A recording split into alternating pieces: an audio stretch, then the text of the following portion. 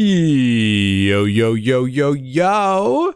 What's up, what's up, what's up? Give up the rack. And hello to my fellow revolutionaries. You know who you are. And welcome to today's live stream. It is Tuesday, 26th of May. And I hope you're doing well. I hope you are doing very, very well. Got an interesting lineup today. Among many things, Hobo Joe checking in. Yo, yo, yo.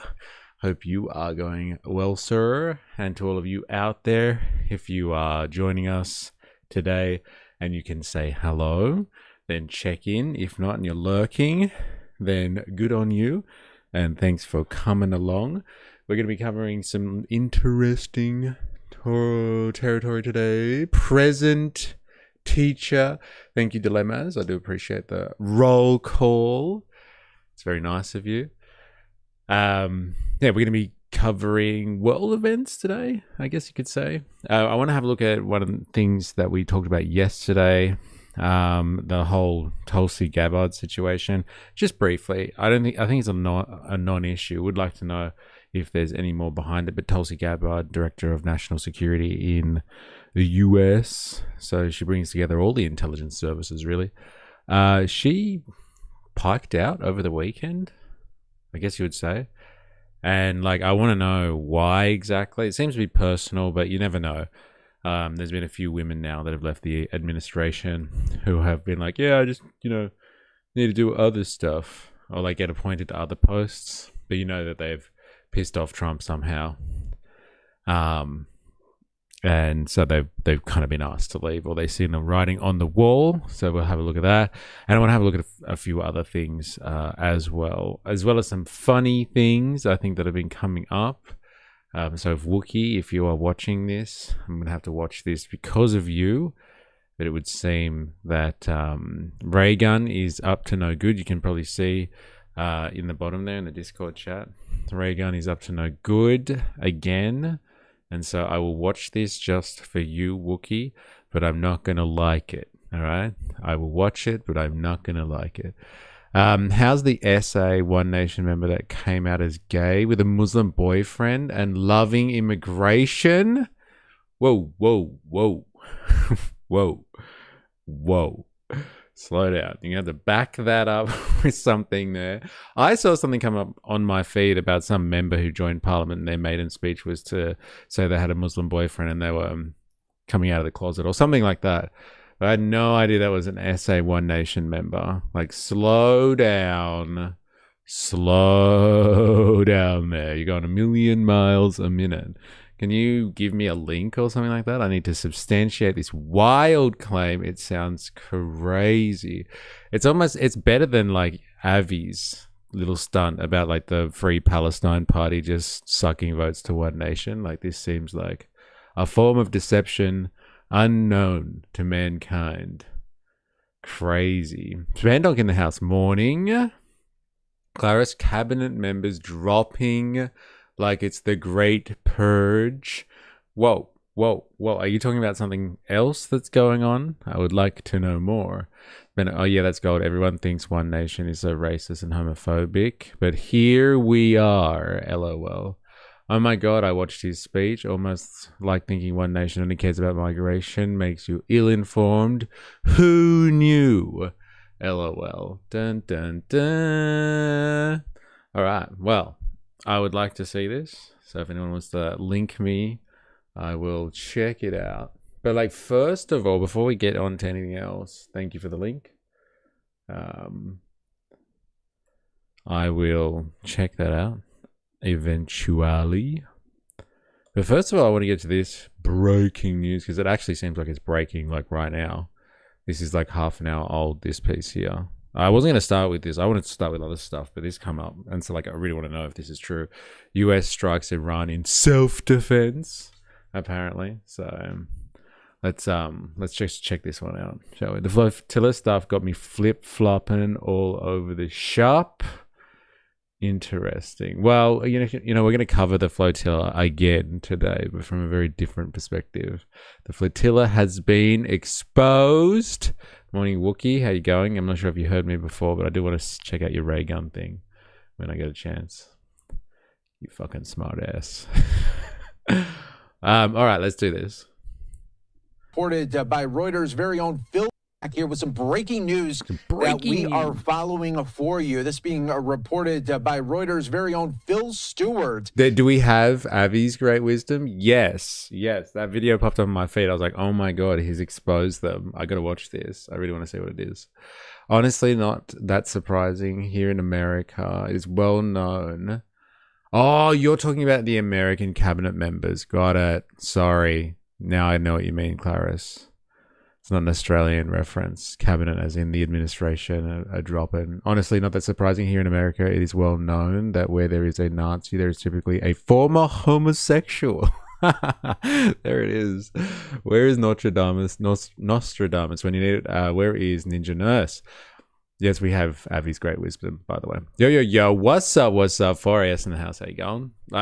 Just touching on this really quickly, half an hour ago, this started breaking. America has started striking Iran again. Let's just see if this is legitimate or just rubbish. Back here with some breaking news that we are following for you. This being reported by Reuters' very own Phil Stewart, putting this out on X, saying U.S. forces carry out strikes in southern Iran in self-defense. U.S. Central Command says U.S. strikes targeted missile launch sites in Iranian boats seeking to lay mines. U.S. Central Command says U.S. military will defend U.S. forces while using restraint during the ongoing ceasefire. Central Command says. So activity is brewing right now in the Middle East here, and this all comes as negotiations. What? The U.S. breaks its word? I'm so surprised. No, like the best part of it though, isn't it? Like 4IS, they're just like, we will strike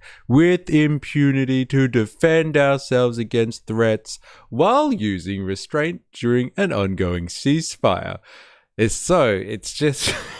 You can't make this shit up. We will fire at these people and kill them all to protect our interests. But we will do it with restraint because it's a ceasefire. Only necessary firing during a ceasefire. Of course, JAG negotiations equals strikes imminent. Well, this is the breaking news. Sounds like the strikes are so imminent. They're happening. It's happening. It's basically the peacemaker quote. LOL. Yes. They were going in a positive direction. Over the weekend, we heard multiple times we talked from about President this Trump, just yesterday morning, and we're just like, in 24 hours, they went from there's a negotiation around the corner. Trump was so excited about how close it was just about to happen. It was imminent. And then in 24 hours after that, it was like, look, hold on, slow down. Let's not rush into negotiations. Same guy, less than 24 hours. And then this. Now they're fighting each other again. But maintaining the ceasefire. It works. It works. It makes sense. This is America. What's this? 4IS. Is this relevant for IS? We're about to find out. All right. That's where they're holding flag. Nothing like a bloodbath to start the day. They call you peacemaker. I cherish peace with all my heart. I don't care how many men, women, and children I need to kill to get it.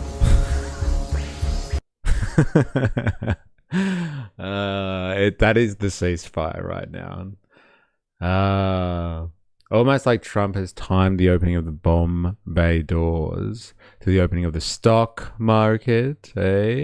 We fired during the ceasefire, but only to make sure Iran didn't also fire during the ceasefire. Then, after firing, immediately returned to ceasing the fire.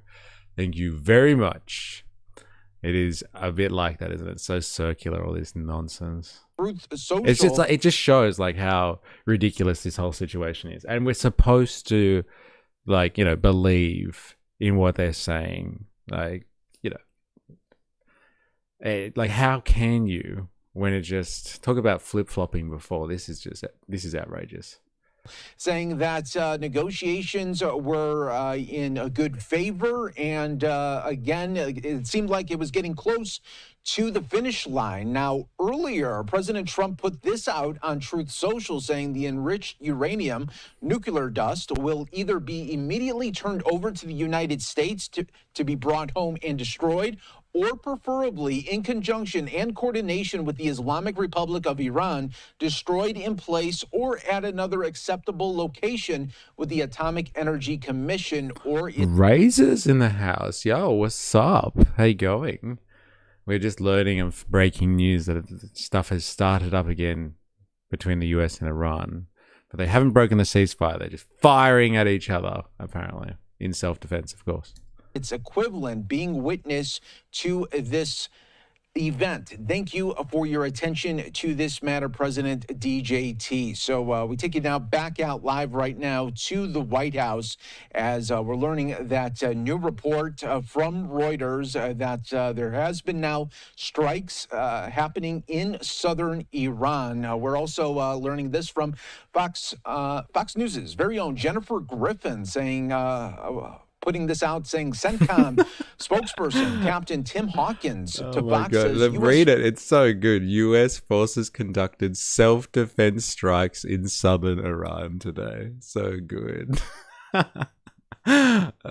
Self-defense strikes by attacking somebody else's territory. Oh, man, like, you know, we talk about 1984 and like this concept of doublespeak, but like this is it. Like this is it, ladies and gentlemen. They are openly attacking somebody else.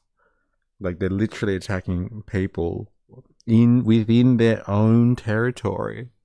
It's like U.S. forces conducted self-defense strikes in southern Iran, not in international waters or on like American soil. No. They did it in southern Iran, defensively, of course.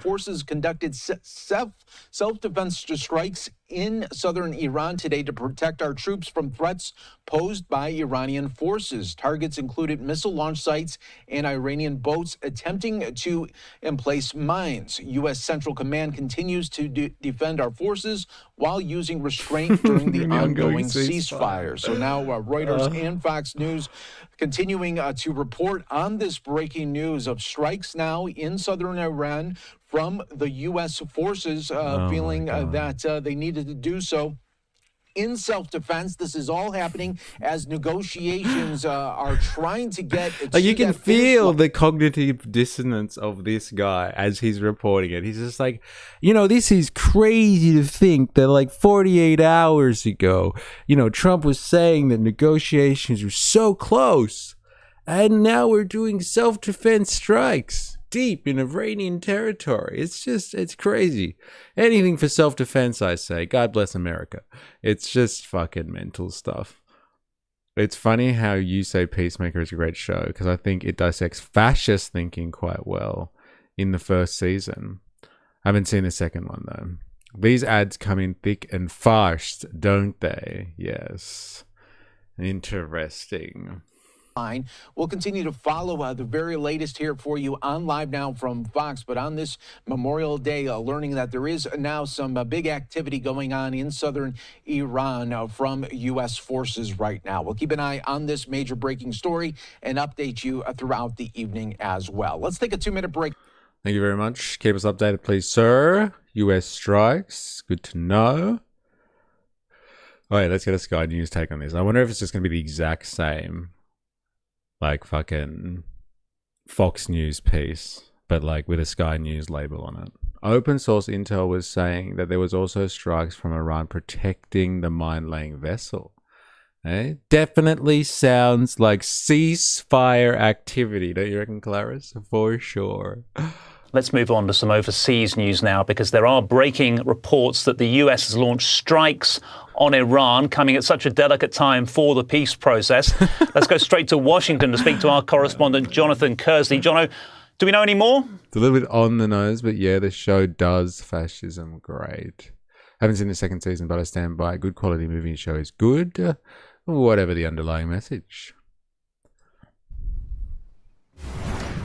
We're getting word through via Central Command. That is the US military group responsible for operations in that area in the Middle East and in Iran. It was first reported by our affiliates Fox News here in the United States that these were what Central Command are describing as self-defense strikes in southern Iran. Get your approved talking points bingo board ready. Yes. Do you remember we were listening to them announce Mustafa?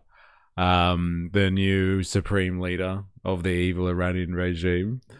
And like they were using like every source, like left, right, whatever you want to call it, American, British, they were all using the same description of him. It was fucking incredible. Get the fucking bingo board ready. It's coming. They will not keep any promises. They have just broken them many times before. Two countries riddled with deeply rooted hypocrisy.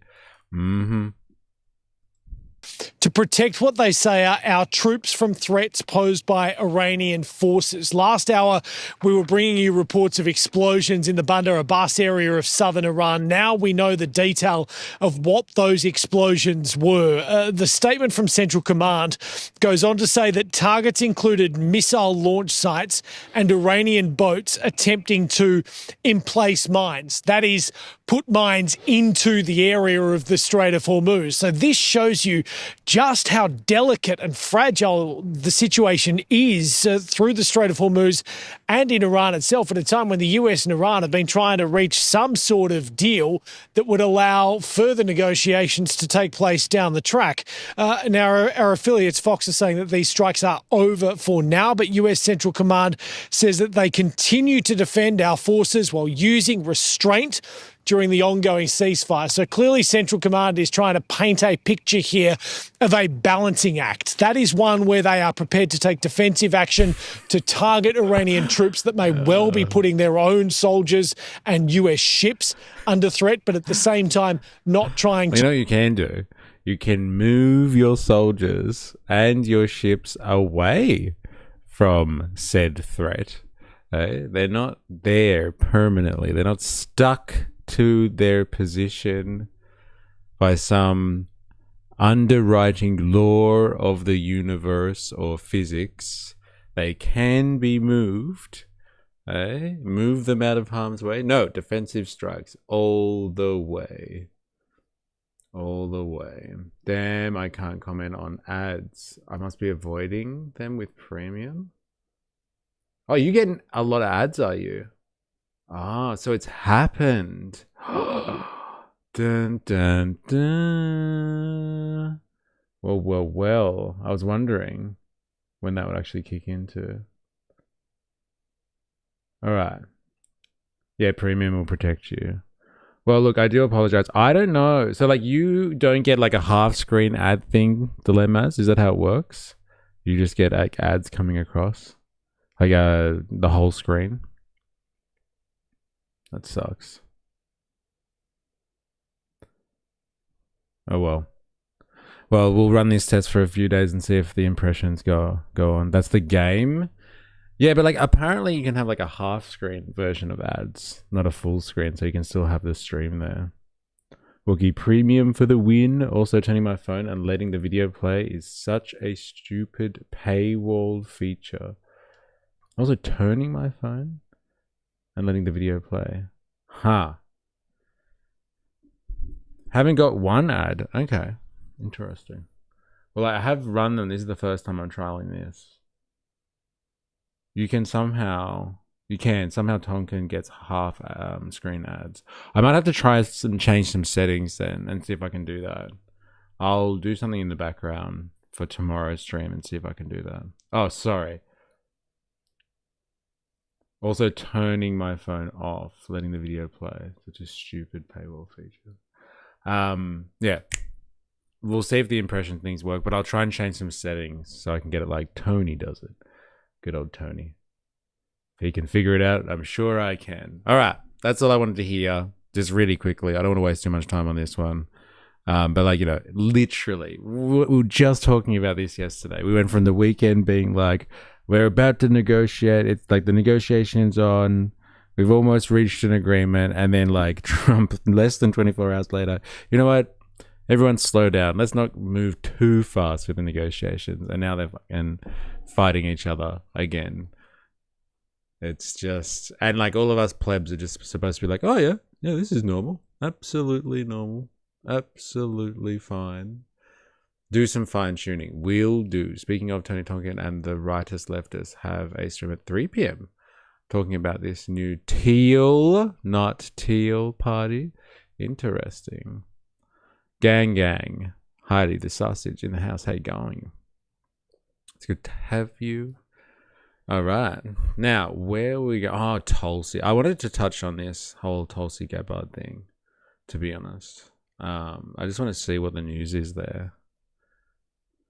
See what happened to her. Apparently it's personal, but I can't help but feel like this is more than just a personal situation. Like there's so many people, as Clarence has said, that have just been like knocked over by Trump because they didn't do it. And like all women too, right? I'm pretty sure all the chicks have gone down.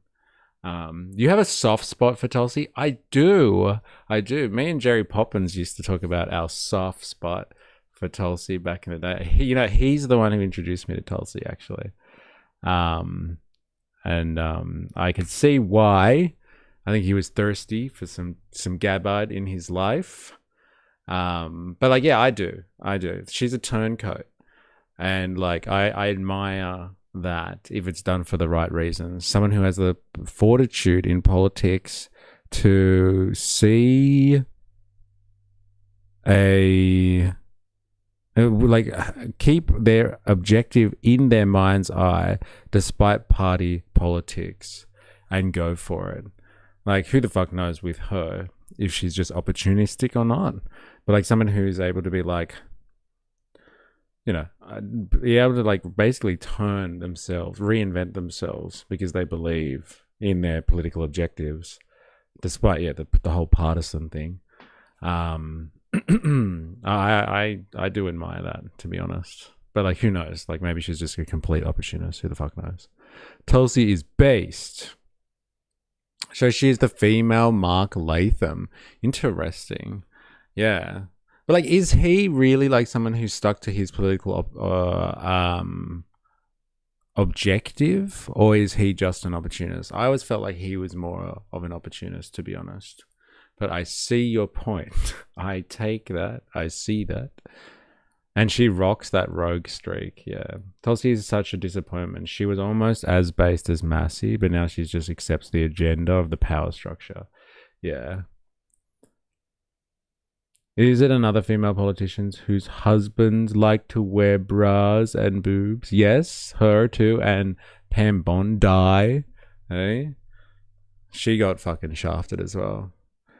But like, I can't figure this one out. Like, is this really personal, or is she just like, look, I need to save face and Trump's going to fire my ass anyway, so I might as well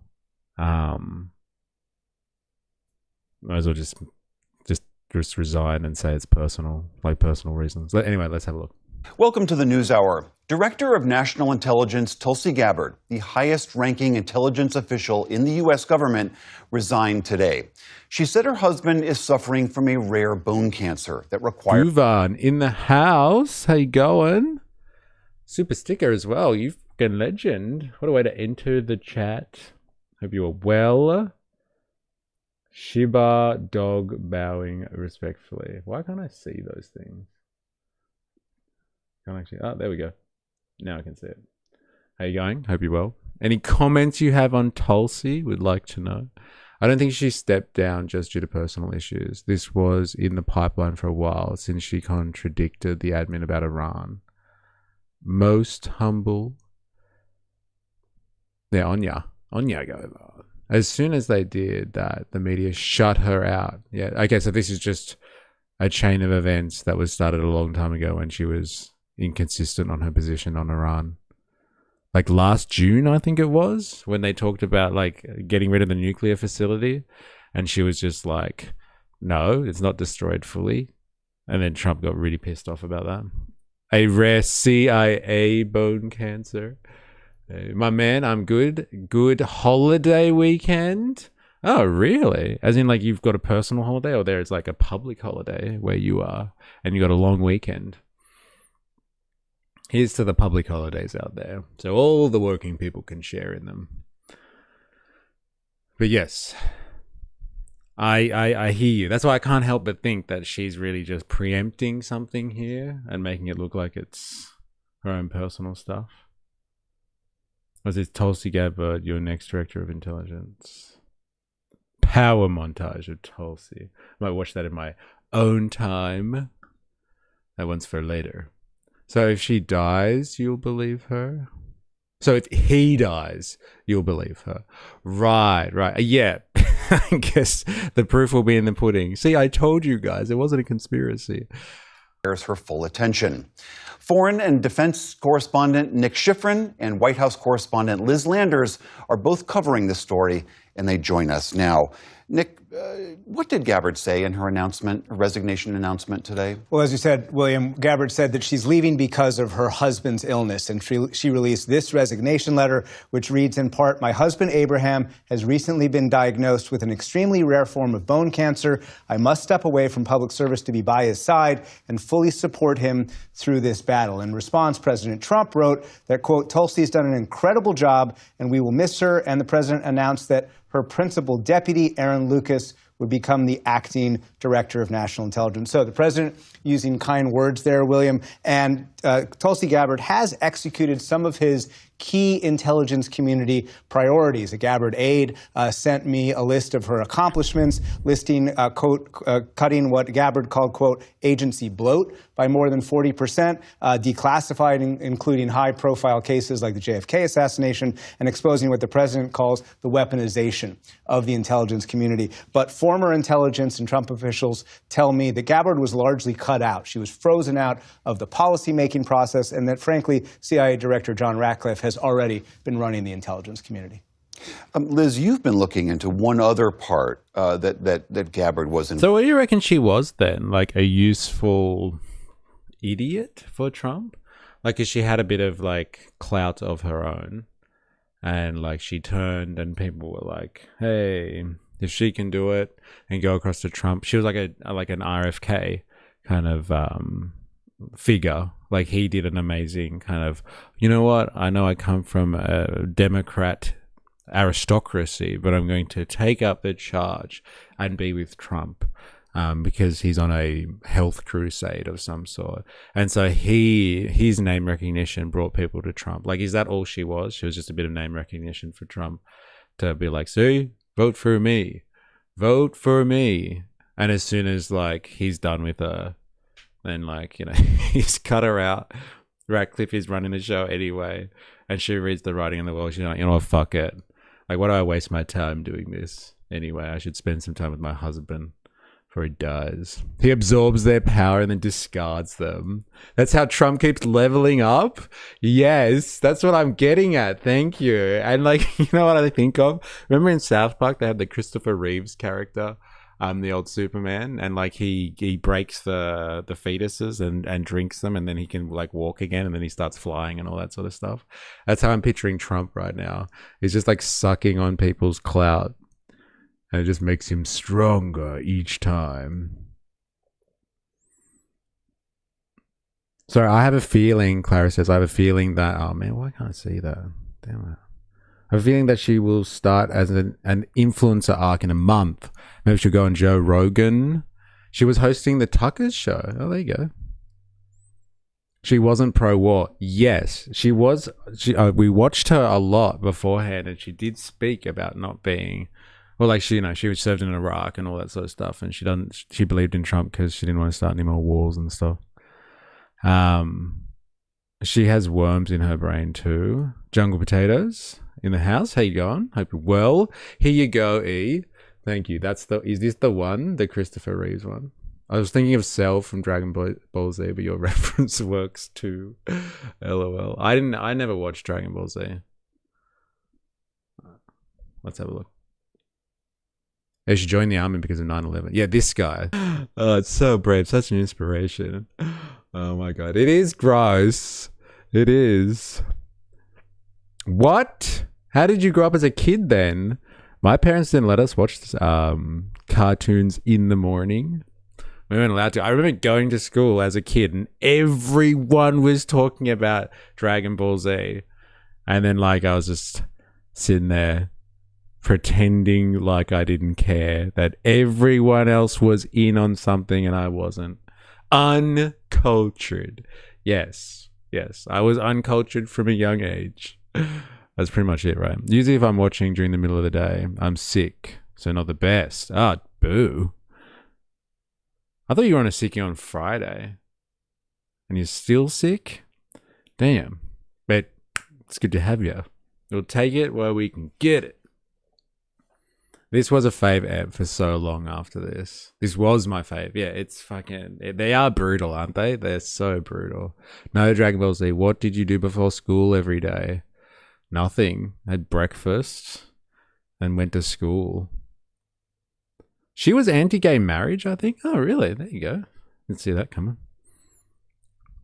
Dragon Ball Z was after school? Really? Not for us. It was on before school. I'm pretty sure it was like Cheese TV or something like that. Pokemon was morning. Hobojo was before school for Aussies. Got it. Yeah.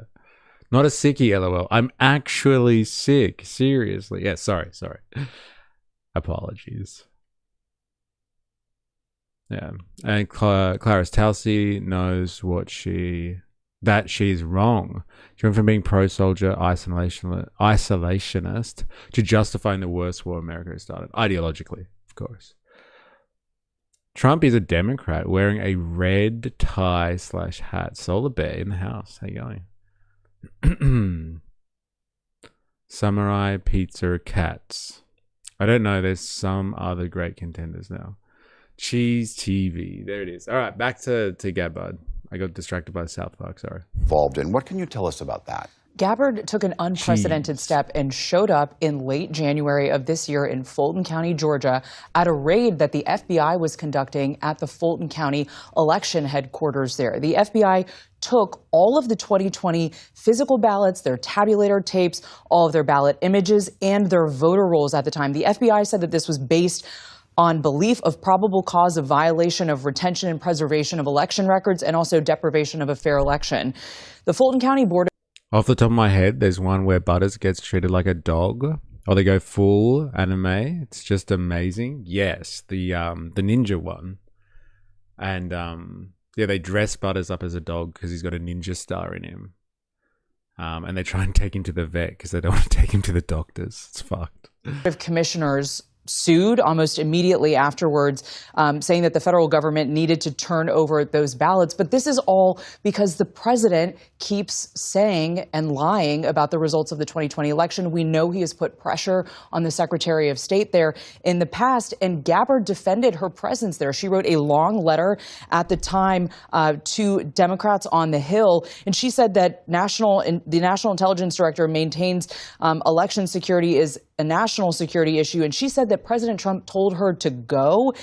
When she was down there, she facilitated a call between the president and FBI agents who conducted a raid. Again, a very unusual move there. And she said in that letter at the time that electronic voting systems in the United States have long been vulnerable to exploitation by bad actors that could change or manipulate the outcome of an election. We are still waiting for evidence that those elections were manipulated.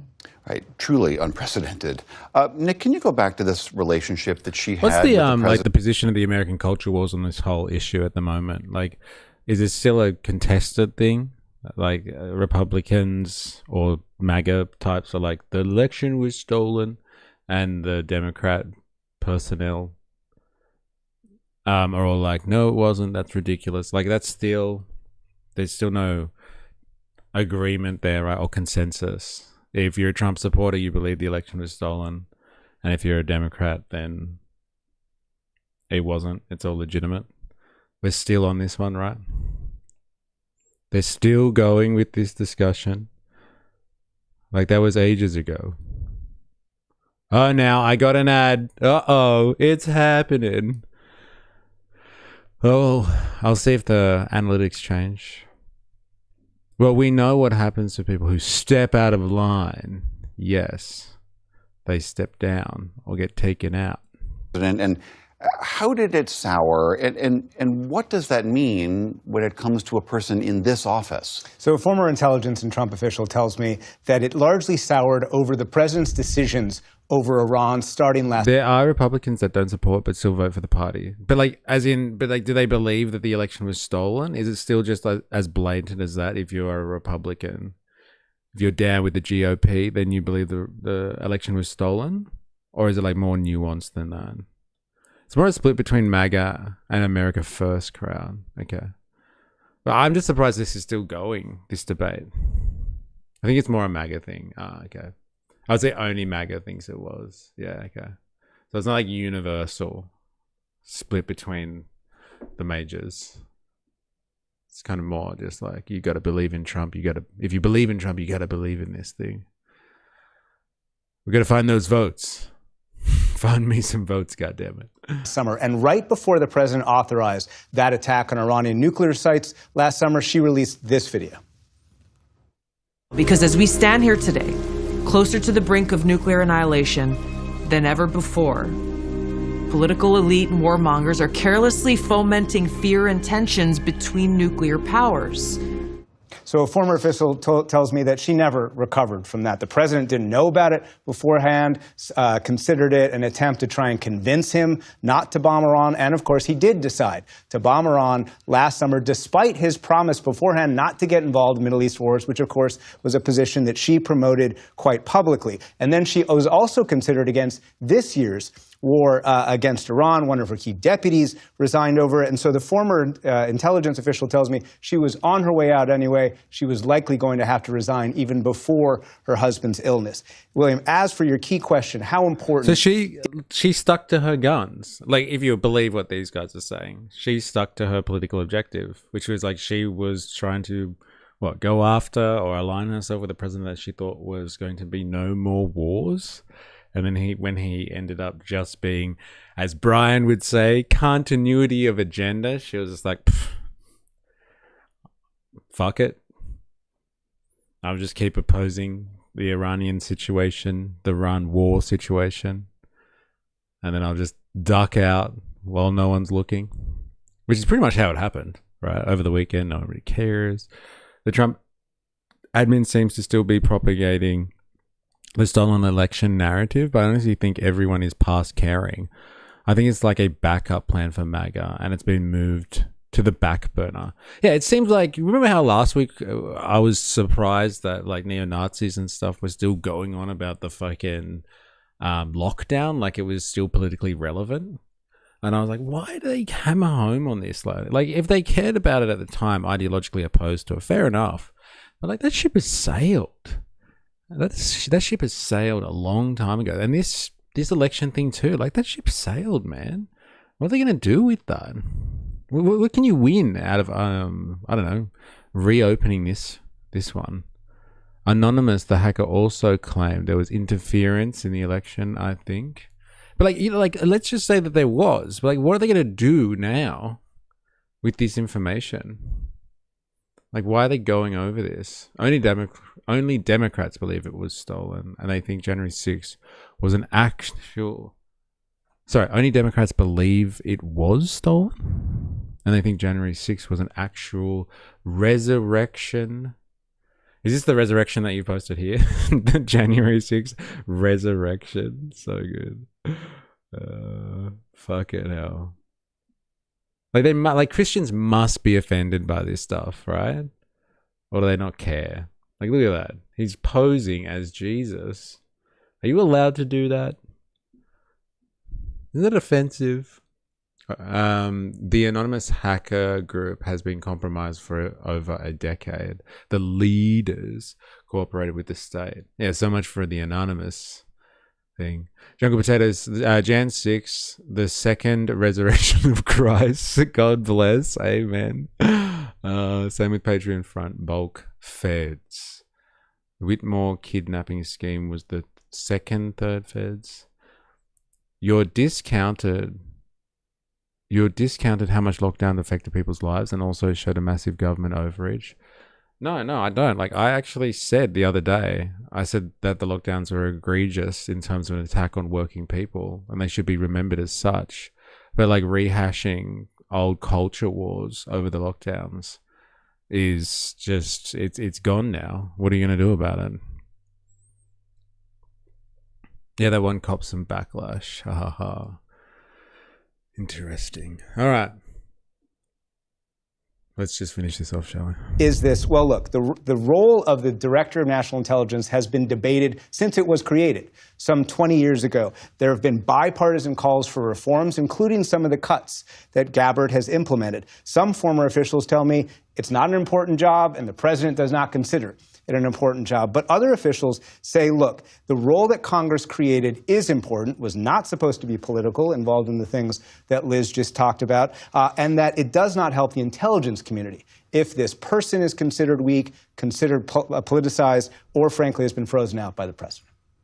Nick Schifrin, Liz Landers, thank you both very much. Do you remember when we spent, like, I don't know, I feel like it was months, not like just non-stop, but like we did it for a few months almost, reading Project 2025. And like they had a plan for her position, the National Intelligence Director. They wanted to get rid of it, I'm pretty sure. And they talked about how it's like splits powers between that and the CIA director and the other national intelligence services. And like you need to kind of prioritize. So I wonder if this is just part of their Project 2025 vision, and they'll like continue to degrade the position. Look, it wasn't just working people, the retired elderly, children, everyone. The deep scar in some people. Yes. We talked about the elderly the other last week as well. But like, when I say working people, I do mean that as a class thing. And so like that does include everyone that relies on the working class to reproduce their existences, so especially their children and elderly. It's not a culture war when the government forces you to close your business and lock you in your house. But it became part of the culture wars. It became like your left wing, you support lockdowns, and your right wing, you don't support lockdowns. Like I thought that was incredible how that happened. Dude, I saw it coming on a picture of an IDF soldier making a statue of the Virgin Mary, smoke a cigarette, and conservatives were defending it. What? We are an ideological zombie state. That is very interesting. And especially considering like how Christians are being treated, apparently or reportedly, in Israel. It's funny how they keep on defending them. Finally, something I can back the IDF on. Savage. I'm on mobile watching, and with the chat open up, and I got a chat only ad. What the fuck? Interesting.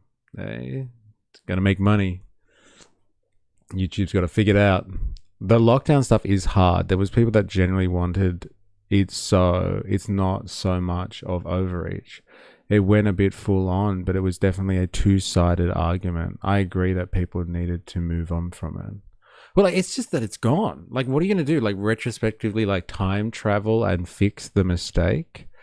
Like, it just felt like when we were watching Thomas Sowell the other day, like, it was still relevant to their political ideology. Their, I don't know how else to say it, but their Nazism.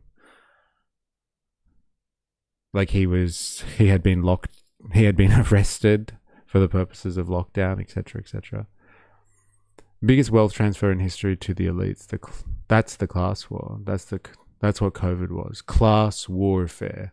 Nice class analysis there, Dilemmas. I'm liking it. I mean, unless you're EO, I don't think you venerate statuses of Mary or Jesus anyway. No fair play to you, just letting you know. No. I'm just trying to understand how they run ads. And I thought they would do that, Clarice, to be honest. I thought they would actually split it so people can still watch the stream. Because I was reading like how YouTube like breaks down like their ad services and stuff like that. And they said people can still watch you while you're streaming. Because like video on demand, it doesn't matter. You upload a video, whatever. But like live, you miss something, like then you have to go backwards, and then you're caught behind and you can't keep up with chat and all that sort of stuff. It's different. Colonization is gone, unless you want to count is not real. They just want see, I told you so. A JobKeeper was class warfare, 100%. Bandsaw Bandit. How you going? Well, 3 holes in the ground. Well. Very good. Good to have you. Hope you're well.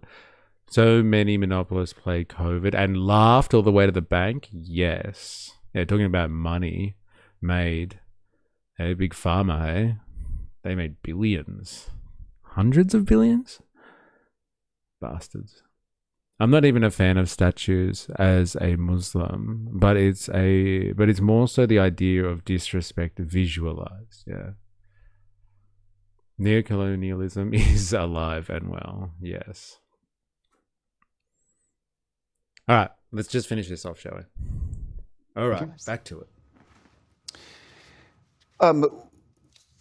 I'm joined now by Larry Pfeiffer. He had a 3 decades plus career in the U.S. intelligence community, where he served as chief of staff to CIA Director Michael Hayden and was deeply involved in post-9/11 intelligence reform, including service within the Office of the Director of National Intelligence.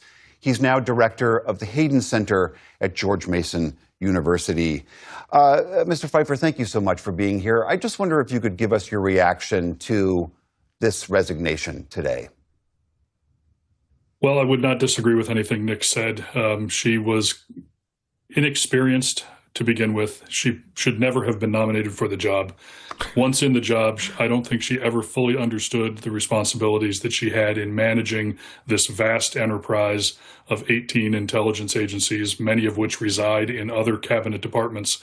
When she began to lose favor with the president, her way of dealing with it was to lean heavily into responding to his desire to plumb into some of these conspiracy theories that were discredited surrounding some of our past presidential elections. I'm very sad, of course, to hear about her husband's situation, and my heart is with them as they move forward there. As Nick was describing, this office was created to sort of address the vulnerability that 9/11 revealed, that siloed intelligence had blinded us in some way to a terrorist threat looming. 18 intelligence departments. That's government waste. You know, that's a signature of. That is a signature of America being the imperial core. It is the center of world capitalism. And if you're going to maintain supremacy over a global economy now, remember, global economy, over time, it racks up something like 18 intelligence departments. If you care so much about government waste, yeah, you got to hate the capitalist state. I'm thinking dilemmas. Because all of this is just there to keep their economic interests in check or continuing to dominate across the world.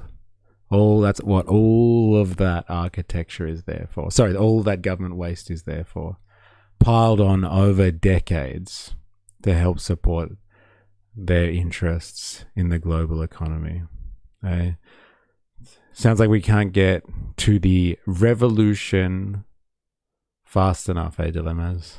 Yeah, I won't even debate the smashing of the statue. Again, I'm sort of an iconoclast, but if Christians want these statues, that is part of their religious freedom. Bandsaw Bandit. I'm sad Tulsi's husband is sick, but she was crap at her job and should have never had it. Tell us how you feel. 18 known intelligence departments. Yes. These are just the ones that are public facing, right? The deep state just got deeper. But Gabbard often, as you were describing, seemed focused on other things. How much of that do you believe was a reflection of her, or a reflection of the office, or a reflection of this president? I would offer it was more a reflection of her and of the influence of the president, less so the specific position. I mean, this position was created, as you said, in response to 9/11 as a way to try to break down some of the silos that existed within our national security structure. But another key point was the framers of the law that created this were very concerned that the then DCI, Director of Central Intelligence, being dual-hatted as the head of the community as well as the head of CIA, that was just too large of a job for one person to do.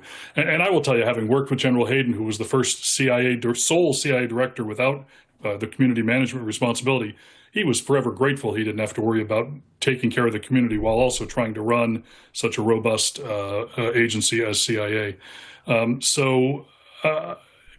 I don't think she fully understood the grave responsibility she had in coordinating those various elements of the community towards a common goal.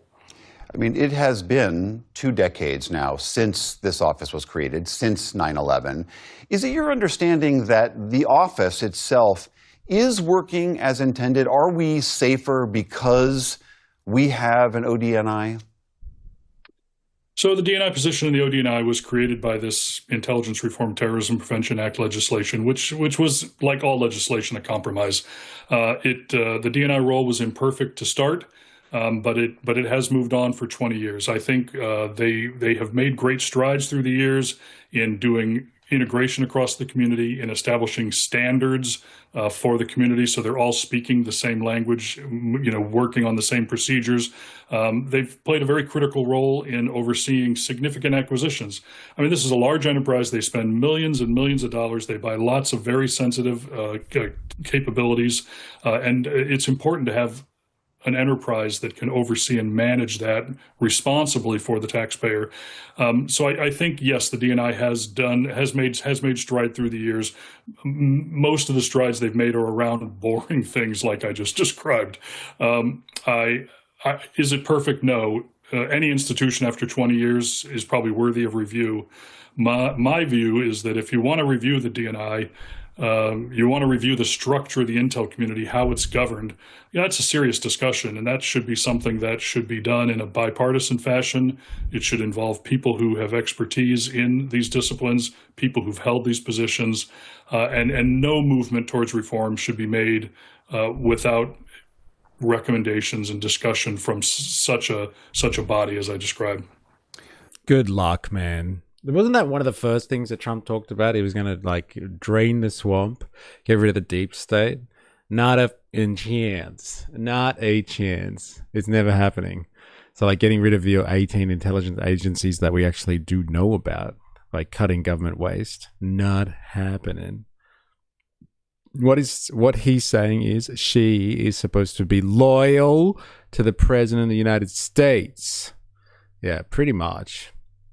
But she was trying to be licking, what's the word? Not licking his boots, sucking out to him. Well, let's just say that. After she just couldn't get past the whole "why did you start another war" thing. But just too little, too late. Too little, too late is the story I'm getting from Tulsi Gabbard. So look, I think Dilemmas has summed it up nicely. The writing was on the wall, and her husband getting sick is probably an easy out for her. It's look, I got to spend time with him anyway. And it's not like I'm being effective here. I've been cut out. Let's go have some family time. Kissing the ring. Yes, kissing the ring. Yeah. It was time for her to move on. She can't do anything anyway. And apparently, it sounds like nobody cares about this position, really. Remember, reading Project 2025, they talked about this position a lot. The conservatives, removing it, destroying it. They see it as an obstacle, really, I guess. The CIA, as an entity, as they were describing it, right? This is the conservative, I guess, vision, the Trumpian for the Trump regime. The CIA needs to not have someone overseeing it from a national security perspective. They just want to do their own thing and report straight to the president. That shows you so much, I guess. That tells you enough about how the nation works. They're a central intelligence agency, which is largely, or at least significant components of it anyway, without public scrutiny. It wants to operate and do its own thing in the shadows and not have to report to anyone. And like it would seem the people that, you know, write something like Project 2025, is it the Heritage Foundation? I'm pretty sure. They're more than happy to just have these people report to the president, because they know that the American empire needs to do certain things that can't have public oversight, because they just need to be done. You need to control the world's population on behalf of American interests, and you can't have scrutiny from people who might let morality or partisan politics get in the way of, you know, what really needs to happen on the world stage to run an empire. Like a program, as some people have called it in the chat today, neo-colonialism or maldevelopment, as Parenti would say, in order to make sure you constrain or restrict your enemies and maldevelop the entire world so no one catches up to you and puts any pressure on you and your economic interests throughout the world. Certain things need to be done in the shadows. Looks like it's time to get rid of Tulsi. Very interesting. Agenda 2030 is more accurate than Project 25. Okay. Haven't read Agenda 2030 though. Project 2025 I have some experience with.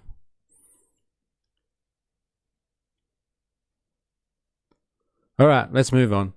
It's probably halfway in between the two, isn't it? The real story. All right, so like we're going to go back to something that we were having a look at yesterday in stream, which was the Sumud Flotilla was intercepted like last week by Israel in the waters off Cyprus. And so this flotilla had like 400 people on it or something like that. And then footage came out last Friday, Australian time, showing a politician, Ben Gvir, like doing taunting, let's say, these captives, these flotilla captives that Israel had taken to process and brutalize, which is the accusation, which Israel vehemently denies. They said they haven't done anything. If anything, they were too nice to these people. And if they're guilty of anything, it's loving them too much. And so we checked out the whole flotilla drama yesterday, and we got some like anecdotal stuff. So we had some people giving testimony about their experience at the hands of the IDF and the security forces. And so those people have gone back to their countries of origin or are on transit to their current countries of origin. Yeah, I flipped again. I'm back on the anti-activist side. All right, fair enough. You'll have to give us an explanation as to why you flipped again, because yesterday you were looking at footage of these people showing their injuries and you were like, oh yeah, that's pretty gross. And now it's not gross. So like you just have to give some context there. So we're going to watch the people that have come back to Australia. And then there is a guy called Avi Yemini, who's an Australian journalist. And he's exposed the activists, and he's going to explain to us why this is all a ruse, I'm assuming, and why everyone needs to just back the fuck off and leave Israel alone, because they're trying their best in a hard situation.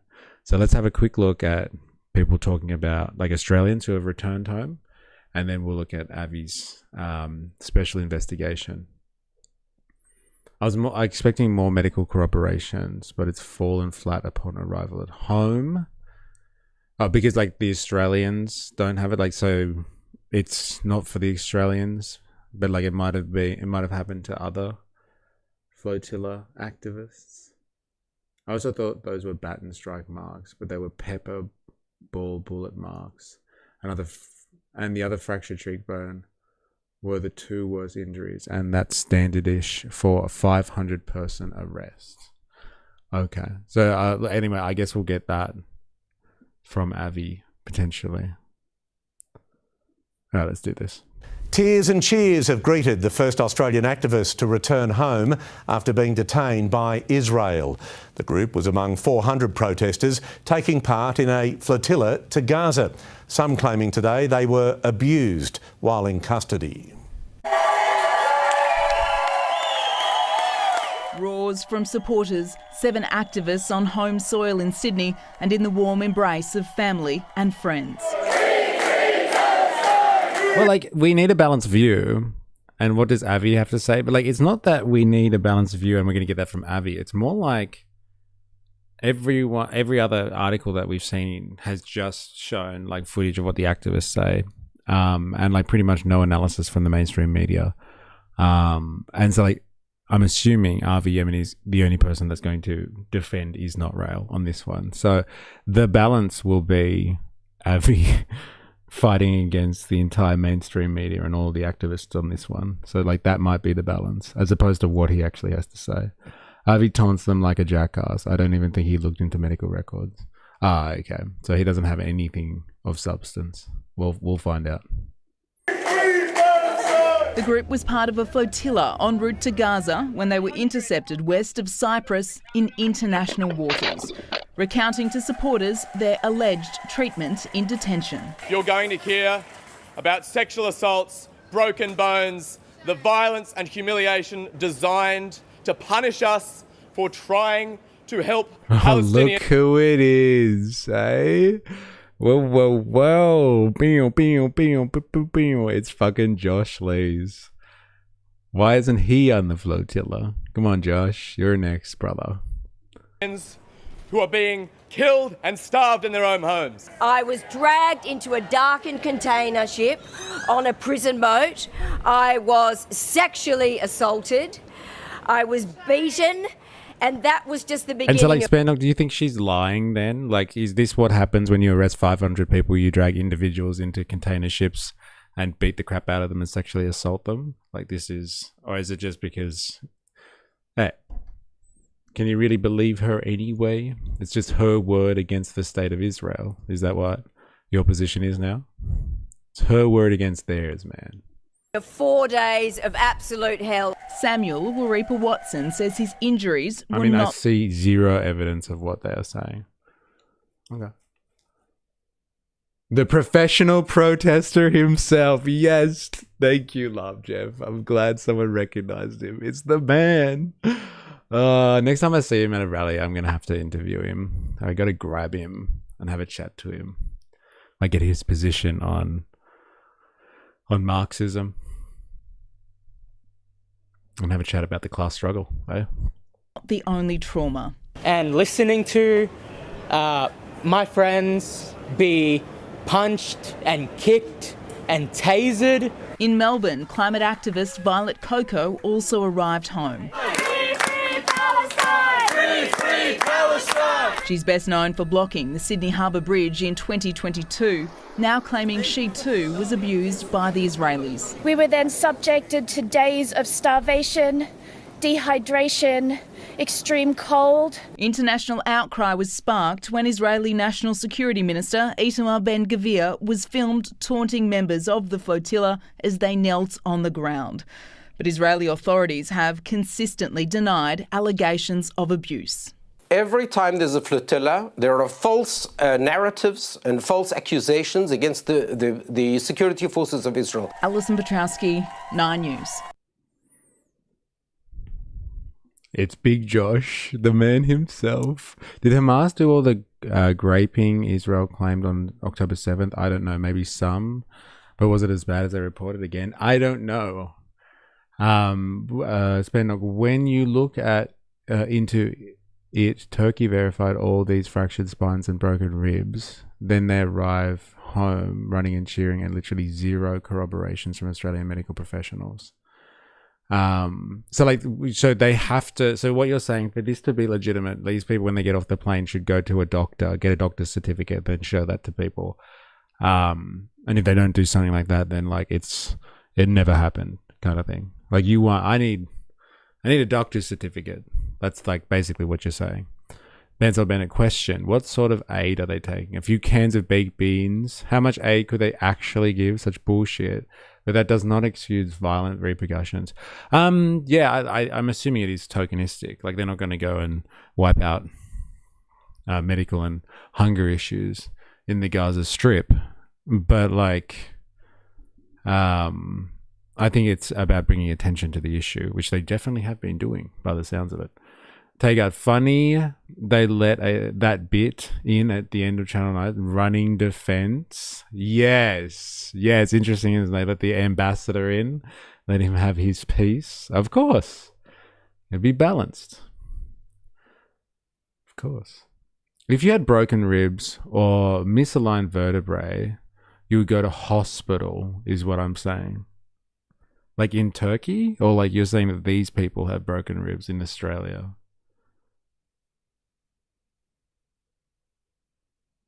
Not home with a welcome party. Okay. But even then, they probably broke each other's ribs. Yes. Yeah, they just dumped on each other. Yes. That's, you could do that, right? Let's just punch me in the face and I'll punch you in the face. Okay. All media is complicit. Oh, so we should just ignore anyone that complains SA.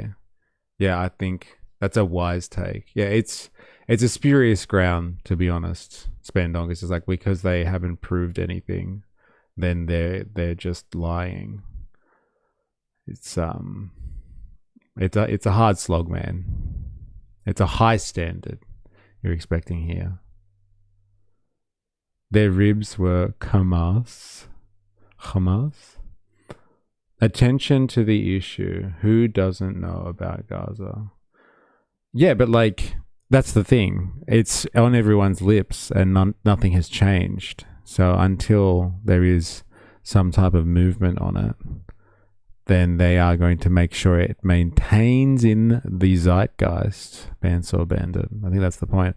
And it was a sex flotilla. I'm sure there were a few sexual mishaps. I had broken ribs and it kept working. Everyone is different with pain. That's a fair point. Like, you can have injuries and still move and celebrate and be elated when you see family and stuff. They were sent off from Turkey with a diagnosis of broken ribs and misaligned vertebra. Where is it? Where is injury maxing? They're attempting to break the blockade. Par for the course. Yes. We have witnessed all of this before. Shall we get a controversial take on this one? Eh?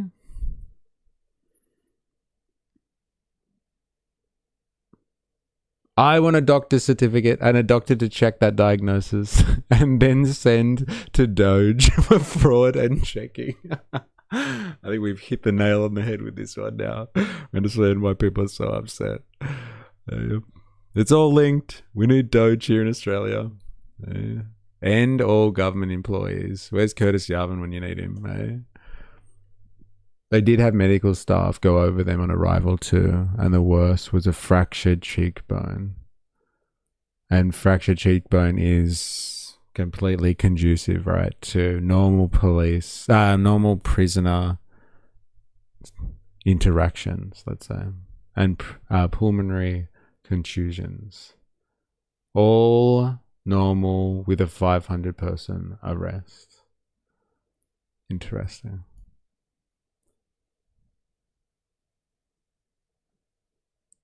Spandog, cease the spreading of the wall kisses propaganda. Please don't subject my ears to Avi. Look. This is it. Unless you can give me an alternate opinion in the Australian press, apart from the woke rubbish we just saw on Channel 9, we got to get it. Like, apparently I exposed the shady people behind the flotilla. He's going to unravel the whole thing so we never pay attention to a flotilla ever again. Ever again. All right? So, like, if anything, you should be thanking this guy. If anything. Captain Bucket's in the house. Yo.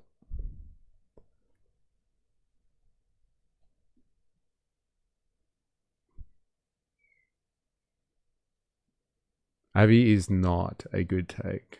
It's just Italian uncle propaganda. Again, an alternate opinion. Let's see if it's worth anything. The brave Australian Gaza flotilla warriors have just returned home to a hero's welcome from the mainstream media that really doesn't want you seeing who these people actually are or what really happened out there. So strap in, because I'm about to show you everything they're trying to hide.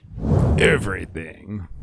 Last week, the latest performative flotilla to Gaza made headlines around the world after Israeli Minister Itamar Ben-Gvir posted a trolling video taunting detained activists, including footage of them zip-tied and forced to listen to the Israeli national anthem on repeat while he waved an Israeli flag. The outrage from the international virtue signalling class came fast. Back home, condemnations rolled in exactly where you'd expect, from Penny Wong to the Greens.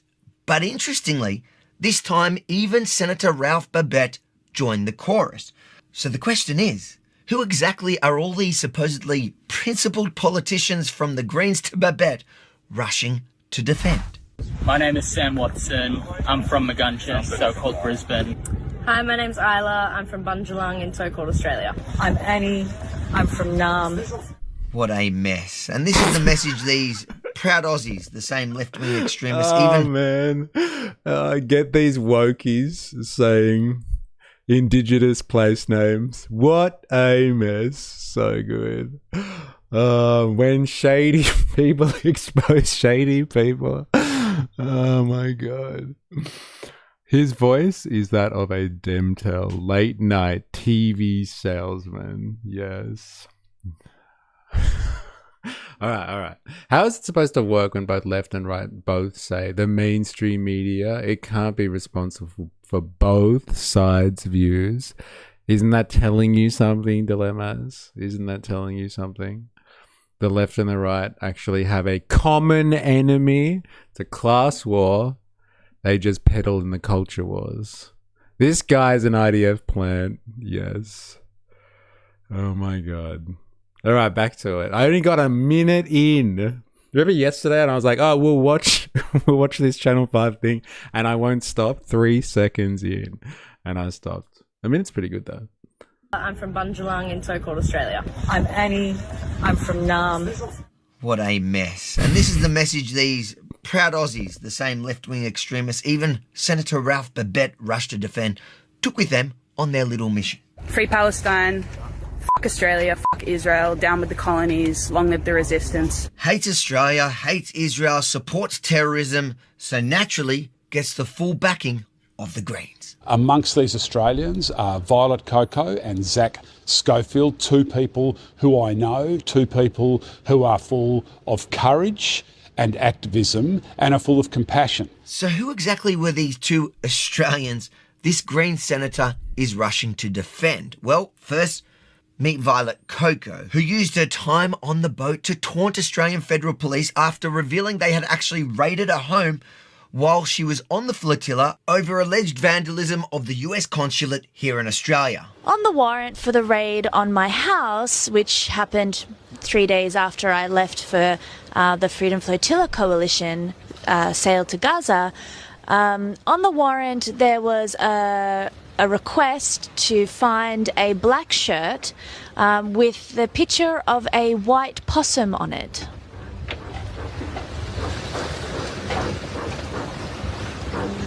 What are you looking at? Oh, she's so funny. Hilarious. So edgy. That's what. It's pretty fucking edgy, isn't it? Hey, I don't agree with him, but I do agree that you can't be going around saying, fuck Australia.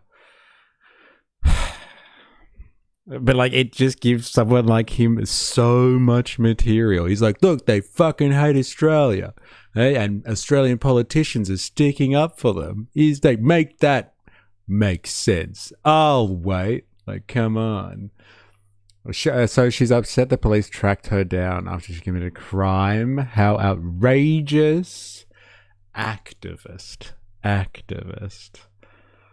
We need more of criminals in Australia. And the other activist personally endorsed by the Green senator is yet another professional protester.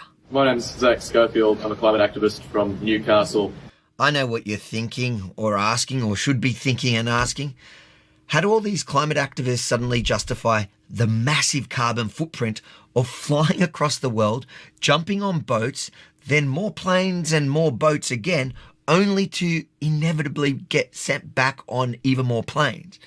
Well, apparently Marine Faruqi has a perfectly rational explanation for why everything they've ever preached about the climate suddenly doesn't matter when there's an opportunity to jump on the latest anti-Israel publicity stunt. Because To be honest, activists are kind of lacking these days. These days they're just annoying. I wonder if social media has anything to do with that. Like, they have to document everything, so it's like kind of... It's cringe. Annoying, cringe, like whatever you want to say. Like, it's just the effect of the means of production. What we have access to these days directly affects how we interact with the world around us and changes activist culture. Obviously, in a more annoying way, it would seem. Activism for clout. Yes, not for purpose.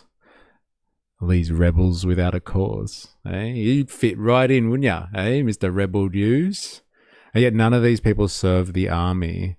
You served Yemi, dog. Yeah, that's interesting. So activists can't construct highlights reels anymore? Oh, they can. They definitely will too. Apparently, these loony leftists from Australia urgently need... Activism has been atomized. Yes. And served up through the surveillance capitalist machine. You hate pollution, yet you exist. Behold, the Western intellectual. It's funny, isn't it, this stuff? I can't help but laugh. Why would you guys all be so worried that this was not going to be entertaining? Like, he's like, look at these environmentalists getting on a plane. It's like they need an order of priority. They first want to do their activism about Palestine, and then they forget about the environment. Eh? Well, they should have got on a rowboat. That would have been better for the environment. This is fucking entertaining as fuck. Take it back. Everyone in the chat who said that this guy was going to be hard to listen to. Like, he is peak Australian culture wars. It's sentence after sentence of the most curated culture war you can get.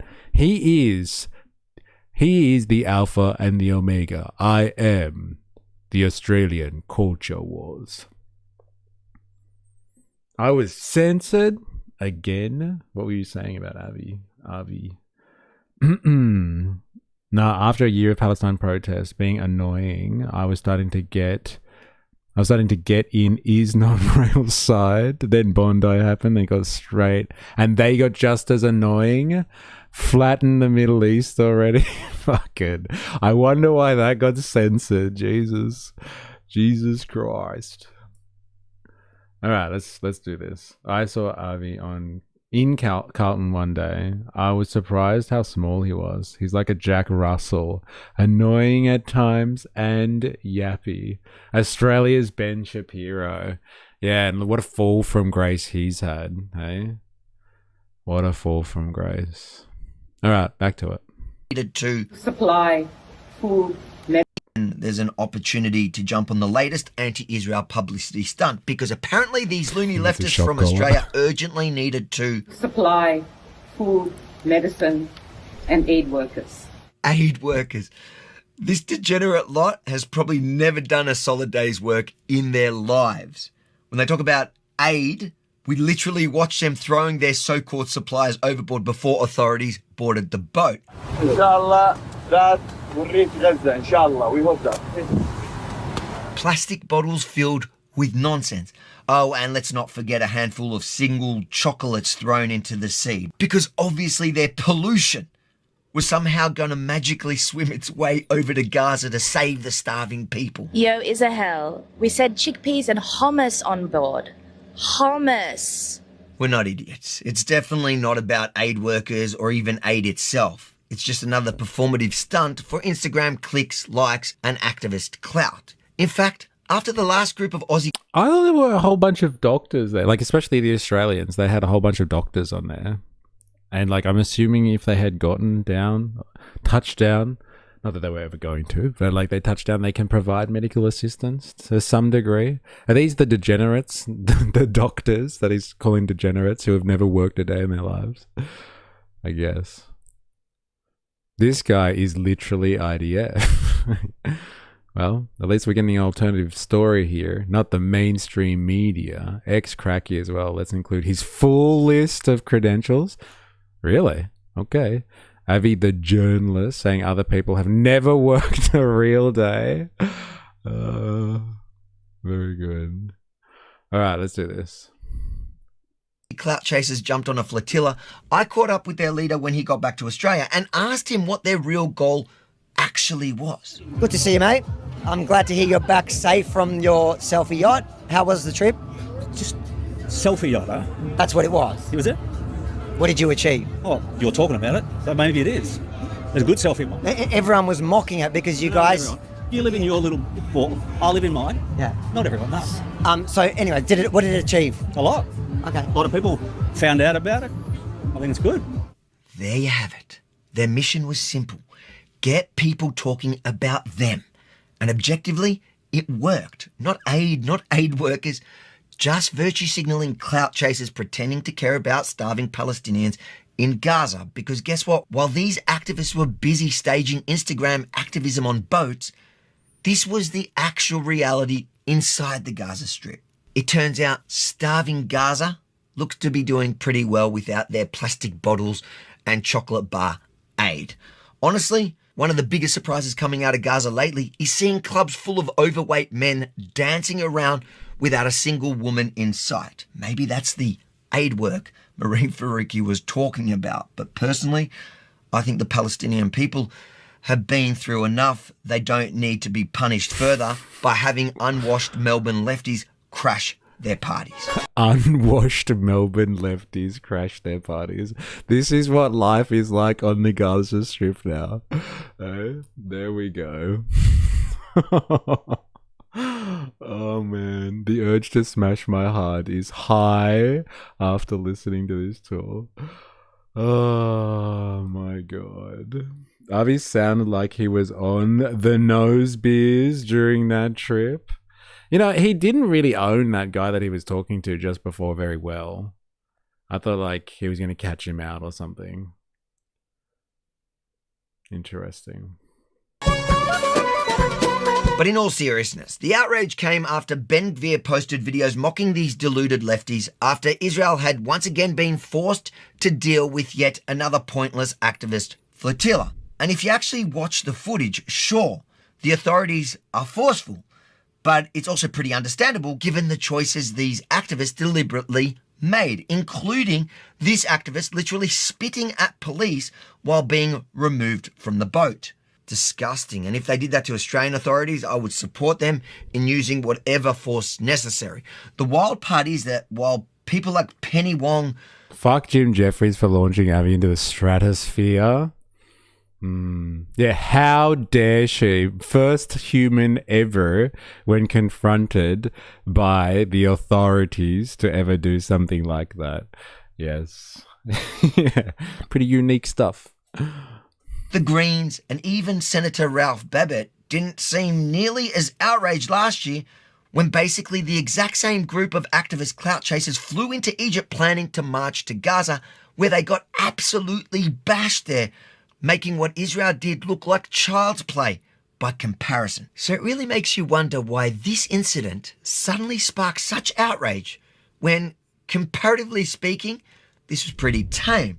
And if the argument is that Ben Gvir crossed some sort of line by taunting them afterward, fine. That kind of virtue signalling at least makes sense coming from Labor or the Greens. But Babette? Really?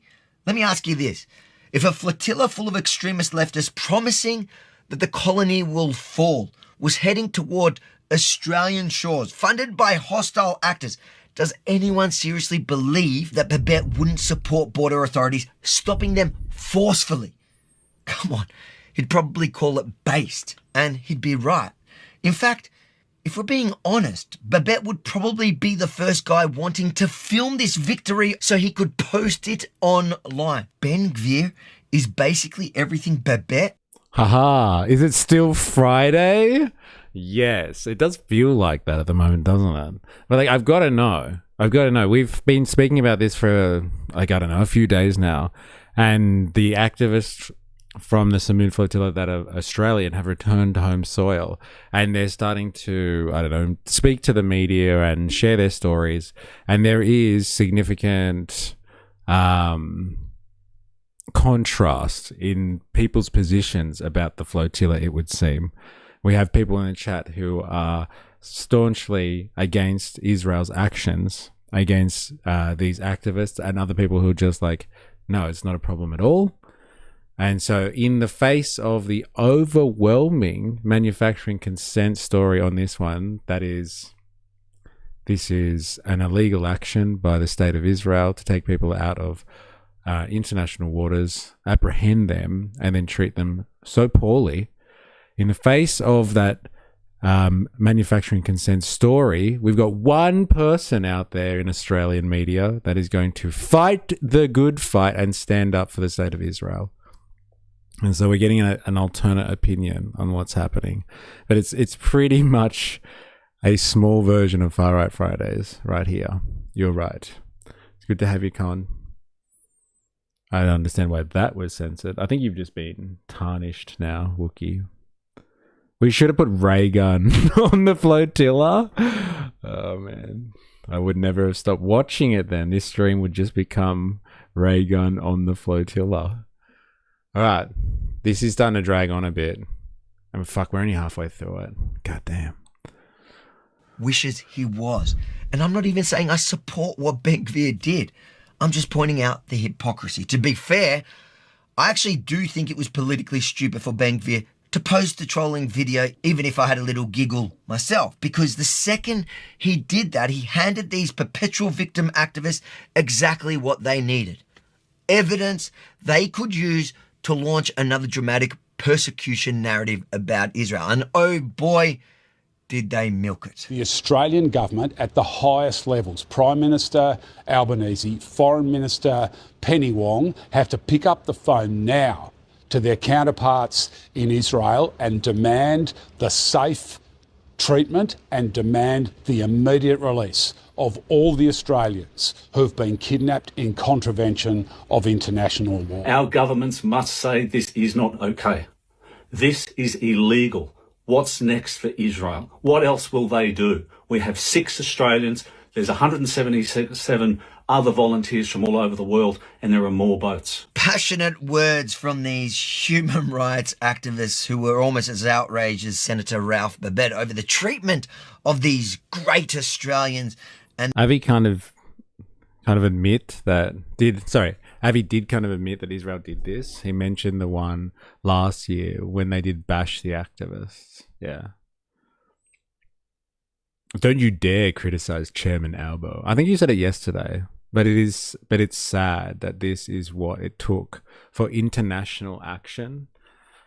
I think that's probably why he's upset, because this one, unlike other ones, has like kind of drawn out, like the provocation, as Israel keeps saying, is true. They're provoking the state of Israel. So what am I supposed to say? The Israeli regime. They're provoking the Israeli regime. And it's worked, because you've had, like, he's disappointed. Basically what he's saying is, he's like, fucking, why did Ben do this? Like, we could have just kept on doing whatever we wanted to these people, and like, fucking whatever, who cares? No one really would have cared. But now he's posted this, then like world leaders are responding now, and he's like, it makes us look bad. Like, come on. And he's worried about this being the thing that makes the Israeli regime look bad. He's like, I'm trying so hard to defend the Israeli regime and my former mates in the IDF, and they're doing stupid stuff like this. It makes my position difficult. They're making my life hard. It's illegal, really? Who's going to enforce that? If it was any other Middle East country, it would have been all out hell.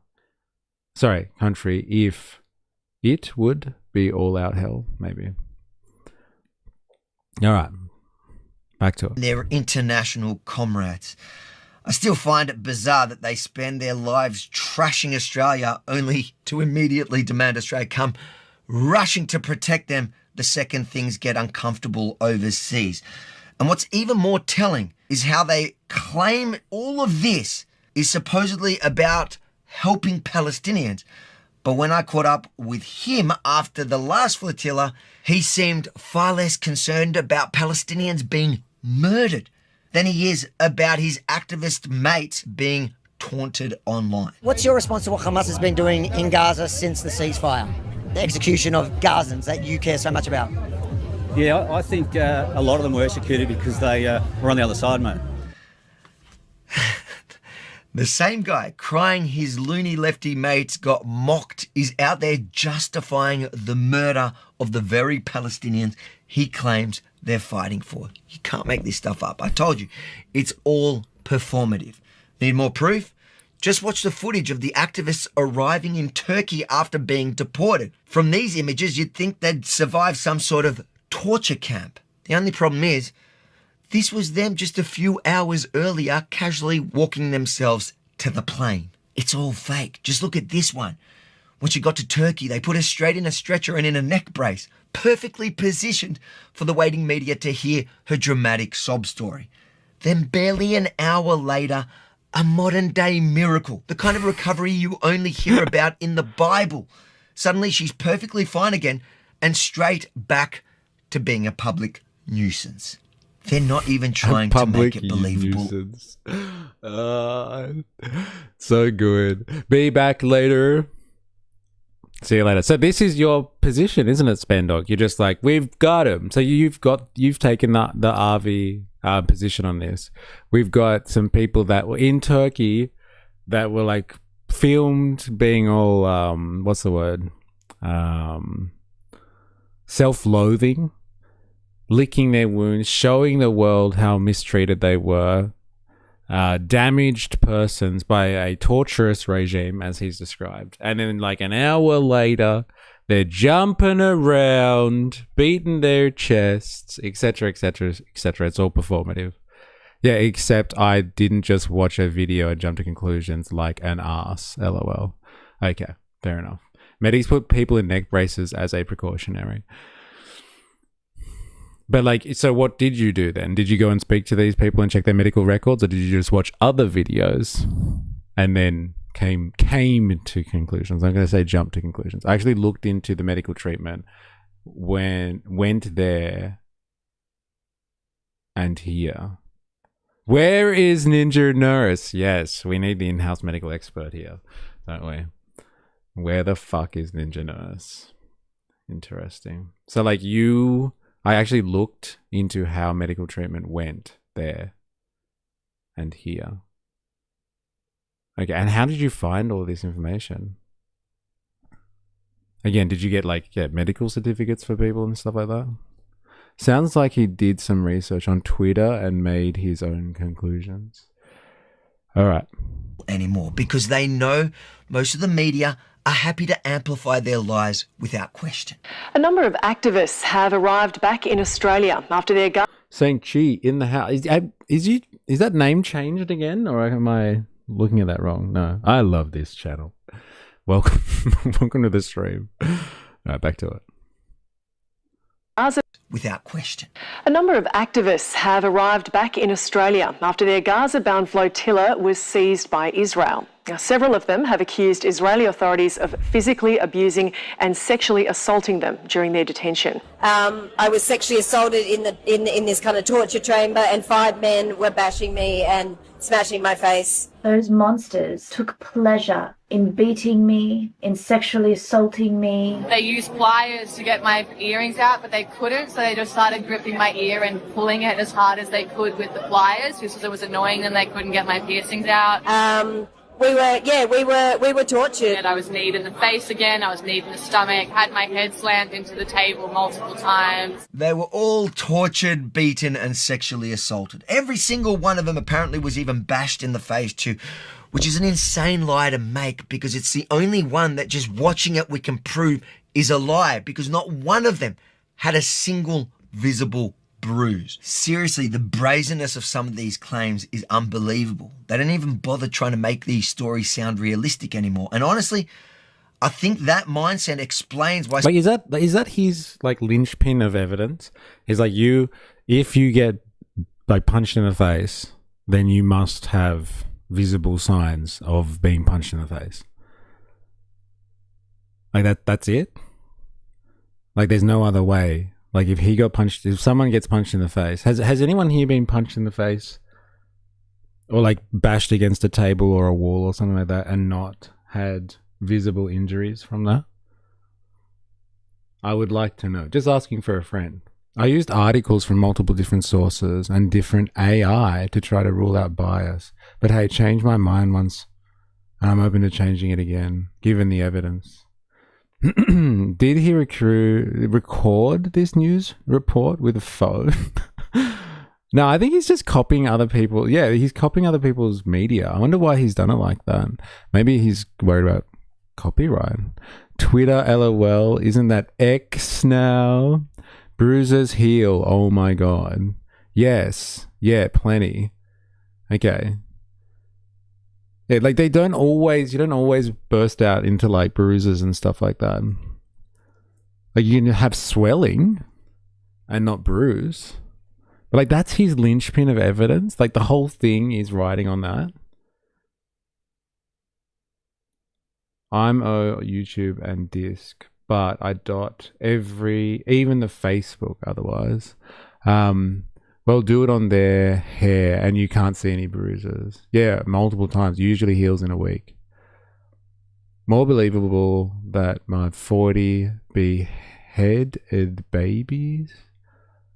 Oh my God, okay. I have, it sucks. Black eyes is the usual. Yeah, okay. His mindset to defend assault. We were flirting with a lot of copium on both sides. But like, honestly, like, come on, Dilemmas, you've never been hit in the head and walked away without visible injuries. Because like, he's claiming like, that's it. These women claiming to have been assaulted and they don't even have bruises on their faces. If I did it, they definitely would have had bruises on their faces. Yeah, no, I don't bruise easily neither. He's a douche for standing the visible evidence only from random videos. And yeah, after healing. A bunch of people got assaulted. Let me try to defend it. Get this devil off the screen. It's almost done, bro. It's almost done. I'm just trying to find, like, has he got anything? Like, apart from, like, some hilarious jabs here and there. Like, the thing at the start with these people being, like, talking about Australia. So-called Australia. Telephone books. Yeah, it's very documented, all of these tactics that people use, right? To beat people up and not show that they've beaten people up. Anyway, I'll let him finish. So many of these activists were so quick to downplay or deny the very real atrocities of October 7, where women were actually kidnapped, beaten, Also, plug. Oh yeah, activate the like button. If you're watching this on YouTube and you haven't already, please activate the like button. Do yourself a favor. If you're new here, subscribe for more. If you are watching on Twitch, follow for more, etc., etc. Not saying the claims aren't true, but Avi is doing the same straw man arguments as both sides do. Yeah, fair enough. G'day, fix my chat box. It was the 7th extension. The 7 TV extension, if I'm reading that right. Like and hype. Thank you very much. Take that, Algo. Sarsaparilla Jane, it's good to have you back on the Twitch files. You've just missed out. We're doing everyone's favorite, apparently. I don't think anyone here likes Avi Yemini. Like, I don't think there's anyone in here that likes his stuff. It's very interesting. This guy just doesn't hit a chord with anyone. The only point he's making is that the activists are annoying. But he ain't the right person to expose it. It's like the pot calling the kettle black. So good. He's not the right person to turn around and accuse people of being fucking annoying. So good. Take out, well, there is being a genuine human being and there are evil acts. You can't pick and choose. He's good at what he does. Yeah. That's true. Being raped and murdered. If you're willing to casually weaponize allegations like that for politics, you probably assume everyone else is lying too. That's how we ended up in a time where completely absurd propaganda claims spread online, like stories such as Israel supposedly training dogs to rape prisoners. People believe that nonsense. But the insanity didn't stop there. After countries like Greece and Spain joined the international condemnation over Israel's treatment of these professional troublemakers, those same countries ended up giving them a far rougher welcome to country of their own when they returned. Oh, this is...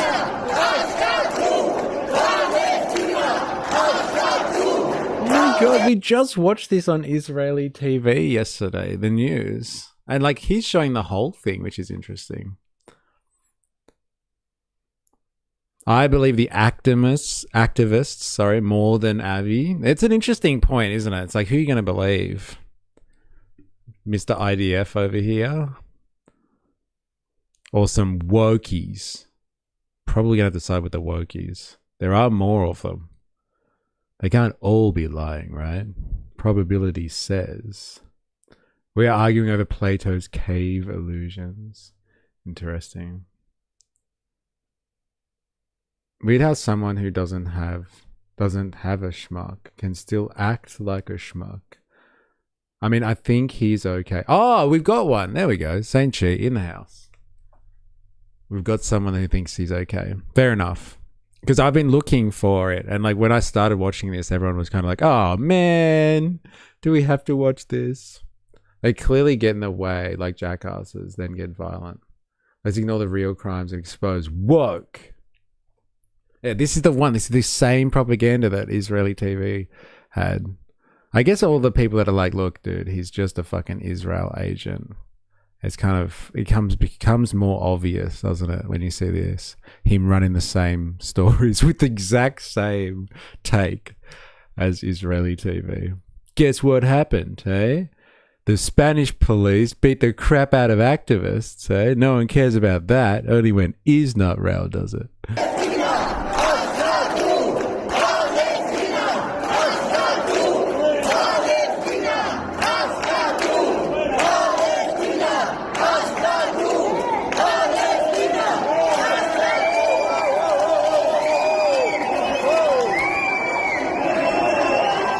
Violence is so much worse that we have to blur the screen so we don't get demonetized. And guess who suddenly supports the Spanish roughing up the exact same group he claimed were treated unacceptably just days earlier when Israel did far less to them? Yes, bipolar Babette. These people's politics are so transparent. When Israel does something, it always has to be evil. But when anyone else does it, even worse, suddenly it's fine, which is honestly even more embarrassing than just staying quiet like most of the people. But credit to Israel for trolling Spain after the Spanish government demanded an explanation over the alleged mistreatment of these same professional troublemakers just days earlier. Brilliant. But I do actually have criticism of Israel, contrary to what the... Are you guys ready? You never thought you saw this coming, eh? He's about to give us his controversial criticism of the Israeli regime. Dun, dun, dun. Are you ready? Strap yourselves in. It's going to be good. These activists claim you can criticize Israel without being anti-Semitic. Watch. My criticism is this. You've tried everything with these flotillas except one thing that would probably be most effective. Next flotilla, let these loony lefties into Gaza. Let them experience firsthand just how progressive, tolerant, and understanding Hamas really is towards people like them. Because honestly, we certainly don't need these degenerates back here. You heard it there. He criticized Israel. There it is. We've got him. He's anti-Semitic. I knew it. I fucking knew it. We finally got him. We finally got him.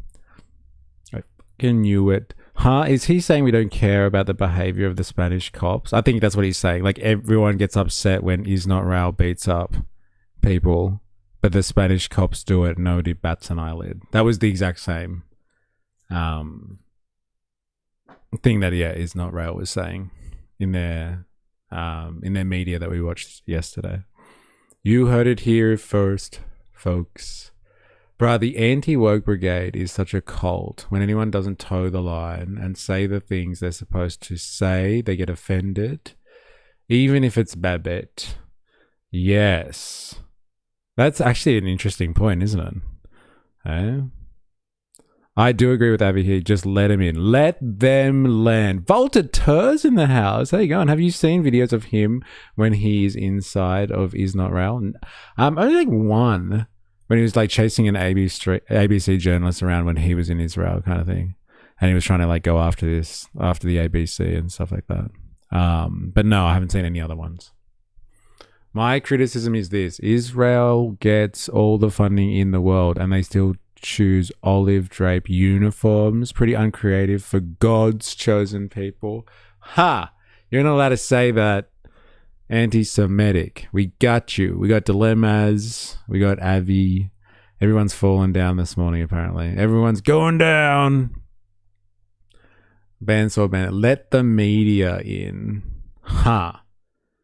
Yes. That's an interesting point, actually. It's a very interesting point. I'm not sure where you're going with that, but like I'm gonna back that up. I'll die alone on this hill. I don't think you're gonna die alone on that one, man. I think there's a number of people here that'll support you on that one. If that's the first ping I get, I've been too moderate. LOL. For me, it gave me the suspicion the Spanish cops likely had IOF training. Very good. Avi is with the resistance until you resist against the chosen. Yes, interesting. Careful. Don't be accused of anything when you use the word the chosen like that. All right. Oh, he's got comments too. I say we let them go all the way to Gaza. Fuck around and find out. People who get into this type of activism are the most insufferable, arrogant, self-righteous, nasty people.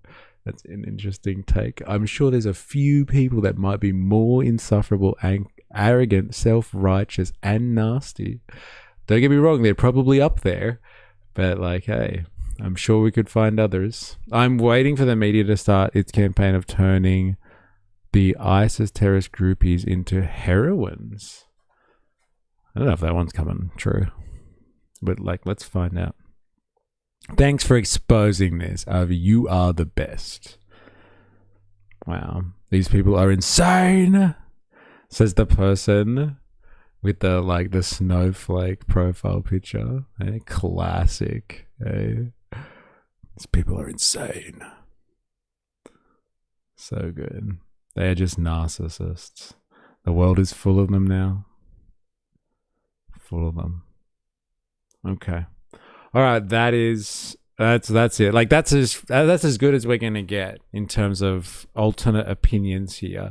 You have these woke activists that make wild claims about their treatment, just out there to discredit what do I have to say now? The Israeli regime. Not a kernel of truth.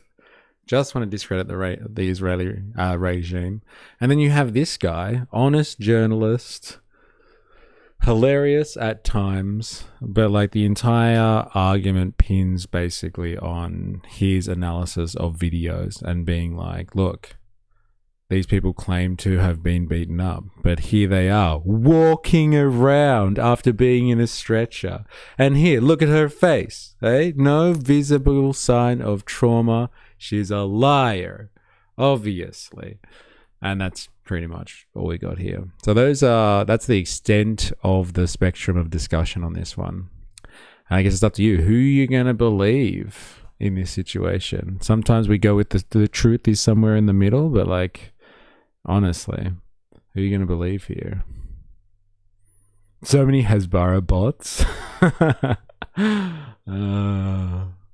A few pat on the back people. We made it through to the other side.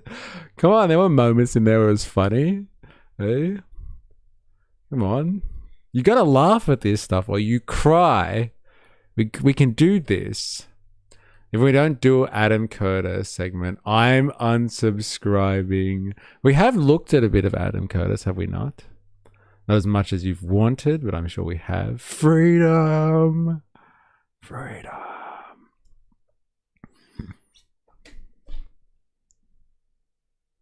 All right. Let's move on, shall we? Let's move on. People seem to be not happy. Wow, why am I getting censored? I didn't even say anything bad. Shame on you. If you're watching this on YouTube and you haven't already, make sure you activate the like button. Do yourself a favor.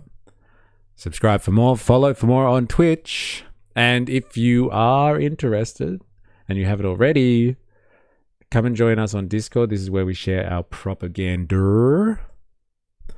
There it is. Should be coming up. There it is. That's an invite. Like I said, we share our propaganda and then we have stream chats and all that sort of stuff, so you can check this shit out. Funny or sad clown funny. Yeah. They could be seeing independent medical experts instead of going to hospital. I'll reserve my doubts till I hear more. They have to see their herbal homeopathic healers. Yeah.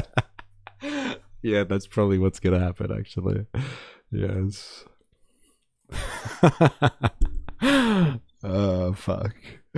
That's why there's no fucking medical evidence for you to scour through Spandonk, because they're going to herbal healers. That's why. Oh, good. We should have guessed it. Of course, it all makes sense now. All right. Moving on. Moving the fuck on. Now we're going to jump back to American politics, because I find this absolutely fascinating. I don't know if anyone else is going to find this fascinating, but I think this is as close. I hope you're listening to this, Jag, right now, because I'm going to fly in the face of your usual skepticism for this all-American hero. Look at this guy. Look at him. Hey, look at him. All-American hero. It's Bernie Sanders, the man of the people. And he is heading up a position at the moment, which is to get rid of the SuperPACs. Now, you love you some America. Like, I have to. We live in the world. I know Americans don't believe that they live in the world, but like the rest of the human race lives in the world, and everyone is directly impacted by American politics. Damn, he old. Feel the birth. I voted for this guy. I think a lot of people probably would have been happy with this guy. They would have put their hopes in him. A multi-millionaire man of the people. So good, the propaganda on him being a multi-millionaire. It's so good. It's just like anyone who owns a house in Sydney is a multi-millionaire, because houses are worth like $1.2 million average. So everyone in Sydney who's a homeowner is a multi-millionaire. Like, he's got like what, one house or two houses or something, and so he's a multi-millionaire. It's so good. But it's such a good smear on someone like this. Like, Mr. Let's Fight the Oligarchy is just like, well, you're a millionaire, aren't you? Hey, I've heard that you've got two houses, asshole. And no one can say anything about it again. Case closed. Goddamn, if he ain't that young, Bernie, he used to be though, my man. How old is he? He needs a rest? Yeah, I think he needs to duck out. He's getting pretty old. But no one's going to pick up the torch, I would say. So he's got to keep going. I voted for Bernie Sanders and Jimmy Carter back to back. Our government bowed to the US government, so it would be foolish to ignore US politics. Yes, thank you very much. He's trying to light a fire under the new guard. Yeah, but like, you know, they don't look that promising, to be honest. But if communist, how come own house? It's so good. So good. You just gotta look at his stock holdings. There it is. I knew it. I got him. How dare he own things? Burlington, Vermont is a wonderful place. True, he needs an apprentice. AOC could pick up the torch. Or my torch. I'm man, it always goes in that direction when people start talking about AOC. He should buy the rights to the show from under the... Sorry, he should buy the rights to the show from under Trump and run it himself. Yes, they aren't as solid, their politics, as Bernie. That comes with time. Okay, now look, people have a lot of opinions on Bernie. Now, I think this is one of the best things he could have ever done when it comes to the class war. Like some of his other stuff, you know, like Medicare for all, fighting the oligarchy. It's like it's general showmanship kind of stuff in the bourgeois political realm. Okay, like it gets him votes and it gets him support. This, however, I don't think it's the same thing. What he's talking about here is a system in American politics which is, I think, it is quite deplorable. It is kind of the system in US politics has kind of taken away any pretext of kind of stopping all out money interest from having complete control and influence over American politics. And there was like, there's this thing called SuperPACs, okay? And so like you can have these organizations that collect money and help the campaigns of politicians. So you can't directly like give money to a politician. That would just be apparently outrageous and like a show of complete corruption and perversion in the system. But like if you have an organization that wants to support your campaign, then like, and you're like someone who's, I don't know, a corporation or a billionaire or an interest group of some sort, you pay money to a super PACs and they use their war chest as a registered organization to then help fund the campaign of whatever politician, etc., etc. And like there was an important decision that happened, I don't know, I can't remember when it's like the what was it called? Fuck. It was in the Supreme Court. I can't remember the name of the case, but like it got rid of the idea of getting like having money directly involved in American politics, and it was like a discussion on kind of First Amendment and freedom of speech and all that sort of stuff. And so like it got intertwined with that, and they said, look, you know, if people want to be, you know, have freedom of speech and exercise that and like be able to speak freely about politics, and they should be able to spend whatever money they want in American politics and not be restrained or constrained in doing so. And so super PACs are a thing. I'll get a better explanation of what a super PAC is from our research assistant for you. So you understand exactly what we're talking about here. But like he's going after the core of bourgeois politics. Bourgeois politics is not what you think it is. Just because there's universal enfranchisement today, meaning you get to have a vote, that doesn't mean the political system is actually set up in a way that is supposed to benefit you. It's an absolute, I think it's something that everyone knows, but like it's an absolute farce that the politics, because you vote, is designed for your involvement in that system. It's designed for your participation. They will harvest your votes, but like that doesn't mean you're actually involved in any part of the system in terms of the policy making, the legislation, like any of the actual mechanizations of government. It's got nothing to do with that. And like the super PACs thing just makes it clear that like money in politics from the bourgeois, like the moneyed classes, is what controls the entire political spectrum, like not voters, not you constituents. So like this, he's going after this idea that there is basically unlimited money that can influence American politics. That's a huge, huge potential class war issue if he can get away with this. I don't know what he's up to exactly, but like this could be the most like gangster thing he's ever done. But like people don't see it in that way. I think they more care about his fight the oligarchy tour and, you know, Medicare for all and shit like that. Can you very briefly explain the super PAC? Can you very briefly explain the super PAC system in US politics and the Supreme Court decision that allowed this system?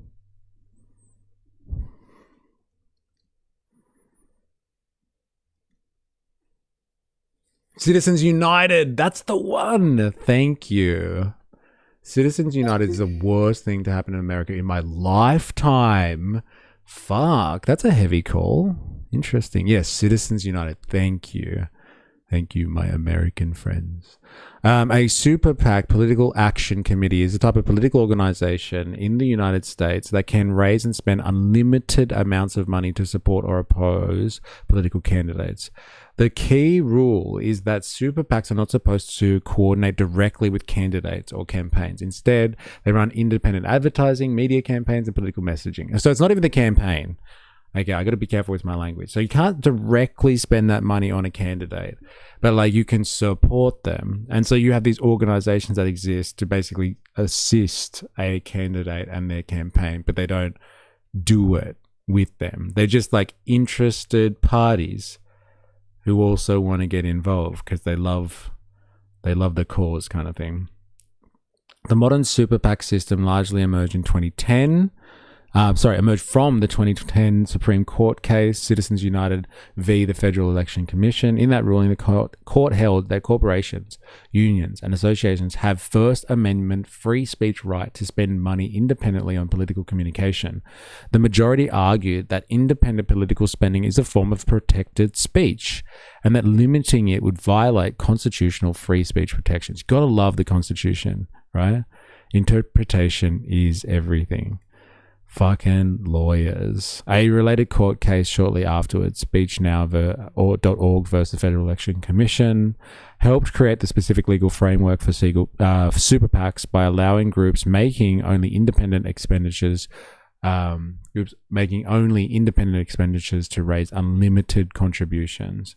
Supporters argue this protects political free speech. Critics argue it gives wealthy donors and corporations disproportionate influence over US politics.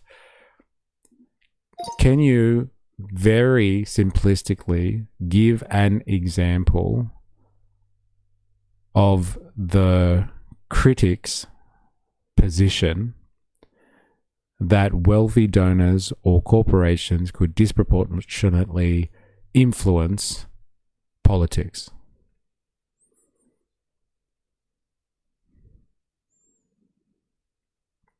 All right, you ready? Imagine a billionaire or large corporation strongly wants lower taxes or weaker environmental regulations. Under the super PAC system, they can spend tens or even hundreds of millions of dollars on TV ads, YouTube ads, social media campaigns, mail-outs, political attack ads, voter outreach. Dilemmas. Are you hearing this? Like, yeah, I know you have your opinions on the whole Massey thing. Like, this is the Massey situation, right?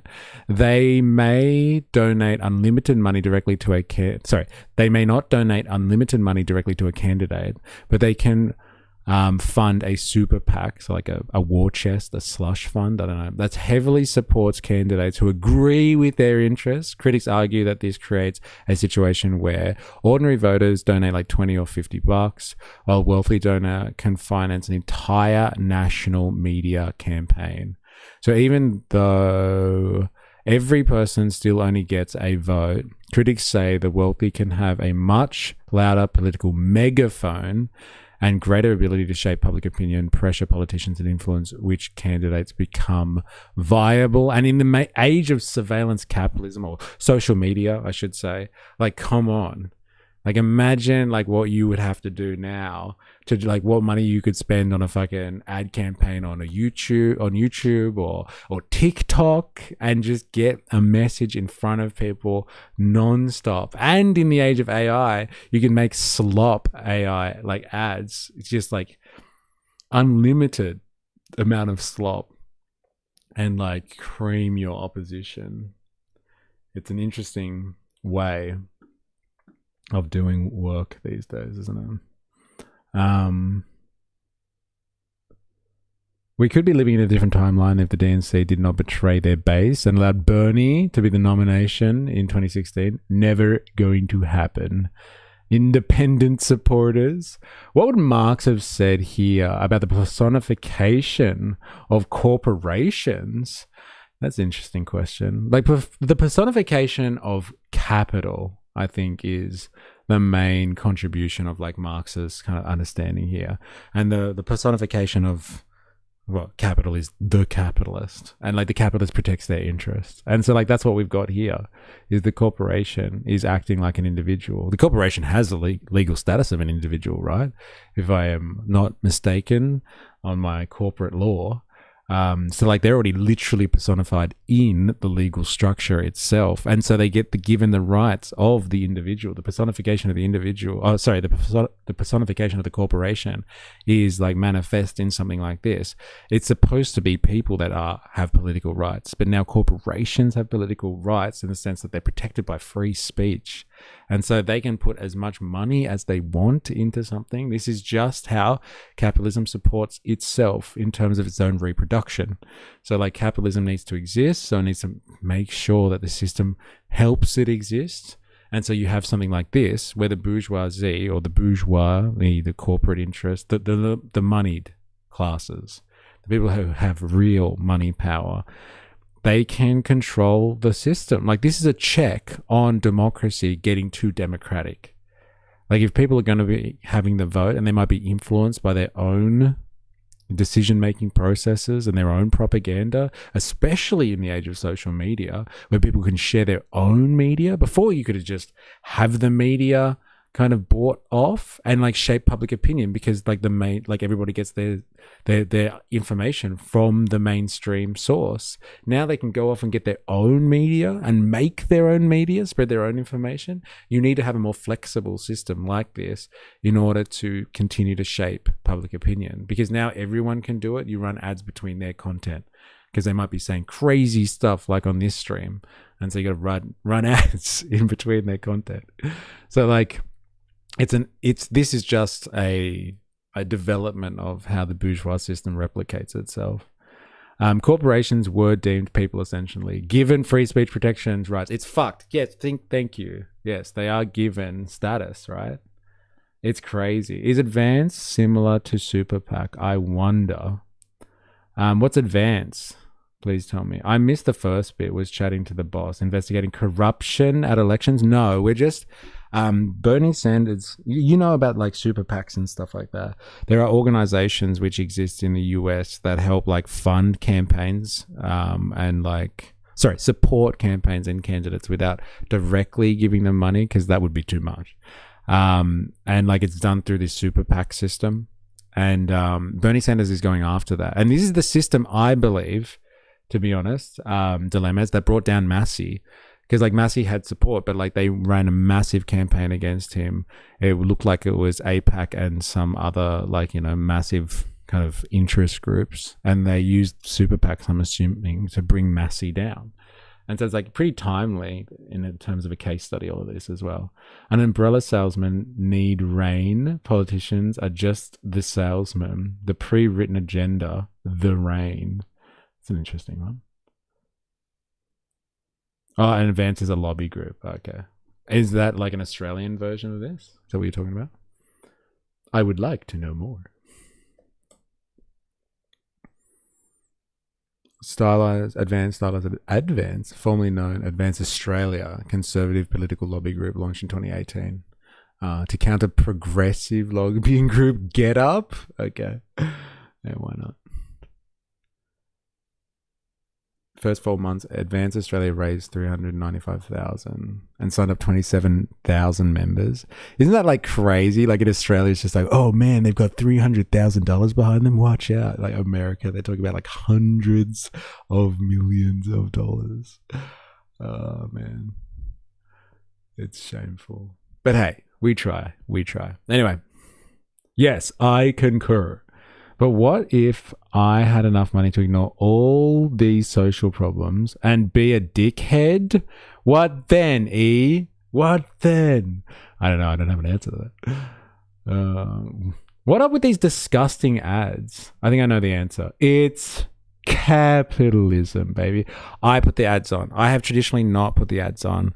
I tried to tell everyone about this on Friday, and I forgot to do it yesterday. But like, I apologize for the ads. I have traditionally not put ads on for this express purpose, because it's just a shit go. But I feel like if you have ads enabled, you get more impressions, and more impressions, more discovery.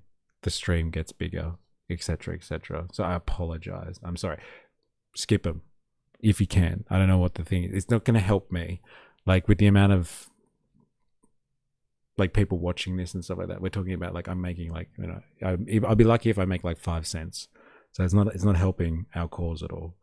But like I feel like it will affect impression. So it's okay. It's okay. Thanks for your understanding. Yeah, they do dirty campaigns every election. They also go back to the No campaign against gay marriage, if I recall correctly. Speaking of Get Up, they've been popping up heaps in my algorithm now. Really? I really wanted to see that plane tracker. That's the best. I can't believe they shut that down. I want the fucking Get Up plane tracker back on. I want to know every time that Pauline gets in the private Gina plane. That's what I want. I also get a lot of right-wing content. I have successfully confused my algorithm. Yes, we're poisoning the AI. That's what we're doing. All right.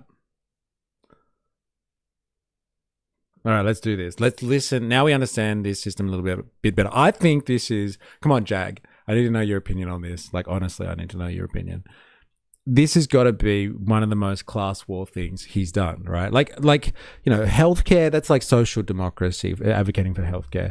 You know, fighting the oligarchy tour, you know, raising awareness that there are rich people out there. Like, again, social democratic kind of redistributing. Like, this is attacking bourgeois politics, I would say, more directly than like healthcare redistribution of wealth and attacking rich people to tax them more. That's like redistribution of wealth stuff.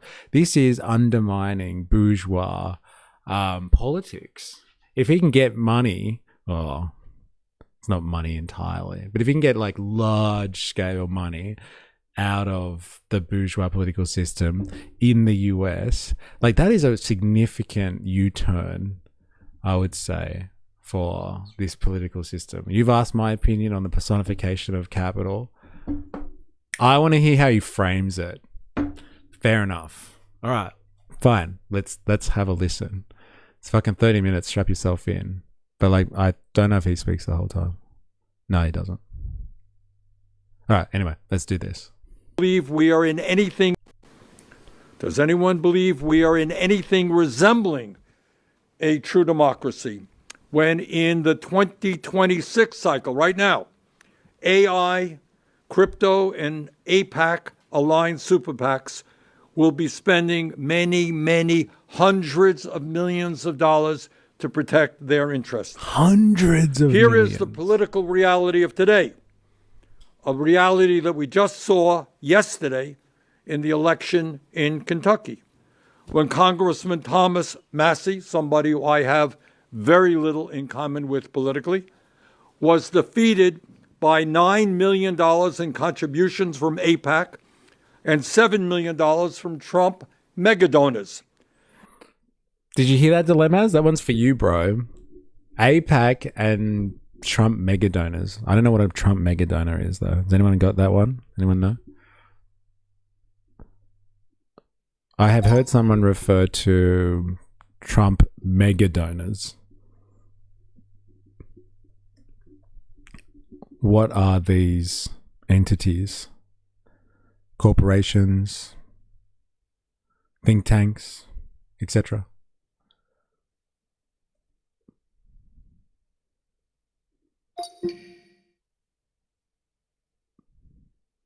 I understand this struggle, Obojo. It's so funny. I spent an hour analyzing Purple Pinger's content and it has somewhat changed it back. But I think the algorithm also uses rage engagement. Yes. Mariam Adelson is a mega donor who's also an Italian uncle. Yeah, but like, wouldn't she be aligned with... Oh, right. Okay. So you don't need just AIPAC. You've got her. So like an individual is a mega donor. Right. Mega donors usually refers to wealthy individuals, families, or aligned political networks. Yes. Yes. $250 million she gave him as well, right? This Adelson woman. And we saw her with like at a speech. She gave up, like she was at the lectern once speaking. Yeah, here we go. Miriam Adelson, Timothy Mellon, Elon Musk, though his political involvement has varied over time. Club for Growth, America First Policy Institute. So it's a policy institute. There are think tanks as well. The Koch brothers. I was going to say Koch. Yeah, that's the one. Yeah, it's crazy. And they fund super PACs. Okay. Hedge fund managers, corporate executives, casino owners, oil and energy investors, conservative activist networks, think tanks, ideological groups. Okay, got it. Sorry. And what was the great crime that Massey committed that gendered so much super PAC money in opposition to him? Well, he opposed the war in Iran, and so do the vast majority of the American people. He demanded that the Epstein files be open, which is what the American people have wanted, and he refused, what a crime, what an outrage, to be a rubber stamp for Donald Trump. I think that's one of the most egregious things, though, right? Like, he was not doing the whole, this is Trump's Republican Party now, asshole. Like, and he was fighting the machine kind of thing. Is that right? And so, like, Trump didn't like that. And so he definitely had to go down for that, right? Come on. $2 holla for putting up with my dumb ass. Oh, thank you. And it's $2 US. That's like $4 Australian dollars. Thank you very much, says she. Much appreciated. Much appreciated. It goes to the stream, baby. That's for sure. And fighting against super PACs. What an outrage to be a rubber stamp for Donald Trump. Let's be honest. The reality is that any candidate today who stands up to the AI industry, to crypto, to APAC, and other special interests will be hit with an onslaught of TV ads and social media attacks paid for by the richest people in this country. It's interesting. I haven't heard him speak in a long time, but like, he's really playing up the AI, like the surveillance capitalist. He's not talking about Wall Street. Keeps on, like, he's talking about APAC. He's talking about Israel, the Israel lobby. But like, why isn't he talking about Wall Street? He's bringing up the surveillance capitalists a lot. Very interesting. If the message is strong and good enough, then the money that these PACs generate and contribute wouldn't affect the vote. People are easily swayed by shiny things. Is that the PAC's fault? In theory, no. But in reality, yes. Because if it didn't impact people, they wouldn't do it.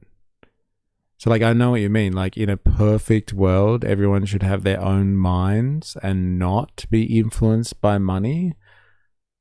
But, like, there are certain psychological tricks that you can use. You repeat something to someone enough times and then they think it's real. And like, they're not playing fair. They're not just buying ads and just putting it in front of people. They're using psychological manipulation. That is what advertising is all about, really. It's just tricking people into doing things and consuming stuff that they wouldn't otherwise do. And it doesn't even have to be nefarious, like tricking them into doing something that's bad. It's just getting them to do something. It's like, it's behavioral modification, basically. And so, like, if you think it's just about if they've got enough money to spend, let them spend money. But they're not just trying to convince people with a good argument.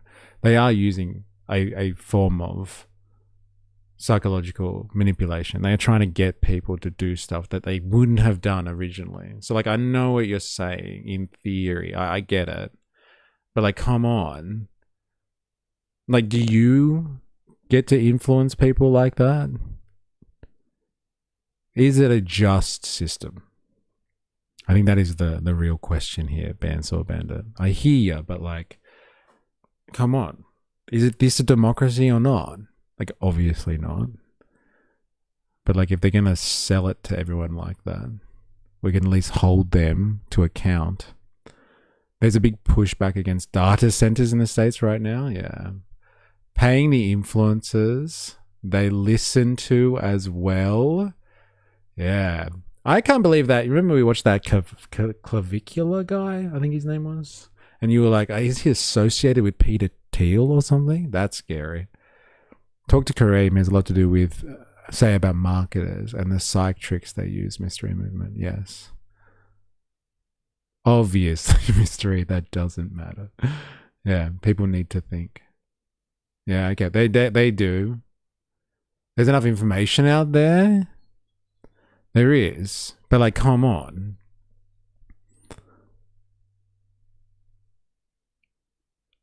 Yeah. I hear you in theory. I do. Ain't nobody got time for that. If their intent was just to message and let the individual decide, then no, it's not their fault necessarily for swaying their minds. But if that's their intent from the start to sway people, then yes. Fuck Bernie, coward. Is that you, Jag? No, it's Solar Bear. I got it. Politics relies on laziness.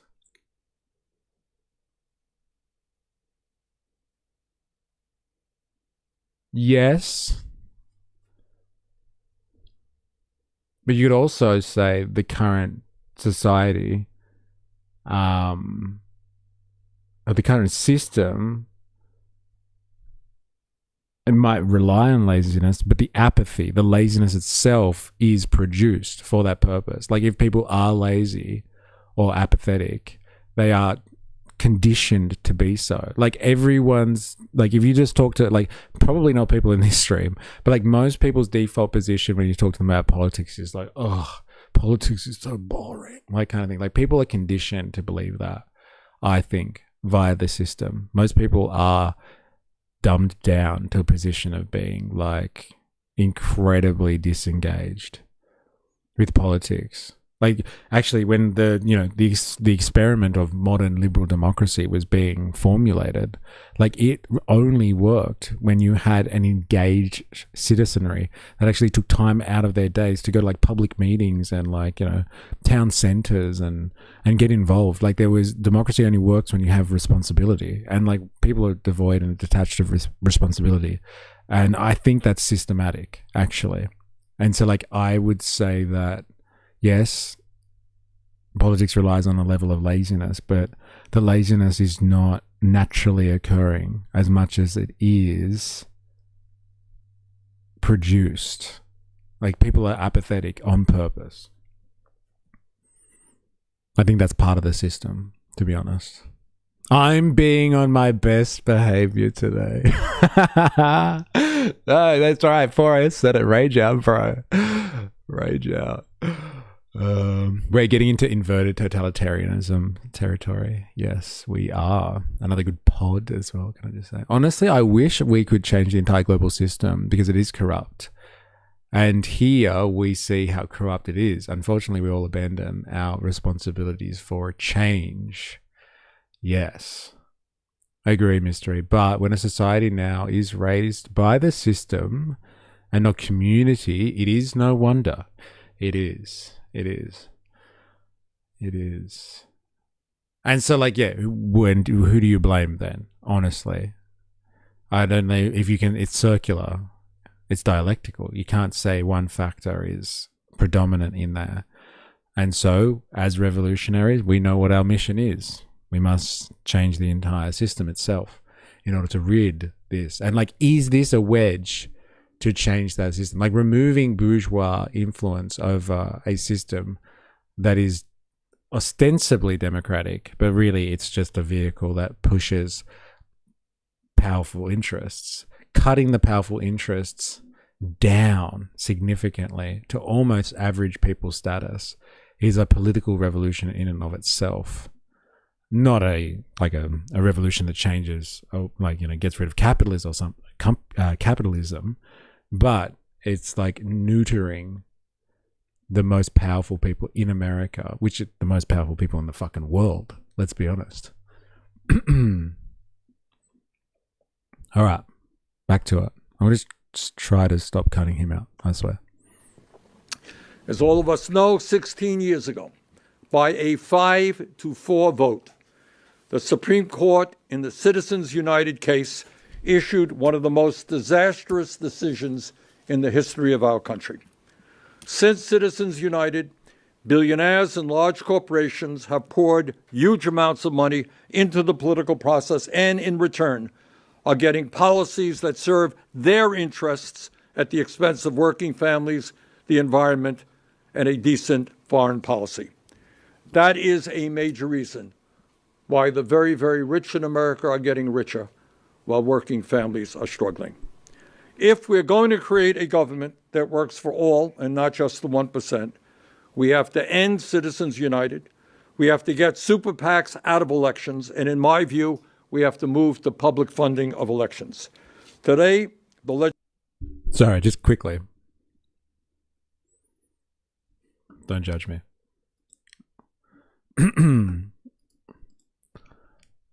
As an alternative to the super PAC system and money in politics generally, I have heard a proposition for publicly funded elections.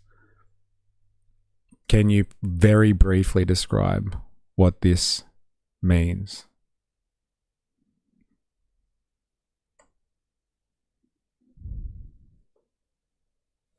But shaking up the system, I agree with, regardless of what I think of Bernie. Yeah, this is bold, and this is what I'm saying. Like, this could be a situation where he's actually doing some class warfare stuff. A system built on the rich, as they own everything, but the poor live in it as if they are nothing. Is a very corrupt system. Yeah. But like, corruption is the thing. You know how that people say that thing, like, the system was never broken. It's working exactly as it designed. Like, you know, the system is corrupt, but it is exactly that. This is true. All this dilemmas. Once I realized politics is like letting the person you hated at school the most make the rules you live by, then I became interested. What a political awakening that is. The Enlightenment. Publicly funded elections are a proposed alternate where government provides candidates or political parties with public money so they don't rely heavily on wealthy donors, corporations, or super PACs. Very simplistically, candidates receive taxpayer-funded campaign money, often in exchange for accepting spending limits or donation caps, with the goal of reducing the influence of wealthy interests. Examples include fixed grants to candidates, matching small donations with public funds, free television advertising time, spending ceiling during campaigns. Supporters argue this makes politics fairer. Critics argue that taxpayers should not have to fund politicians they disagree with and that it can restrict political speech or favor established parties. Interesting. Can you give me a list of countries that have publicly funded elections?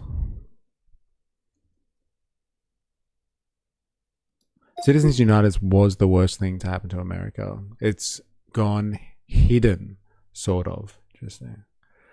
Many democracies have this. Australia, Canada, Germany, France, United Kingdom, Sweden, Norway, Denmark, Finland, Netherlands, Japan, Mexico, Brazil, India, United States partially. For example, in Australia, parties and candidates who have reached a vote threshold receive public funding per vote. In Germany, Scandinavian countries, political parties receive substantial ongoing public subsidies. In France, campaign spending is tightly regulated alongside public support.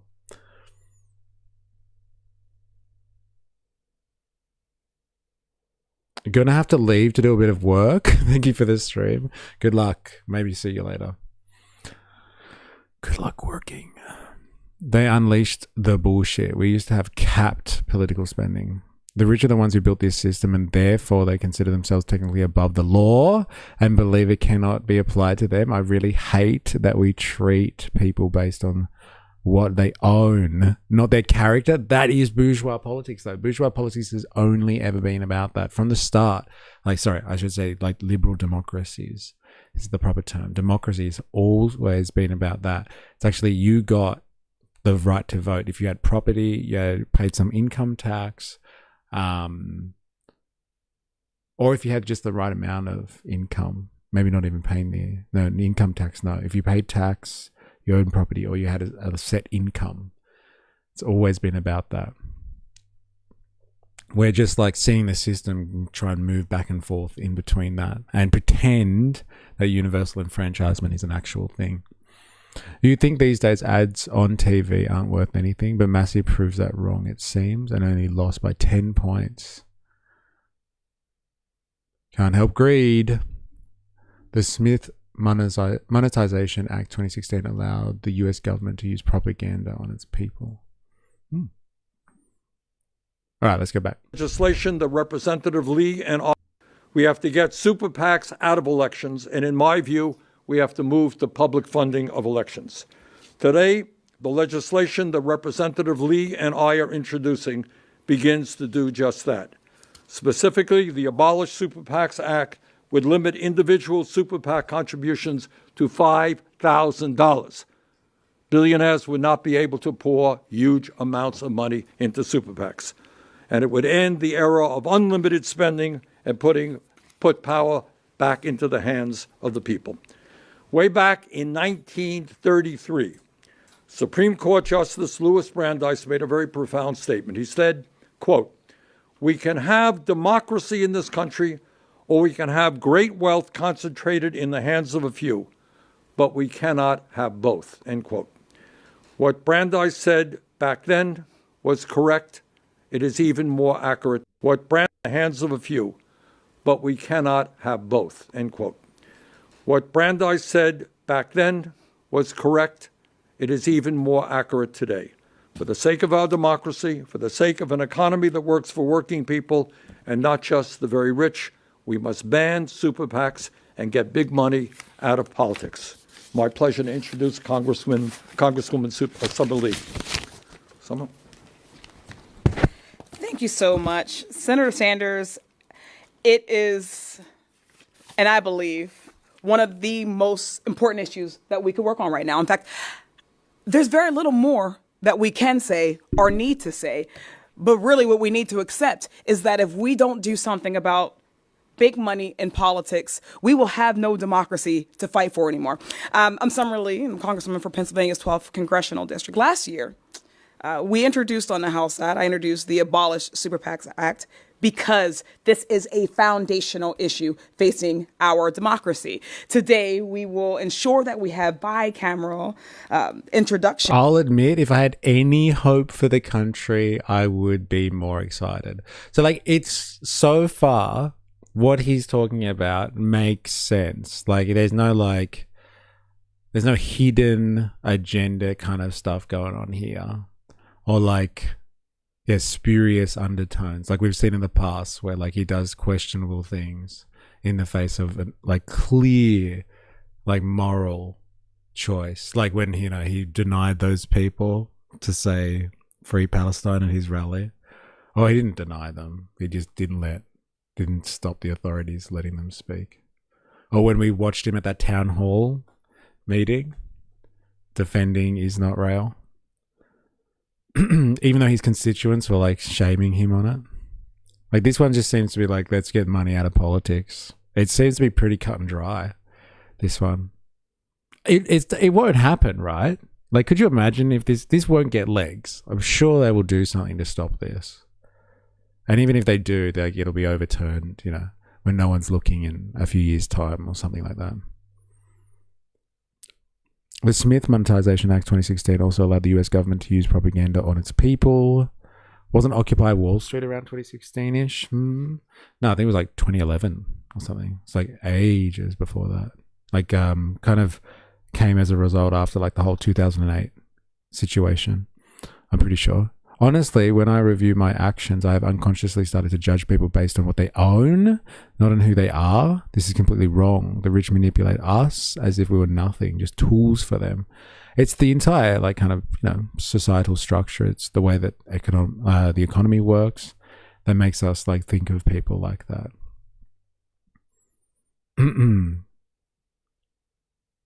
No way this gets any traction. Yeah, okay. That's very sad, isn't it? Because like this is some class war stuff, man. I do have a more pessimistic opinion about this, but I'll save it for another chat. No, come on. I demand to know now. We're having the chat now. Well, it like suits some other agenda. Oh. Unfortunately, lazy people will not change anything. Our people need to change and say no to parties. It should be a united country instead of this nonsense. Was it that early? I didn't learn about it within the past 5 years. Yeah, I'm sure it was like, 2011. I'm pretty sure. Let me just double check that for ya.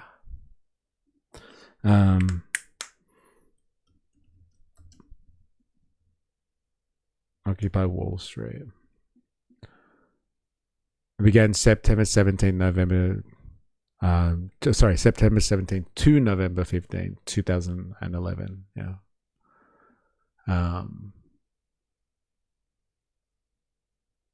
This is the real argument. It takes us time in America. We will get it eventually, but then we're like, this is more like get it. It's like get it back eventually is the thing. Occupy was a reaction to GFC. Graver was a major player. Yeah.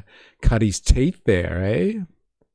In here in the Senate side, because we can't afford to wait a single second longer. The senator talked about it. Yesterday, we saw another record break. The most expensive House race in the history of the United States. That comes just 2 years, very predictably, after the last time that we had the most expensive House race in the history of the United States. And this is just the beginning. What we see more and more and more are big moneyed interests, whatever those interests may be. It may be this year or this cycle, maybe APAC or crypto or AI PACs. It may be an individual like your Jeff Yasses in Pennsylvania or Paul Singer or Elon Musk. But whoever it is, it's never the interest of actual working class people. For decades, we have watched as Republicans have worked to enshrine minority rule by investing in the courts and shaping the judiciary, stacking it with judges who will protect the wealthy and the powerful and never the people. We've also seen a huge decline in our democratic safeguards. Most recently, we've seen the courts almost completely gut the fundamental right to vote itself through dismantling the Voting Rights Act, through gerrymandering, through voter ID laws, through closing polling locations in Black and brown communities, and through making it harder to register to vote in the first place, harder to cast a ballot, harder to have that ballot count. And we are seeing the court suppress representation through campaign finance, like when we saw Citizens United open the floodgates to dark money pouring into our elections. Could this also not just be the Dems letting Crazy Bernie off the leash for a bit to keep the people from veering too far? Yeah, like let him have his moment in the sun and talk and stuff like that. And then people like, that's what the whole oligarchy tour, right, was about. Yeah, like fighting the oligarchy was just like a out of season, off season campaign thing to try and get people voting for the Democrats or interested in Democrat policy again, or the Democratic position. And so they just let him have his little fucking whinge, and then it's just back to normal kind of politics. Spew a bunch of shit that will never happen while they continue to benefit from the same system. Yes. Yeah, of course it would be that. But like that's his point as like a senator at the moment, right? As an independent.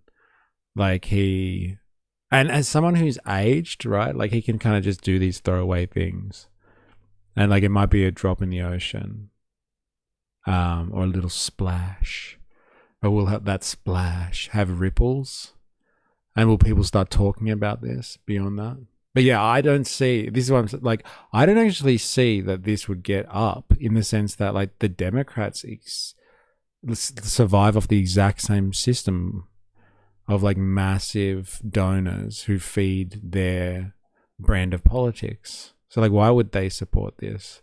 Apart from like a couple of rogue politicians who want to make a difference and like end that system. Like, I can't see how this would get legs. Like, surely the bourgeois wouldn't let this happen. Razor, I really can't believe that a people hope for change in their country while they vote for two parties that control the entire country. And you just get, and you're just a tool they exploit for their own benefit, serving only their parties. Instead, we should stop the issue of divided parties. One country, one people. How long do we need to learn? How long do we need to learn and stop this foolishness? It is the game. It is the game. We have to have an overhaul of the game itself. How is it Australia has near flawless ballot system, pen and paper, and America still can't get it right? I don't know. We've put a lot of effort into it, I reckon. Put a lot of effort into that, I would say. And we need to, because we make voting mandatory. I think that's a massive difference. We need to have the system work because everybody has to everybody has to do it. We are practiced. One country, one people, one nation. I just don't understand. It's because more and more obvious. It becomes more and more obvious that the workers are over the billionaire class, but more than ever decided that the workers are over the billionaire class, but more than ever decided. Mao Nation, so good. Yes, Mao Nation. Fuck yeah. What's this? Doug Stanhope, Occupy Banks. Let's quick diversion before we get back to the anti-SuperPACs rhetoric from these wokies.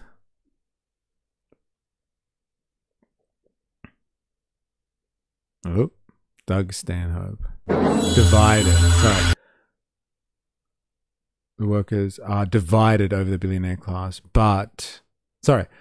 Over the billionaire class, but more than ever divided. Right, got it.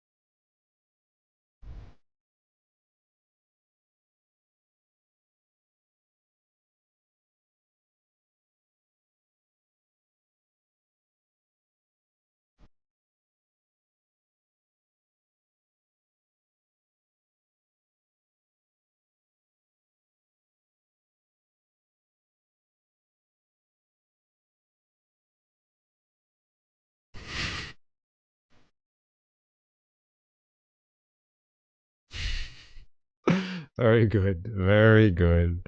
Some light comedy relief there. I don't know. Pencil and paper can be easily questioned. I lost count at the voice referendum. People walked up to me saying, "Do we use pencil? Yes or no?"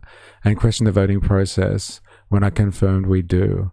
I was like, do you realize we've been using pencil for ages? Why are you questioning this just now? Dilemma. Speaking for billionaires in politics, brace yourselves. I've heard Adrian Portelli is showing an interest in the upcoming Victorian election. Dun, dun, dun. Thank you. Public service, really? All right. Let these guys talk. Counting out the voices of working people. Listen, this is a simple issue. When we talk about what I go into banks all the time asking for money all the time. Clog up that system. No wonder my credit is horrible. Americans actually want, there always is a gap, a disconnect between the people in power and the people who are waiting for power to move on their behalf. We hear it every single election cycle. Everyday Americans who are urgent about our climate crisis or who are begging for educational equity, for public education in the wealthiest nation on earth, who are begging for Medicare for all, who are watching their loved ones, who are maybe themselves having to choose between their prescription drug costs or a medical bill or their dental bill or their rent or their mortgage or their groceries or their gas prices. We're watching Americans who are watching our government continuously fall short on its charge to make sure that the least of these, that the most vulnerable, that working class people have the protections, the rights that they need. And when you look at the core of it, the foundation of why we are here, it is because at the end of the day, your members of Congress or your senators are more inclined to have to answer to moneyed interests than they are to their constituents.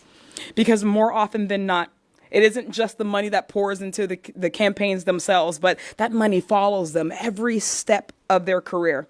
From the time that they first pledged to run, to their inauguration or their swearing in, to every vote they take on the floor. It's a moneyed interest that's on the floor with a member of Congress, never the person who is suffering because of the policy decisions we make. And that has a simple solution. I don't want to minimize it, but there is a solution. Our bill would ensure that millionaires, billionaires, corporations, corporate interests, special interests would no longer be able to get around the guardrails, the limitations that everyday individuals like you and I have. They'll no longer be able to get around the $3,500 limit, because $3,500, that's not a little bit of money, or $5,000 for a PAC. They would have the same limitations as everybody else, effectively ensuring that they would no longer be able to pour money into these dark super PACs that oftentimes have no accountability. They have no accountability to people, no transparency, and they're able to essentially spend limitless money in our elections. They would have to work like everybody else. It would essentially free our democracy, free our campaigns, and ensure that voters are able to pick their representatives and not their representatives pick them. It is critically important that we move on this bill. Yes, ending Citizens United is our ultimate goal.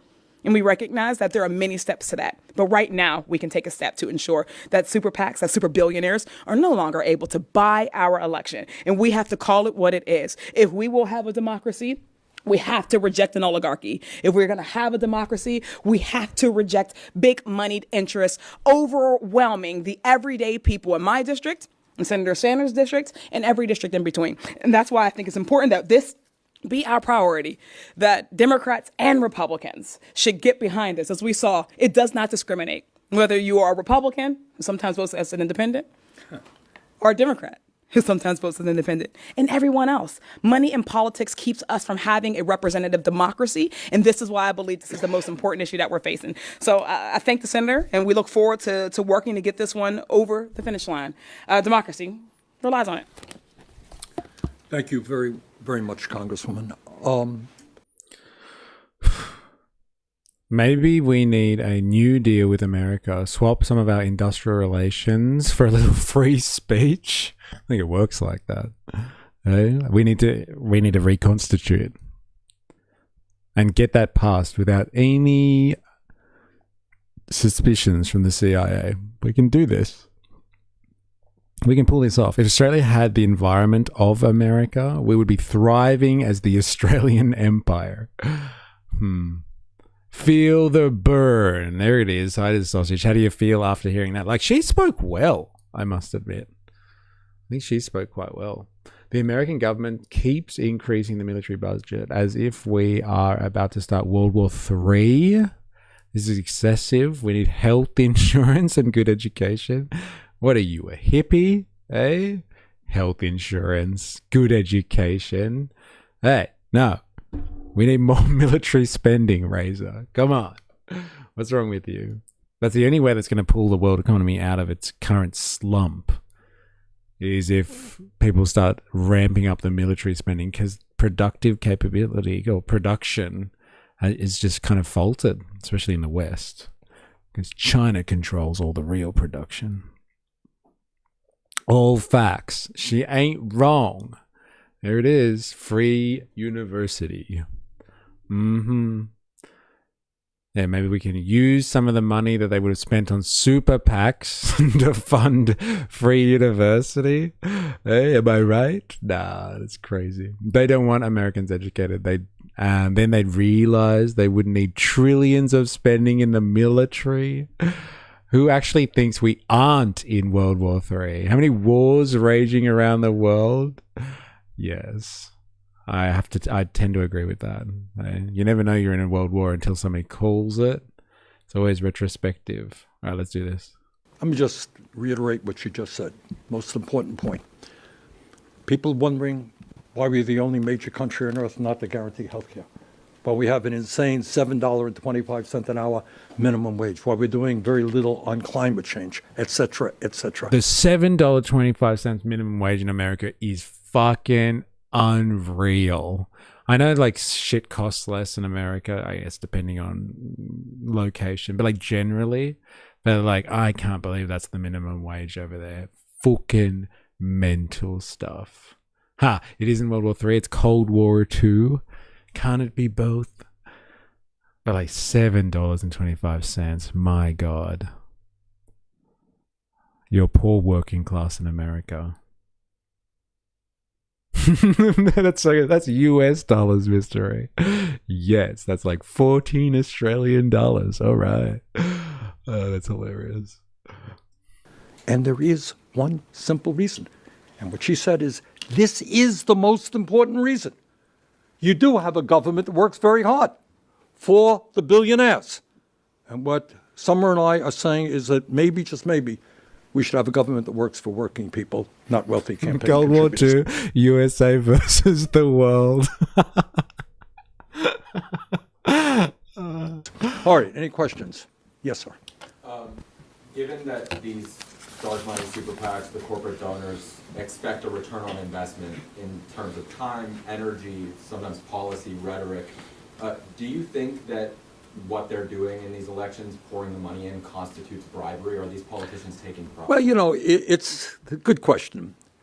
If somebody were to give Summer a $5 bill and say, Summer, I want you to vote against that thing, that's called bribery. It's illegal. If somebody were to spend $50 million on a campaign against her, that's not bribery. That's legal. So what you have is a legally corrupt system. All right? These guys obey the law. They want to spend $50 million, they can do it. But it is clearly a corrupt system. Yeah. Thank you both for joining us. I have a question for the Congresswoman. We saw last night an incumbent was defeated by big money. The previous election that you referred to in 2024, an incumbent was defeated. Two incumbents. Yeah. But I'm curious from your perspective. I think the question is about Massey, I think. Given all the money that's been spent against you, how does it discourage people who are interested in being a part of the political process? I know we're talking about policy and how big money corrupts the political process, but how does it prevent, from your perspective, folks from even participating in the first place? Thank you so much for that question. And it's precisely that. It corrupts, it discourages, I call it functionally disenfranchising the political process from every aspect from every angle. When you think about what it takes for a candidate to even put their hat in the ring, we talk about issues of viability. We talk about how does a candidate get their name out? How do they get their message out? Everyday people are going to find it harder and harder and harder to be able to participate in our democracy. The more money that floods into our elections, the less likely a candidate themselves are to be responsive to their constituency, to be responsive to working class people, because they have to compete. They have to, as I say, audition. You see so many candidates who are auditioning, spending all of their time auditioning for big money to come into their districts. Oftentimes because they recognize that they probably couldn't win if those types of dollars are not flooding districts. But also, the dollars themselves have an effect. I can talk about my race when I first ran, what it was like to sustain a $3.5 million attack, disinformation campaign, where we know that sometimes the loudest message is the message that resonates. But what it does is it denies people the ability to make their best decision, an informed decision, especially when we have loose laws on what they can spend on those dollars. We're talking a flooding where a person, a PAC, an entity can essentially say whatever it wants. And the other candidates who usually have less money have harder. It makes people also, predictably, not want to engage the process. I can't give you a statistic for how often money in politics, big super PACs, spend on positive versus negative ads. But I can tell you that every time a negative ad drops on air, it disenfranchises a voter. It reinforces this idea that there are no good politicians, that politics is inherently evil, and that it is a rigged game that regular people shouldn't get in. But also what it does is it ensures that Black and brown and poor and working class people are ever more and more less likely to be able to break in the first place. How much does it cost to run a Senate race in 2026? A Senate race. In Ohio? In Pennsylvania, in Ohio. Texas. In Texas, in Florida, in Georgia. These races are exorbitant. It keeps everyday working class people out as candidates and as voters. Because again, why didn't he answer the question? I really want to know, how much does it cost him to run a fucking Senate campaign? I would like to know. Asking for a friend, please. I voted for this mofo. We were told down. It's Hillary's time. Like, what the fuck? Damn establishment in America is so undemocratic. The Republicans actually have freer and more fair primary elections. It's, Captain Bucket, it's just as much the Democrats' fault then. They could have had Bernie, but decided to go with the least likable politicians. Yes. It's bribery under the guise of advertising support. Contra deals. JFK, ask not what you can do for your country. Sorry, ask not what your country can do for you. Ask what you can do for your country. Gets shut. Democracy might work better over there if the third that don't vote, that all got involved. But you can't tell seppos what to do. It's cultural. I just had the most amazing pulled pork pie and vanilla slice from Banana Boogie Bakery. Hey, did you get SuperPAC money for doing that advertising? Very good. What about the white working class? Yes. I am like, she went there. I was like, oh, here it comes. She's like, oh, brown and black people are disenfranchised and stuff. And then she mentioned the working class. Could have been just the working class, but it's hard to disassociate with the culture wars. It could have just been class war rhetoric. So close. It keeps everyday working class people out as candidates and as voters. Because again, in a representative democracy, we shouldn't have a democracy only of wealthy people, a democracy where only the wealthiest people or the best connected people or the ones who are willing to take the bribe are able to participate. So eventually what we'll see is the government that we've been trying to perfect from the very beginning, one that is probably overwhelmingly run by wealthy people, wealthy men. Women are less likely to have money. Black women particularly are less likely to receive campaign donations. And when they do, usually at a much lower rate than other candidates. And our candidate crop will start to reflect that if we do not fix it. Let me just add to that, and I agree with everything that the Congresswoman said. Just on a personal level, all right? Let's just say you're an ordinary person. You think there's something wrong when the very rich getting richer and working people are struggling? You think that maybe the United States should join every other major country and guarantee health care to all people?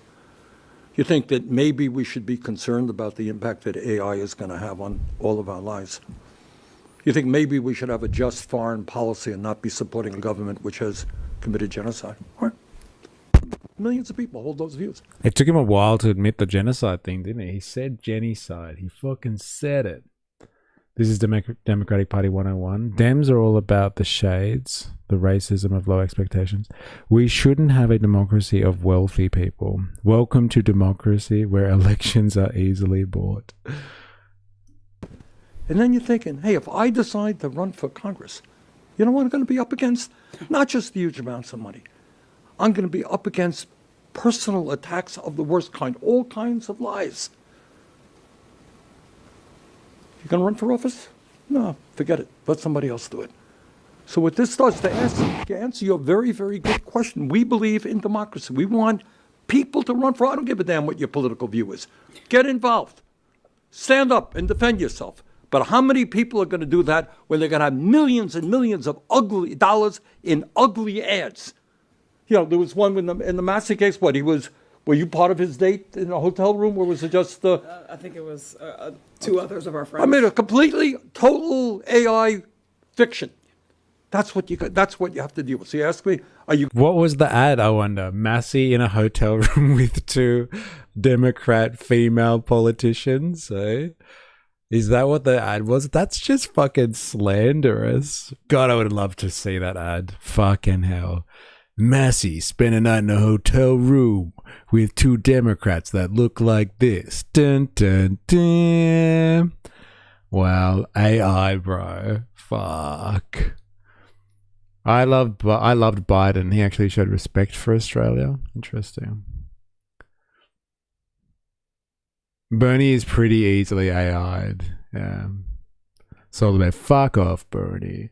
I see she just fucked it by bringing race and gender into it. It's obviously a factor. Not. This is more likely to divide people. This is how Occupy Wall Street failed. Yeah. But like my default is always just stick to the class stuff. That's the thing that unites the people. Because they at least share in the struggle. It's not a discount individual struggles at all, or group struggles or whatever. But you have to choose your words. And if you're doing something like this is class war stuff. This is attacking the bourgeois. They're basically saying things like, it's the billionaires that control politics. Don't fracture the opposition to that, which is you're appealing to working people. Don't fracture them into groups. It's not a good tactic. That's all. Honestly, it's a bad idea.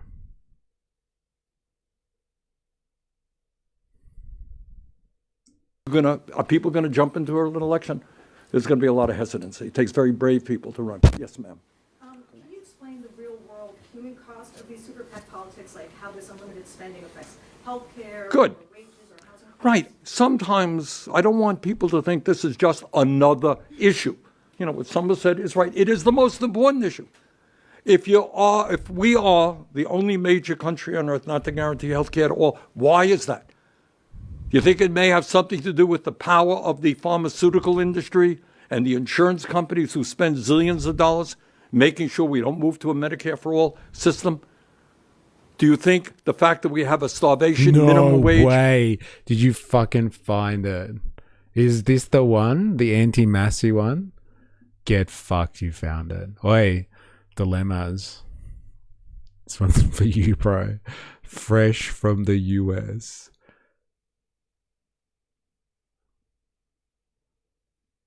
Thomas Massey caught in a throuple in Washington. What the fuck's a throuple? A throuple? Couple throuple? He's cheating with the squad on the America First movement. It's a complete and total betrayal of President Trump. Whoa.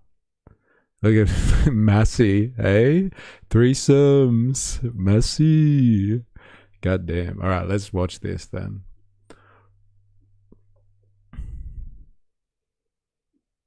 I can't believe we're watching American fucking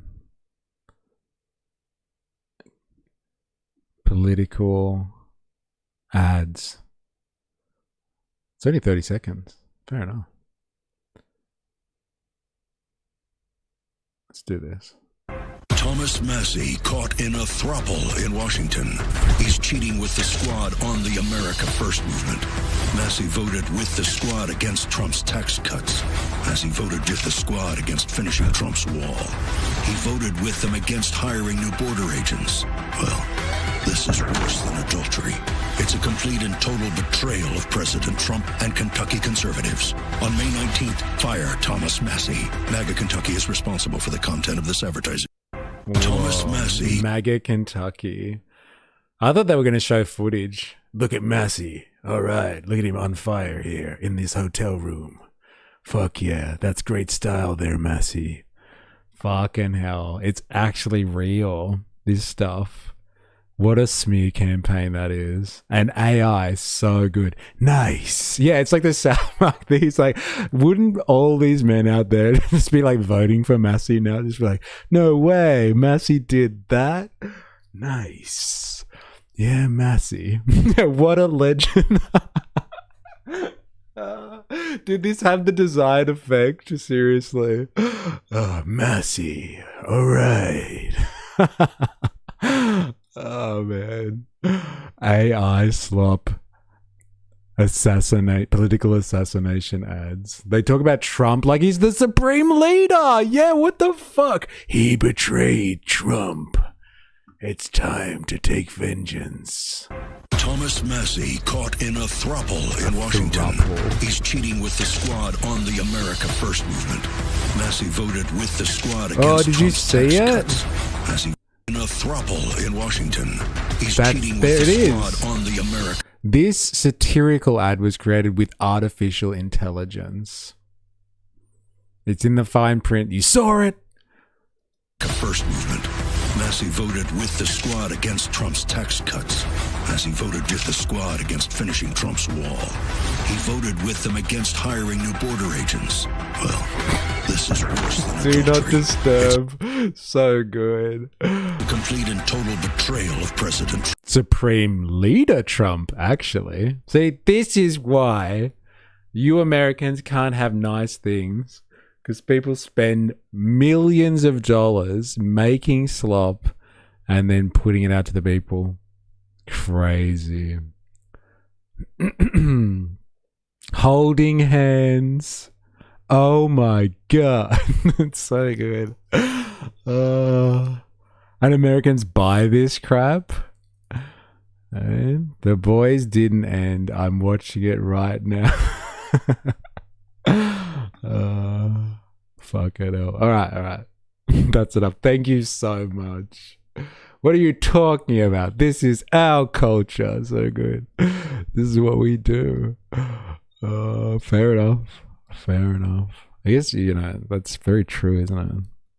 Has something to do with the fact that a lot of these corporations and business people don't want to pay their workers a living wage, don't want workers. Remember, there are other places, okay? Trump's juice flows when country demonstrates their military parades for him. The big green monster rages underneath. To join, a lot of these corporations and business people don't want to pay their workers a living wage, don't want workers to join unions. So the point here, this is not another issue. This is an issue that touches every bloody issue facing working people in this country.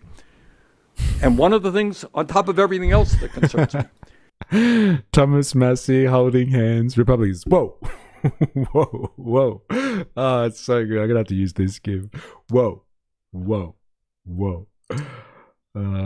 Peter Griffin. Original OG Peter Griffin. The best. So good. Whoa.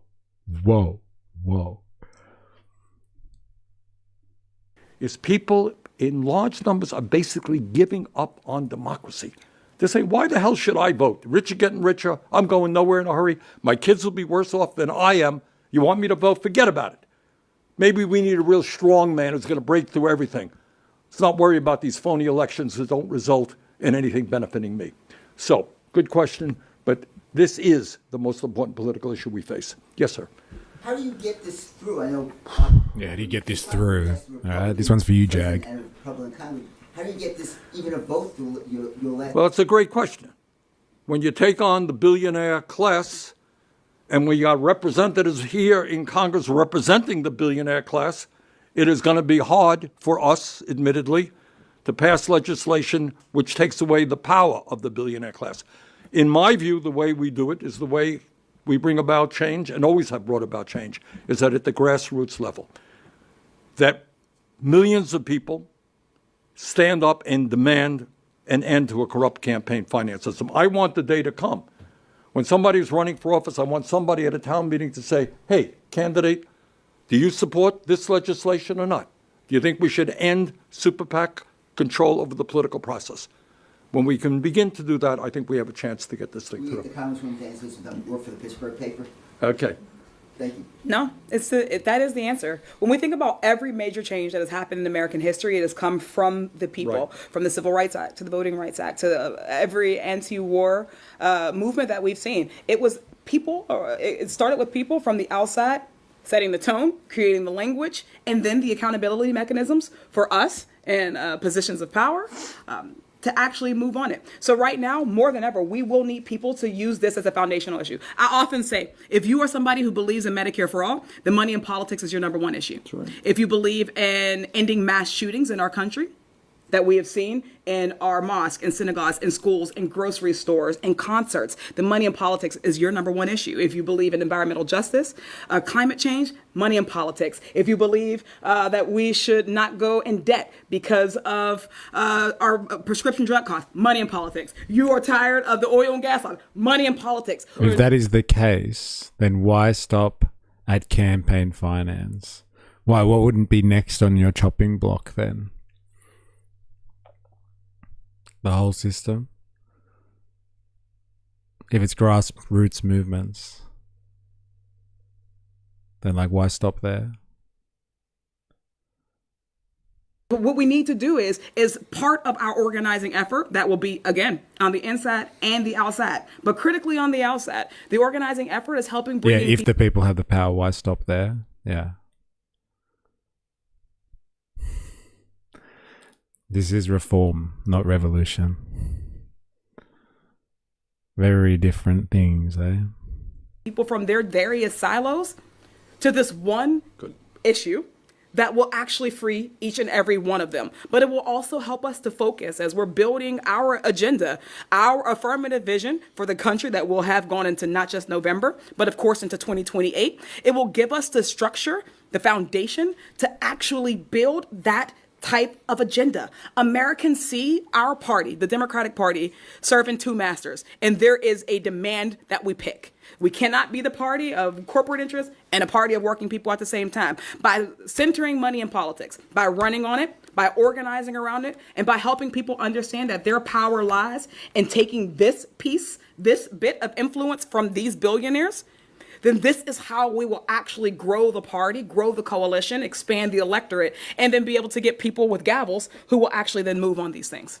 Senator or Congresswoman, some of the Democrats we've spoken to the past couple of days beyond campaign files have expressed concerns about the Trump administration interfering in the election in ways beyond like subpoenaing ballots, the funding for ICE. Do you have any concerns about other interference by the Trump administration in these elections? Yeah, I do. I think Trump is an author. I think the question was along the lines of, do you have concerns about Trump interfering in the election process? And it doesn't seem to be related to the SuperPAC's question at all. I don't know why they're bringing this up here. And where's Conrad Benjamin? Let's get some punters. Hey? Yeah. I'm so glad you're down with that. It's Conrad Mikowski to you. He hides his real name because it just doesn't suit the whole Australian shtick that he's got going. Hey, I'm Dinky Die. I'm real Aussie. Conrad Benjamin. Authoritarian. I think he happens not to believe in democracy. And I think in a variety of ways he will do everything he can to stifle opposition and to make sure Republicans win the election. And our job, obviously, is to fight him in every way that we possibly can. But I think it is very clear this whole gerrymandering nonsense began with Trump in Texas, et cetera, Voting Rights Act, a Supreme Court that the billionaires put into place. So, yeah, the answer to your question is yes. We've got to be vigilant, and we're going to fight them tooth and nail. Any other questions? Yes. But are Republicans not working class? Hey? Interesting. Don't call it out. You'll upset them. Deplorables. The deplorable section of the working class. You can sell shit as fertilizer or a biological weapon. Take your pick. Interesting. Yeah, so we have seen cycle after cycle the amount of money sort of growing, growing, and growing. I mean, yeah, growing the amount of money. Look at this in the description of the video. Since the Supreme Court's disastrous Citizens United decision, election spending by billionaires has skyrocketed more than 16,000%. That is pretty crazy, though. 16,000%. I wonder how they've measured that exactly. That's a big difference. I love punters politics. Yeah, all right. Calm down. Fair enough. I'm not saying anything. I'm just saying he's just a great brand, that guy. Love him or hate him. He's a great marketer. I'm so Aussie, I like punter James more than Conrad. Conrad's too big now, and I have tall Poppy. Interesting. Punter James. I can't bear his voice. Punter James, god damn. It's awful. Yeah, come on, man. Punters ain't that bad. I didn't say it was bad. It's a good brand, though. He's a great brand. I can't bear either of them. James's voice. Oh, man. Poor guy. He could have picked someone else. First $500 million Senate race in Ohio. Yep. They're talking about maybe this year we get to 7. You're jealous. Yes, I am. I already said that. I am definitely jealous. But the branding, goddamn. It's clever. It's very clever. It's like $500 million, the Who, James? We're not talking about Benjamin. Benjamin. There's a guy on his podcast who plays I don't know, the average punter and talks to Conrad, and the guy is he's just for someone whose sole role is just to be audio input, it just doesn't sound that great. That's all. You need to get out on the short form game. Yeah, I know.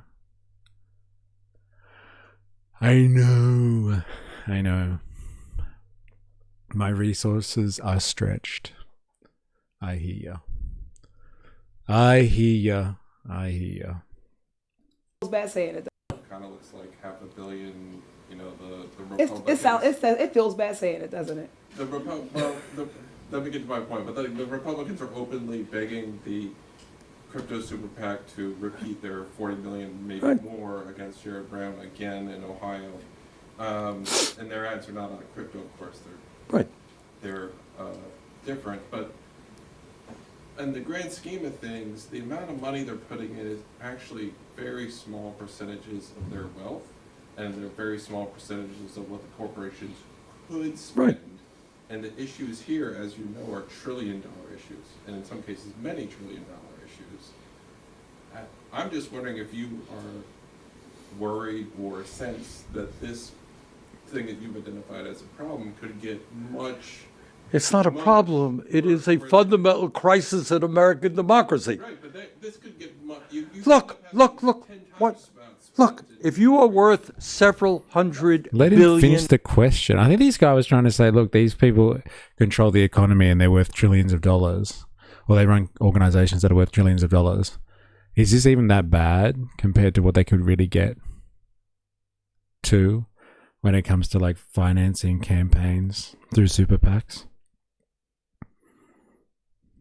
Dollars. What is the problem with spending a couple of $100 million on politics to elect the candidates of your choice? If in return you're going to become the head of Doge, if in return you're going to get all kinds of federal contracts, if you're going to get $1 trillion in tax breaks for the 1% while we throw 50... I think that's a fair point. What was it that like Elon Musk spent $250 million or something like that? I can't remember what the actual thing was. It was hard to tell at the end of the day. Working on this with you in the background. God damn. Wow. Hence the bandsaw bandit. I finally get it now. Whoa, whoa, whoa. Very nice. Yeah, Elon Musk spent like, a couple $100 million or something on Trump and then was able to get into Doge and like gets all the government contracts. Like I forgot about that. Like that's an interesting point there. He's pretty blatant, that type of stuff. Topher did a debate on punters and he dropped the ball. So much did he, an apology video before the debate, it hasn't even dropped. Who dropped the ball? Topher or punters?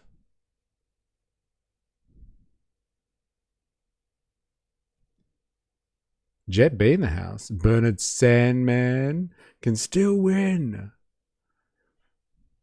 Yeah, what is it exactly that you're making? Is it like a draw or something like that? Like what you got in the background there? Like this thing? I would like to know more.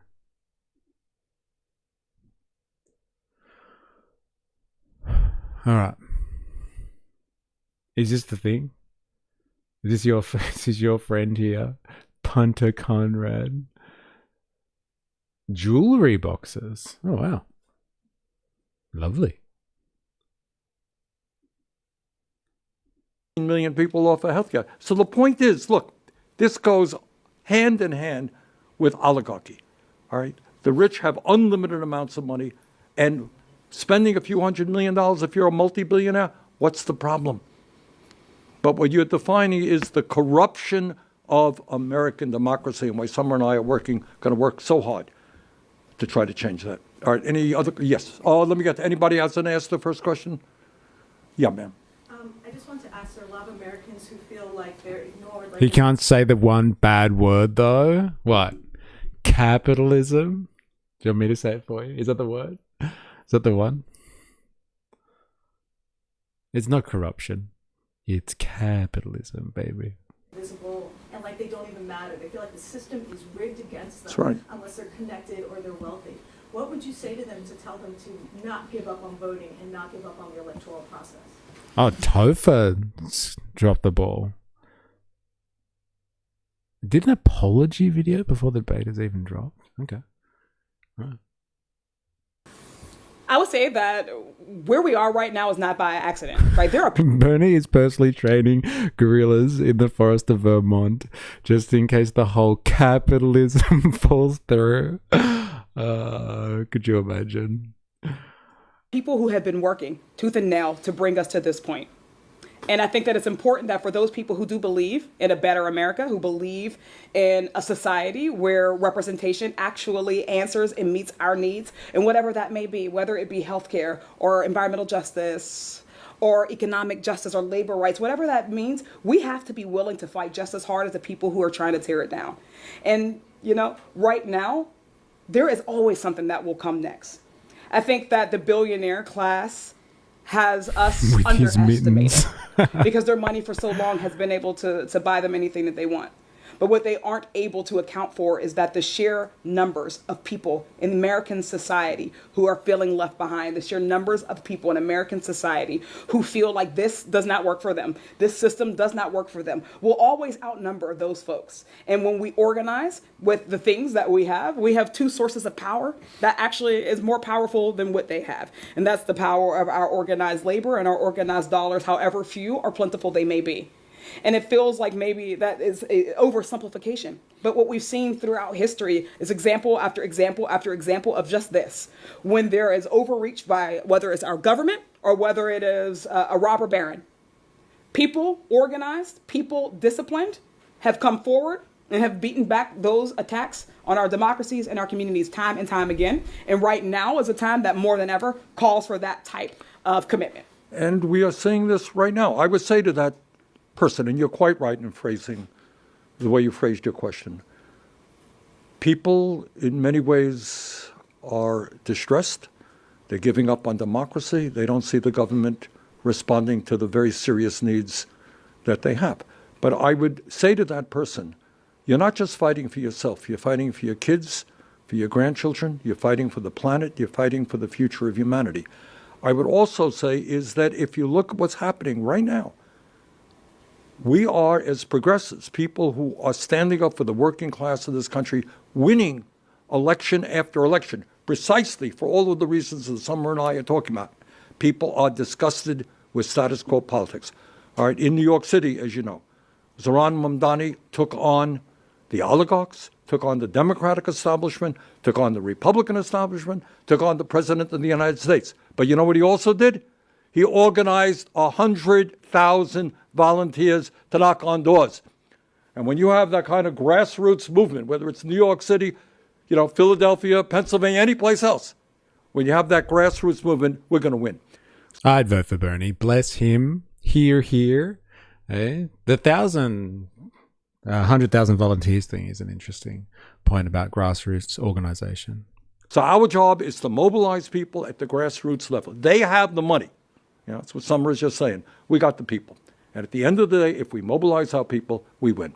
All right. Thank you all. All right. Yes, back there. Senator, it's out of topic, but given the fact that today the Department of Justice indicted Raul Castro from Cuba, I would like to have your reaction on that, and if you think President Trump should ask Congress for an authorization before he decides perhaps to take a military action in Cuba, just as he's... I think she's asking about whether Trump should get an authorization to attack Cuba or not.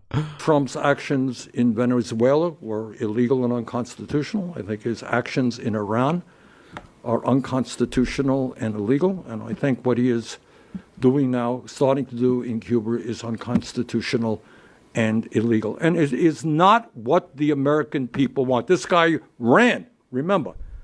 He ran on the goal of ending endless wars. He ran on America first. This country faces crisis after crisis in terms of healthcare, the economy, education. People want the government to start paying attention to the needs of working people, addressing those crises, not going into endless wars. All right, last question. You spoke about using the bill as more of an organizing tool. So Clarice, yeah, this was quite based. He usually tones it down. It's not bad, this one. Like, the objective is much different to other, kind of social democratic goals, which is, redistribution of wealth type policy stuff. Like, let's just get money back for the working people. So, tax the rich and get more healthcare.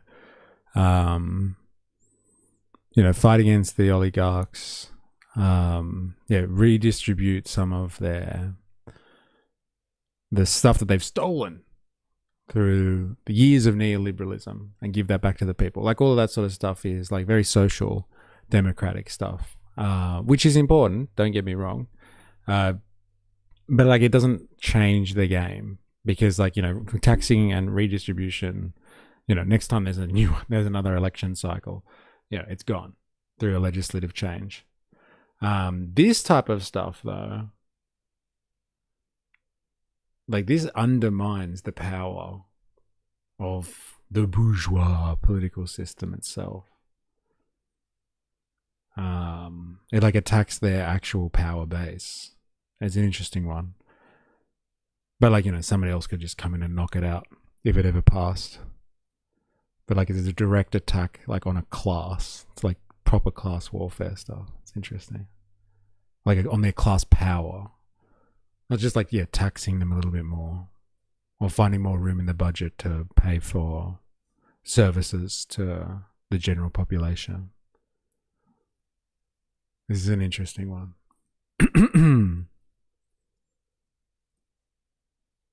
I did vote for this, man. Twice. Third time I voted for Jimmy Carter.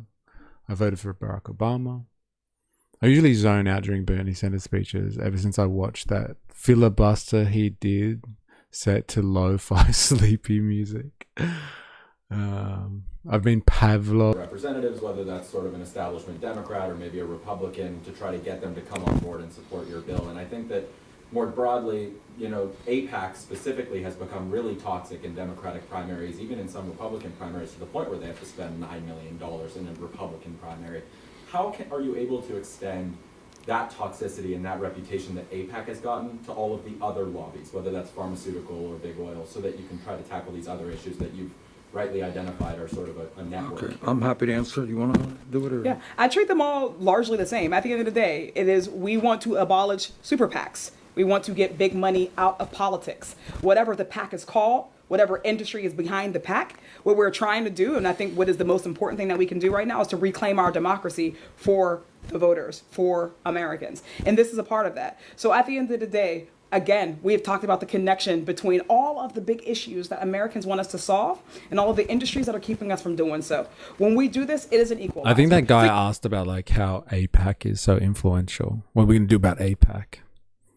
Yeah, it is absolutely an organizing tool, but it is also a common sense democracy reform effort that if we are serious in light of the gutting of the Voting Rights Act, if we're serious in light of all of the endless gerrymandering that we're seeing, and if we're serious in light of how much money is being spent, then this is a common sense tool. It is a common sense piece of legislation that should, as we see, garner support from both ends. Right. So we talk about it as it is. I don't care if it's crypto. I don't care if it's the charter school lobby. I don't care if it's AIPAC or anyone else. People deserve the right to their government, and they cannot have that if they can't even afford the entry ticket in. On that note, I'm out of here. Interesting. All right, we're going to have a quick break. Then we're going to be back. If you're watching this on YouTube and you haven't already, make sure you activate the like button. And follow if you're on Twitch and you're new here. Subscribe for more on YouTube, etc., etc., etc. You know the fucking score. Don't go anywhere. We'll be right back. Yeah.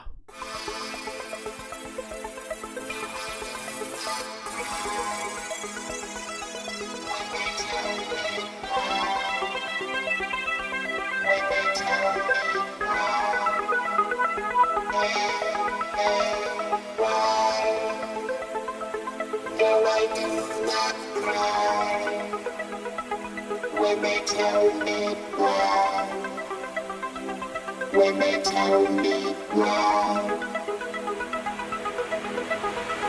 why.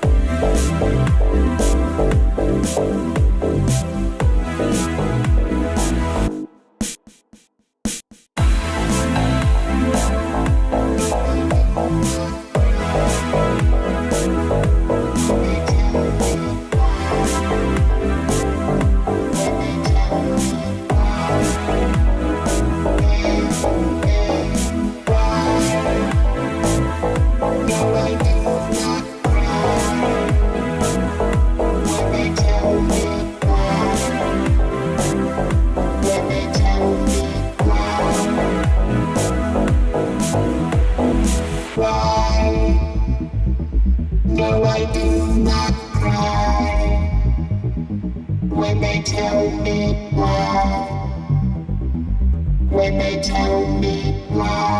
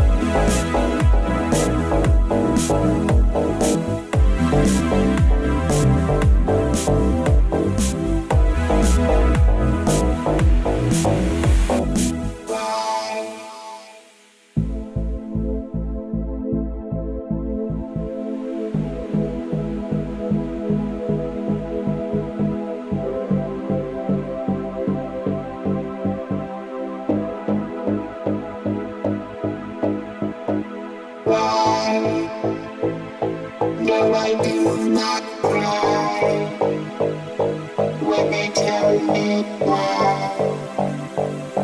When they tell me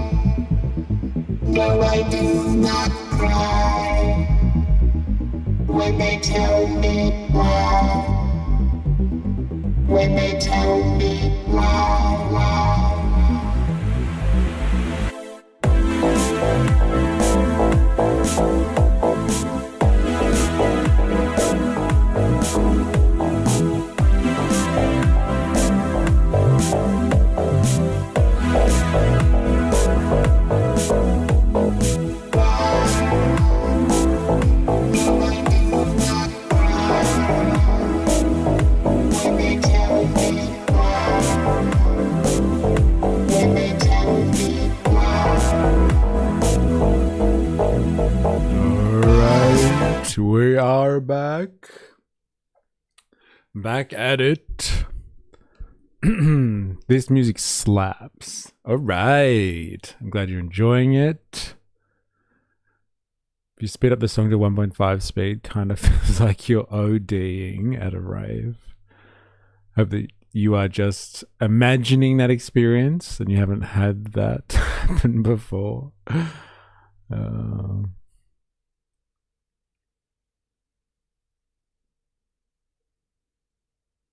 Don't know where she's at. Good question. It is a good question.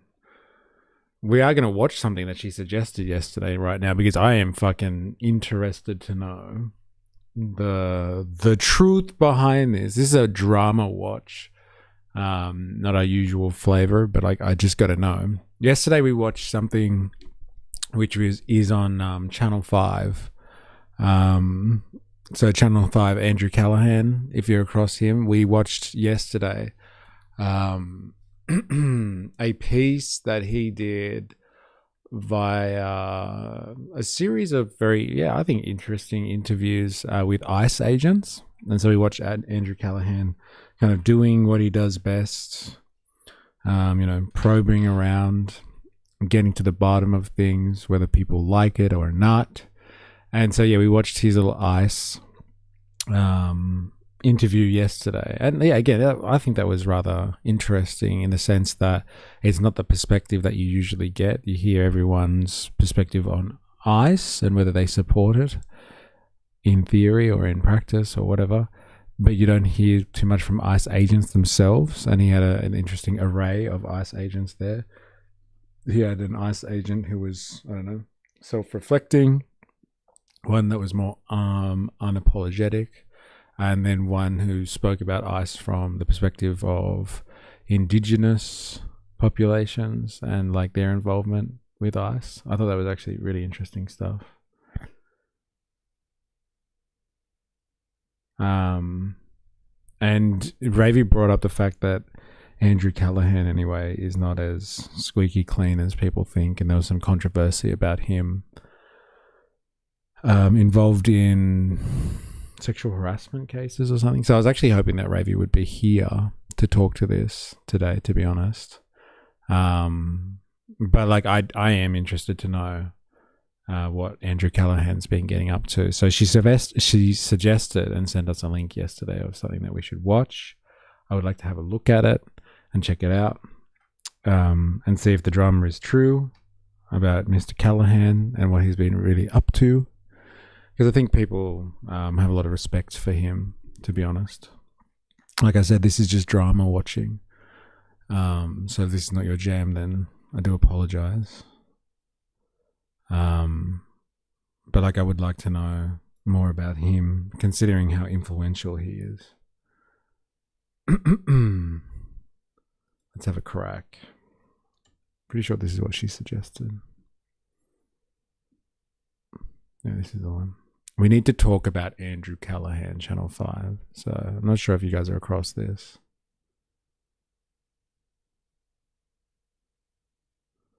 But yeah, let's get across it. Shall we? For some painful reason, despite everything that's going on in the world, Shia LaBeouf is once again appearing in our timelines, leading me to say, why? Honestly, why? Why are we doing this? It's just like we don't have the batteries for this. I personally don't have the bandwidth. Do you? I'm at White Oak, the gun club. I mean One Oak. That's a dumb club. I don't go there. Now, where most people would see someone who's been arrested multiple times, in and out of rehab, a history of physical violence towards the public, and a history of mental health issues, as someone who's probably not in the best state, especially if they're freshly released out of jail, to be giving a widely publicized interview. These things that are just kind of things that don't. Has anyone actually seen this interview with LaBeouf and Callaghan? Has anyone actually watched it and they know the context of this? Like, was it any good? Like, was it crazy? Like, this guy seems like just a bit of a mental case at the moment. I'm not sure what his context is or any of the situations surrounding him, but he keeps getting portrayed as like just going off the rails kind of thing. Well, anyway, I don't know how this is the catalyst about why we need to talk about Callaghan, but we're about to find out. Fucking matters, kind of these floating things that are kind of, who gives a fuck about all this shit? I hadn't heard of the bloke or 5 News till yesterday. You haven't been here when we've watched any of Channel 5 dilemmas? Like, we probably watched at least 5 or 6 Channel 5 things over like the last year, I would say. I thought you might be across that. And that's the only reason I know about Channel 5 is because people have suggested this guy on stream before. And so we've watched his stuff before. But like Ravi seemed to take exception to him yesterday. And so I'd like to know what the cause of that is. Because I do respect his journalism. And so like, does this critique of the individual, is it rooted in the journalism, or are those two things separate matters? Xiao was just kind of nonsensical the whole interview. Oh, you saw it. Jamesh, how you going in the house? Hope you're well. I mean, I guess it only matters if you care about it. In fact, most people would say that's dangerously exploitative and ethically wrong. So it really was like a luck of the draw thing, or just talent randomly. No, I won the lottery. What the fuck is talent, Andrew? I won the lottery, fool. I completely won the lottery. Dude, I won the lottery. I won a scratch off. Not Andrew Callaghan. You see, this gonzo journalist is a modern day Hunter S. Thompson, except for the fact that he's been accused by multiple women of Famed YouTuber Andrew Callahan is accused of sexually assaulting multiple women who came forward with their stories on TikTok. You ever feel like you've gone too far down the rabbit hole, man? This is only the beginning. What's the end? There is no end.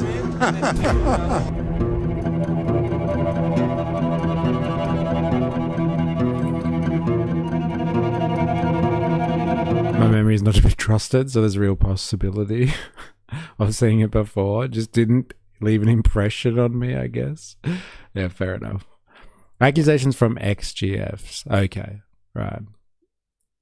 Wait, I know this guy. All gas, no brakes. We need to teach, say, the difference between yeah, nah, and nah, yeah. To be fair, I have no idea who this Andrew guy is. Okay, so Andrew Callahan again. Like, were you here yesterday when we did the Channel 5 thing? We watched a Channel 5 interview yesterday where this guy Andrew Callahan, he spoke to a bunch of ICE agents. Yeah, so like he's kind of like, what would you say, like independent journalist, and like he kind of dissects the American culture wars, I guess. In a way, like American politics generally, but it's pretty culture warsy a lot of the time. But like he always has like interesting kind of takes on it. Like when the Kirkster got done, he went and found the last guy that was interviewing him as Kirky got kirked, and that was really interesting. Yeah, he's an anti-capitalist journalist, in my opinion. Interesting. 4AS. Interesting take. And so like he got the guy that was interviewing him when he got shot, and like asked him what was going on, and like so he finds like unique unique interviewees and situations, as well as his channel generally. When I hear Channel 5, I think of Channel 6 with young Leo. I might be getting too local with my consumption. I think so.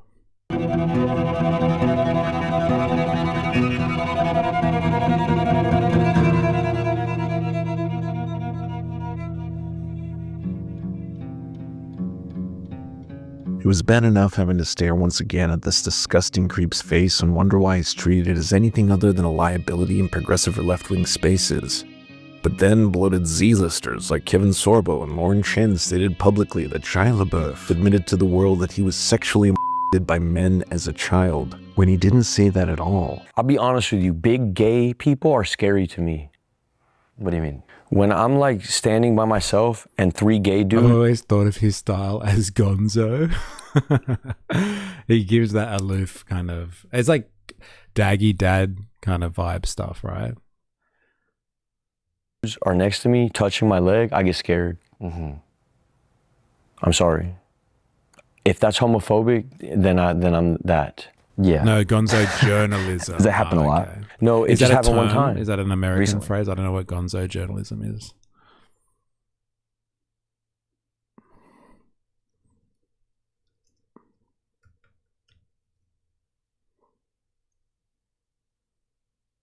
The highly subjective first-person style of reporting where the writer places themselves at the center of the story as the protagonist. Okay, got it. Thank you. Well, that's why I got arrested. Oh, okay. Yeah. So you were sort of being groped and surrounded. So fucking weird to make up something like that when the video is there for anyone to see. It's especially fucked considering Shia LaBeouf has stated emphatically in the past that he was raped by a woman. And not only did the right not believe him, but he was openly mocked for it. And did the terpene furry Lorax of QAnon that follows you home, but it's cute because he wears ill-fitting suits, ask Shia about his own history of physical abuse? In him speeding down the motorway and saying that if I left him, or if I said that I didn't love him and if I was going to leave him, that he would smash the car into the side of a wall. And I thought, wow, like he needs so much control over me that he would rather kill us both. And eventually he pulled over into a gas station and I tried to unload my bags from the car. There were 3 men opposite the car, and I remember thinking, this is it. I was like, this is it, I'm done, like I can't do this anymore. And he picked me up and he threw me against the car and started strangling me. And that's when I realized I need to get help to get out of this relationship. How she claimed that he forcibly gave her an STD without her knowledge? No, of course not. Andrew isn't here to make Shia feel uncomfortable. He's here to exploit a train wreck of a human at his absolute worst, who he knows was one of the biggest enemies of the online alt-right movement. So who is this goofy-looking Temu Sideshow Bob pretending to be awkward while sweating like a rapist? Well, I'm sad to say someone I was a big fan of. I'm admitting that right out of the gates, because if you're watching this channel for the first time, you might think that I'm just a hater, someone who's just deeply jealous of Andrew's success, but there was a time when I was rooting for it, where I was actively promoting it. When he broke into the mainstream through HBO, I thought he was a generational talent that was going to redefine journalism for an entirely new generation. So let me give the man his flowers so that everyone can understand this has nothing to do with me trying to do cancellation. I don't even believe they exist for rich, white, powerful men, especially not famous ones. And Andrew is indeed one of the most famous documentarians on YouTube. His rise and genuine transformation of the medium can best be explained by his breakout series name itself. All gas, no brakes. Is this the thing that you're talking about, right, Saint Chi? All gas, no brakes? What is that?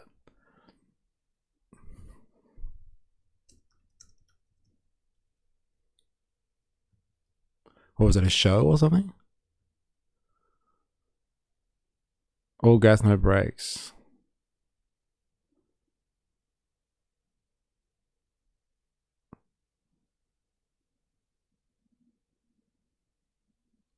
It was Channel 5 before Channel 5. Right, okay.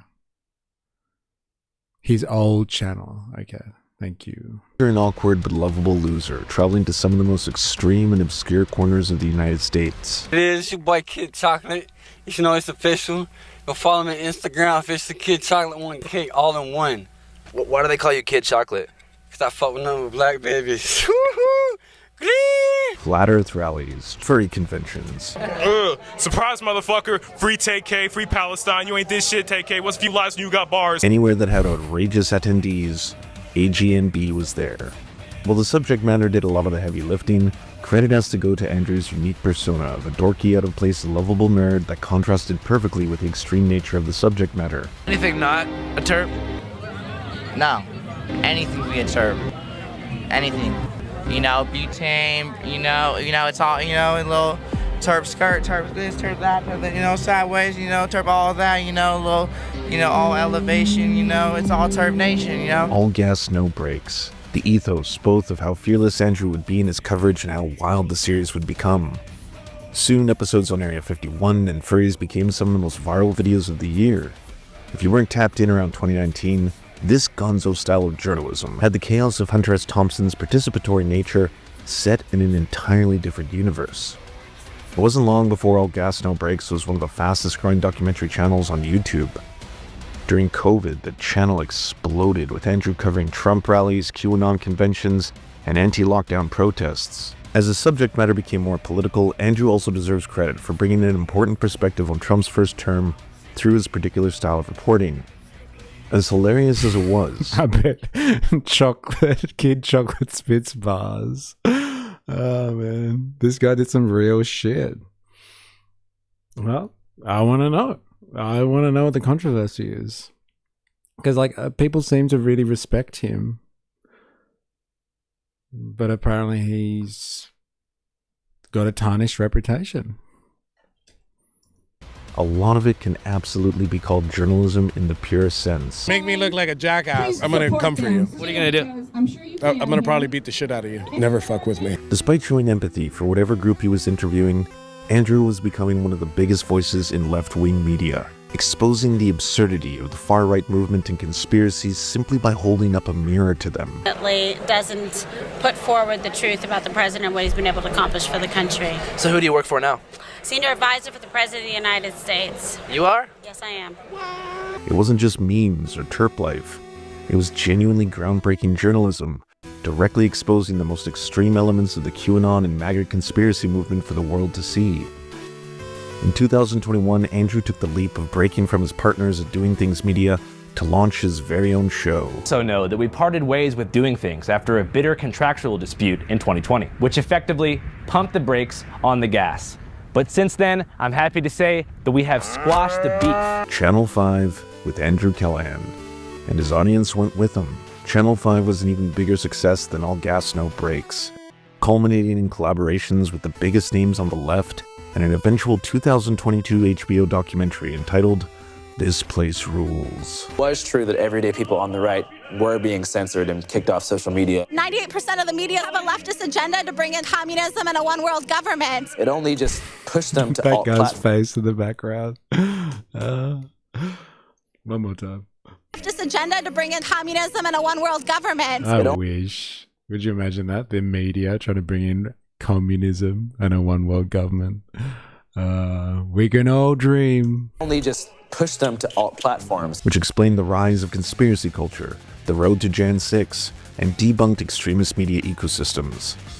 The movie was a breakout success and catapulted Andrew Callahan to the mainstream. He was literally on top of the world. A feeling Shia LaBeouf knows all too well. See, in another world, this setup has all the pieces for a classic Andrew Callahan bit. Shia can come on and say a bunch of zany and outrageous things. Andrew is just an awkward friend hanging out with him. And through the bit, he can hold up Shia for the world to laugh at. I'm no longer no Shia LaBeouf celebrity, hold on to this thing, worry about the next job, none of that. I just go out and I go listen to music. Feels good right now. And I'm not hurting nobody. There's 2-3 people I hurt, I'm gonna deal with that. Isn't it weird how this washed up celebrity who used to be the biggest public enemy of the far right and the darling child of Hollywood liberalism is suddenly saying all these bizarre and homophobic things? I never had no problem with gay people, never. I remember paying for people's like transition surgery when I was fucking around on the internet heavy. I've never been adversarial towards it, you know what I mean? But I don't know, I'm open to whatever. If somebody's got more information on the subject, then, you know, let me know. I know I'm fucking deep off into the Bible. I know what the Bible says. About homosexuality. What does it say? Nah. Except in the bizarre nexus that was this moment in history. Nah. This is the thing. This is the thing. Do it! Just do it! Don't let your dreams be dreams. So this is when everyone loved him, and now look at him. Eh? People don't love him anymore. Because he's reading the Bible. The mirror that was once so effective that Andrew would hold up to the far right was now shining light upon himself. Because in many ways, Andrew was a prototype of a different kind of fallen celebrity, rising to the ranks of internet stardom only to have it all crash down at the zenith of his popularity. In January of 2023, while his HBO special was becoming a smashing success, Andrew Callahan began being confronted by a series of allegations. And claimed he needed a place to stay and refused to leave her home, all before she was sexually assaulted. First, Caroline Elise went... I don't know. I was actually hoping that Ravi was here because she suggested that. Because she made the claim yesterday when we were watching him. He said the Bible says, nah. She said, watch out for this guy. It's not what you think. So, I don't think she liked him, to be honest. Public with a TikTok video describing... All before she was sexually assaulted. First, Caroline Elise went public with a TikTok video describing a history of abuse at the hands of Callahan, including unwanted... Oh, no fucking way. Speak of the devil, and they shall appear. We are going through the hit piece that you gave us. Dilemmas. Is Ravi doing the believe all women thing? ... perhaps. Yeah, we're going through this piece because I have a respect for this guy's journalism and his style, and you mentioned to beware, and so we're doing your beware thing today because multiple ex-girlfriends said he was coercive. We're just up to this now. We finally got there. Like, this guy's taken fucking 10 minutes to get to the point, but like, let's do this. But admittedly, I'm not out of my wheelhouse here. There's like 4 or 5 women. Oh, so you know of this, Heidi. You're across this. All right, let's hear it then. Went public with a TikTok video describing a history of abuse at the hands of Callahan, including unwanted sexual encounters when he would not take no for an answer. Quote, I told him no. I told him I wasn't interested. He eventually got my consent because he wore me down. She provided receipts to back up her story and said Andrew told her she was trying to, quote, ruin his life. A lot of people don't believe me. I've got receipts, I've got photos of us, I've got text messages, but you shouldn't need that. You should believe me and you should stop supporting Andrew Callahan. Then more women came forward. Dana, aka Moldy Freckle, posted a story where he physically and sexually assaulted her while she was driving him home. He proceeded to put his hand down my pants. I told him to stop. I told him to get off of me multiple times. This led to older accusations that were made towards Andrew Callahan resurfacing as far back as 2020 and 2021 that were never taken seriously at the time. This is a message I got about a year ago from someone who said that he has been known to associate with underage girls. This is the story from the same person of her experience. You can pause to read any of this stuff. This is about how he was canceled on his French Quarter confession show when he went to Loyola because of the same sorts of allegations. You can pause to read that. Just another story. He's got a list of women who he gets to give him head. Another instance of sexual assault. And I'm keeping these people private, and they've all consented to me sharing their stories.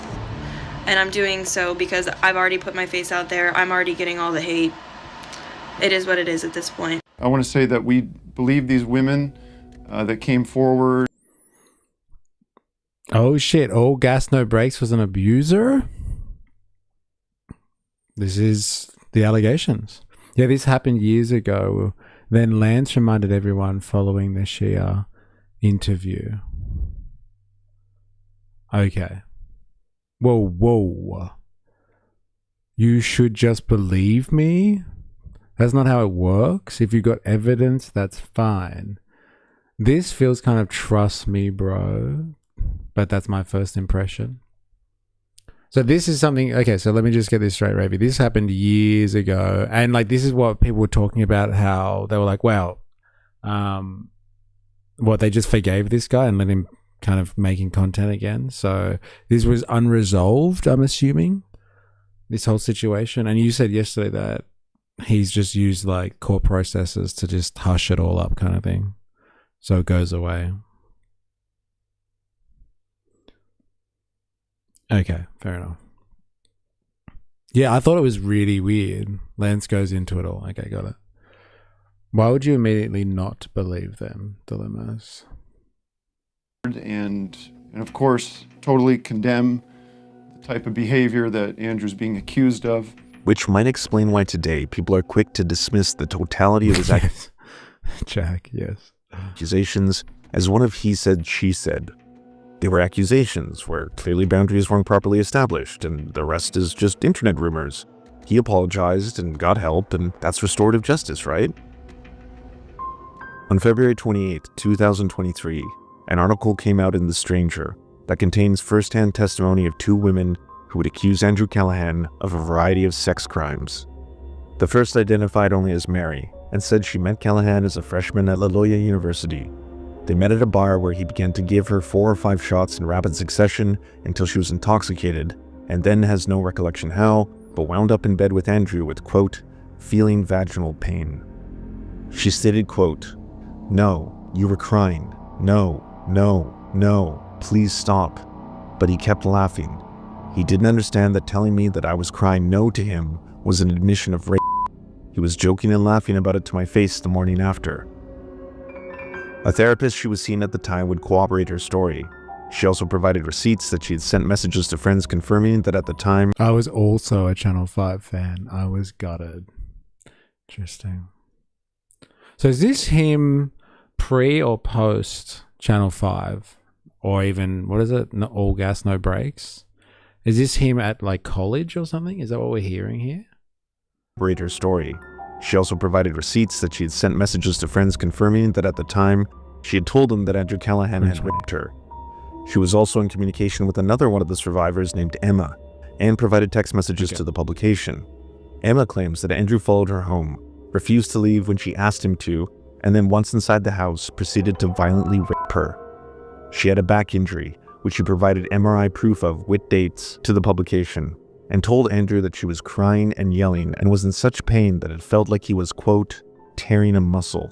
Despite crying and yelling no multiple times, Andrew ignored her until he was finished, then got dressed and left.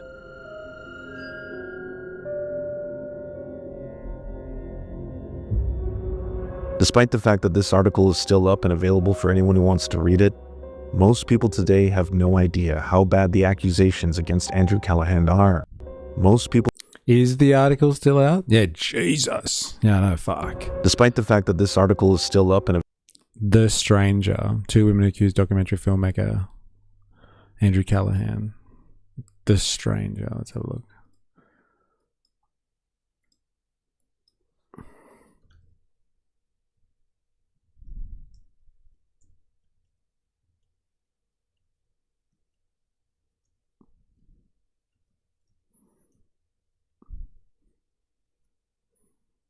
Oh my God, it is here.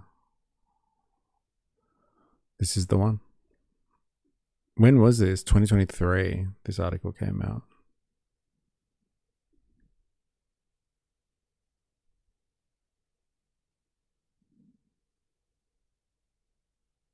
The claims follow several other allegations of sexual misconduct and assault. 2 women spoke to the Stranger, accused documentary filmmaker Andrew Callahan of R-ing and sexually assaulting them in 2017 when they attended Lola University. Oh, 2017. Who we call Mary claimed he raped her in his off-campus housing. Then the following morning he mocked how she repeatedly said no during their encounter.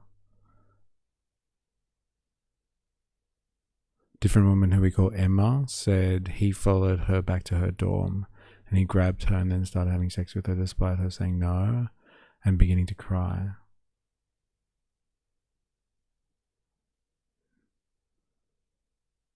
This is his response to that? Is that why he had the music playing and showing his face? All right. I never thought I'd make a video like this, but I think there's an important conversation to be had, and I just want to be fully accountable, honest, and transparent with all of you guys.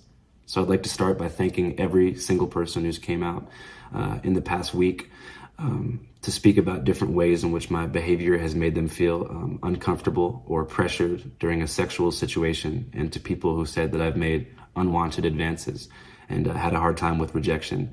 I'm sure this was not easy to do. It's never easy to speak out, and it was hard for me to hear as well, because to be honest with you, up until this point, I didn't even really realize that I had this pattern that had affected multiple people. I'd also like to apologize for my silence. I think that when this stuff first came out, I was in a state of denial and shock. I was, just riding the high from my movie that just came out, and then within 48 hours, I was denounced by my closest collaborators, and my name was printed in 40 different news outlets next to the words sexual misconduct, and I just kind of spiraled into a mental health crisis. I'm okay now, but I don't really think this is about me.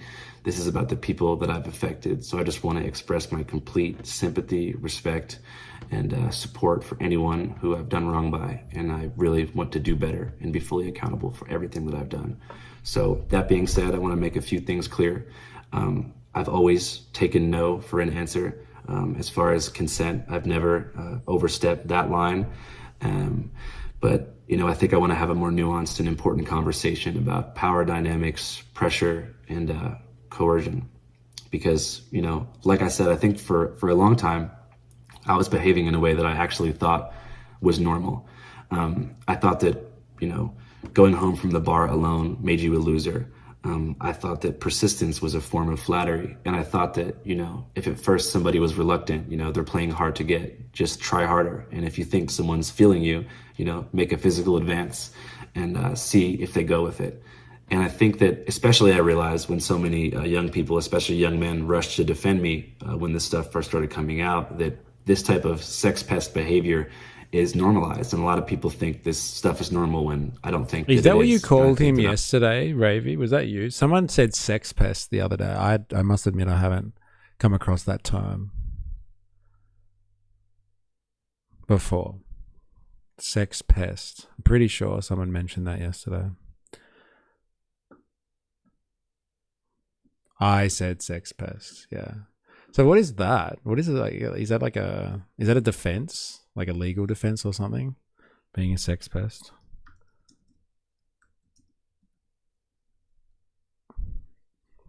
Is an informal colloquial term. Thank you, AI. Primarily used in British, Australian, and Commonwealth English for someone who persistently harasses others, makes unwanted sexual advances, and commits acts of sexual misconduct.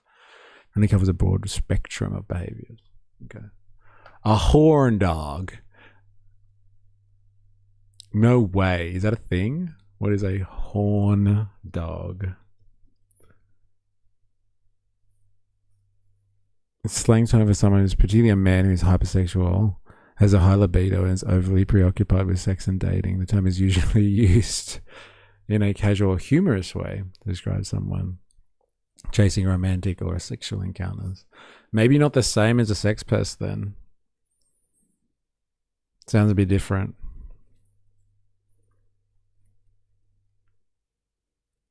It sounds like he's showing contrition though. Obviously we haven't heard all the statement. So like old man catcalling. Okay. That was what I thought Australians were when I was traveling. What? Horn dogs? Or sex pests? One seems to be more acceptable than the other. A sleaze or a creep? Yeah, a creep. They are pestering about sex, yeah. Horn dogs? Australians are horn dogs. That's a funny word, man. I wonder where the horn... Oh, it's like horny? Is that what it's like, horn? Having the horn is an idiom used to describe being sexually aroused or horny. Right, having the horn. No way, the derivation of the word horny has finally come out. Having the horn. I doth haveth the horn. Interesting, so good. Okay. It's like that annoying mosquito you try to swat, but it keeps coming back, trying to you. Right. Oh, sending corn, asking for pics constantly. Right. It dates from Greek theater. Oh, there you go. Me lord. Yeah. All right, right, wait. Which one are we doing first? No, we should do... Where did Andrew go? Andrew, there you are. Unsolicited dick pics. All right, back to it.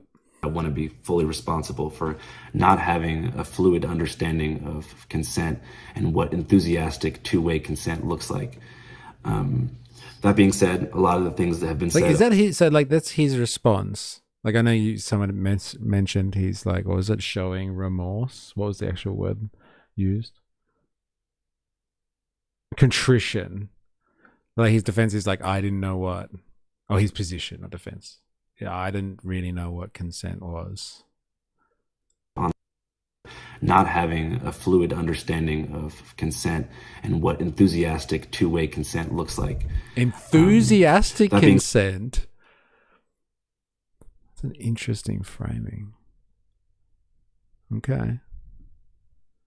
Fuck yeah! Is that enthusiastic consent? Would you like to have sexual intercourse? Fuck yeah! So, essentially, so I like women. Women like me generally, but you got to keep it to yourself for the most part and never do anything illegal. Pretty fine base rule right there, yeah. Said a lot of the things that have been said online about me are not true. A lot of things are missing really important contextual information that I think would change people's interpretation of a lot of these situations, but I'm not here to invalidate anybody's lived experience. If you feel pressured, you know, that's just what it is. I hope that young people and young men in particular can use my mistakes to learn and move through life with a better understanding of consent. As far as what I have planned, I'm not really sure what comes next. I mean, obviously, you know, reporting is my one true love, and I'm 25 years old and I have my whole life ahead of me. But I really think that I need to do some serious work on myself and figure myself out. So I'm going to start therapy sessions pretty much immediately. Also, not to blame alcohol, but I truly believe that alcohol was a contributing factor to my poor decision making. And I think that alcohol in general has had a devastating impact on my life. So I think I'm going to make the decision to join the 12-step program for Alcoholics Anonymous. And during this journey into sobriety, I want to take a serious step back from public life. And like I said, figure myself out. And I hope that this reaches the years of... disappeared for a little bit and then started making content again, and people were like, oh, wow, he came back. What the fuck happened? I have an alibi. I was cramming another inbox with pics at the time in question. Go on. So he's like, it sucks that people feel that way, but I did nothing wrong, I guess. But like, he's going to do stuff about it. It's very corporate, this. They used to do this stuff at work all the time. When someone did the wrong thing, they would just like, you know, apologize for it. And then just like go get training and stuff. You know, like, I'm going to go to therapy. I'm going to start a 12-step program, etc., etc. And they shelve people for a little bit, and then they come back later. Anyone who's felt affected by me, I'd love to reach out to you, or you can reach out to me, even just for me to say, I'm sorry. And I really apologize, and I appreciate you all. I also want to apologize to my closest collaborators, you know, my friends, my family, and people who will have to wear this stain on their career forever. You guys don't deserve this, and I love you guys.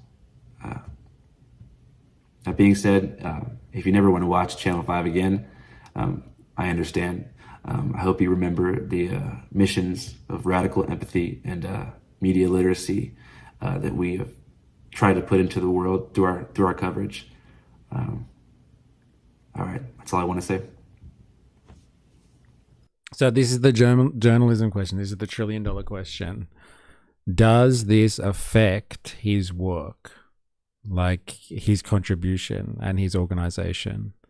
Someone said they were, you Ravy, you said you were gutted before when you found out. Like, do you discontinue appreciating the work of Channel 5 now because you know this? Like, is it too hard to reconcile with? Like, he just was like, oh, look, if you don't want to follow Channel 5, anymore, then like, you know, that's up to you. But I hope you appreciate what we've tried to do here, etc., etc., etc.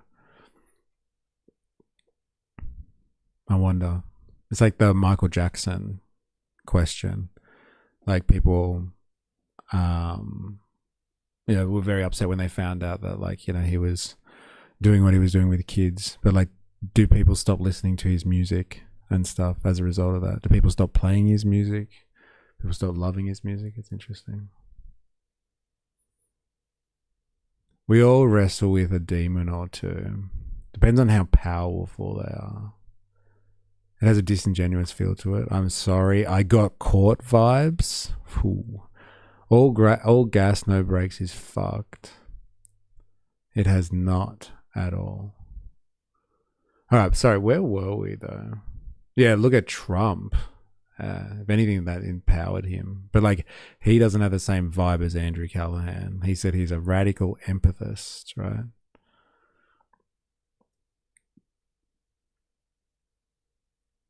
Available for anyone who wants to read it. Most people today have no idea how bad the accusations against Andrew Callahan are, and this didn't happen decades ago. Some of the text exchanges about him f***ing the survivors were being sent in 2020. The TikTok videos didn't come out until 2023. What's worse is that today... Ravy, I'll watch through others, but I won't go out of my way to support him because it's an issue personally close to me. And for me, the content he produces doesn't outweigh my values regarding what he did. For us, it's the Adam Blampide situation. He's a wrestler, commentator, FYI. He fucked up being a sex pest and returned.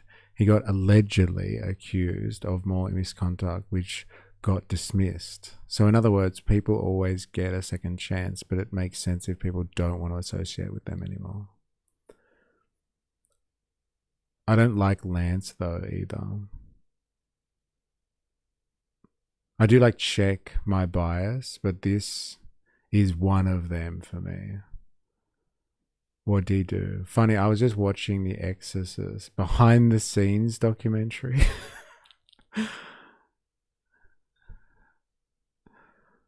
All right. Back to it. Today, Andrew is credited in some circles as having performed restorative justice, that he took accountability for what he did and worked to repair the damage, but that's not what happened at all. Restorative justice seeks to take power back from those who wield it unjustly and empower those who have been wronged, aka the victims or survivors. They get to dictate the terms, and that begins first and foremost with the perpetrator taking full responsibility. I really want to do better and be fully accountable for everything that I've done. So that being said, I want to make a few things clear. I've always taken no for an answer. As far as consent, I've never overstepped that line. But, you know, I think I want to have a more nuanced and important conversation about power dynamics, pressure, and coercion. I've always taken no as an answer. As far as consent, I've never overstepped that line. Well, that's just a lie. So, okay. Then working on a reparative plan such as restitution, community service, and counseling. The purpose isn't to get your career back as quickly as possible or win back in the court of public opinion. It's to right the wrong you did to the individual and to the community. Not only did Andrew Callahan not apologize directly to any of the women who said that he stalked or raped them, he didn't even directly acknowledge what he had done. Instead, his legal team moved aggressively on January 12, 2023 to release statements to Variety and TMZ that the survivors were motivated by money. Quote, "While every dynamic is open to interpretation, repeated requests for money should not be part of these conversations."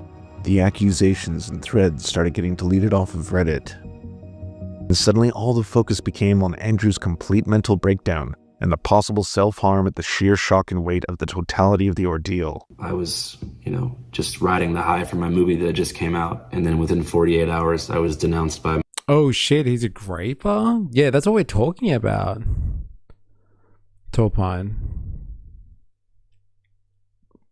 I think you said, you commented before, dear. What did he do? Oh, sorry, I missed that. Yeah, he's been accused of graping, and like it seems like multiple occasions. And then that guy just said stalking as well. He didn't really cover the stalking part. He said it, and like he's come out with like an apology and everything like that. I thought he was on the flotilla. Yes, he was on the sex flotilla. That is the real crime here. Actually, we already covered the flotilla earlier today, and it became controversial again. The goddamn flotilla. No, at college. Yeah, actually, yes. It was before his, I guess, rise to stardom. Are people entitled to get a second chance? Yes, I think, of course, people are entitled to a second chance. I think that is one of the redeeming qualities of liberal society. But like usually when it comes to like committing crimes, you don't get a second chance until you, what do they say? Do the crime. Sorry. Yeah, do the crime, do the time, or something like that. What do you know? You know the fucking thing. And so like you've got to fucking repent and like pay some type of price for it. So the question, I think, do the crime, do the time, and like the question is, has he actually paid anything for this circumstance? It seems like what this guy is the serfs, is that what we're watching? What's this guy called? Yeah, the serfs. This guy's painting the picture that like he's been like on the camera, oh, I'm sorry that this happened, and then used his legal team to shut it down, which is what Ravi was saying the other day, I'm pretty sure. He's saying he didn't do the crimes, so he's not going to apologize for something he doesn't think he did. Yeah.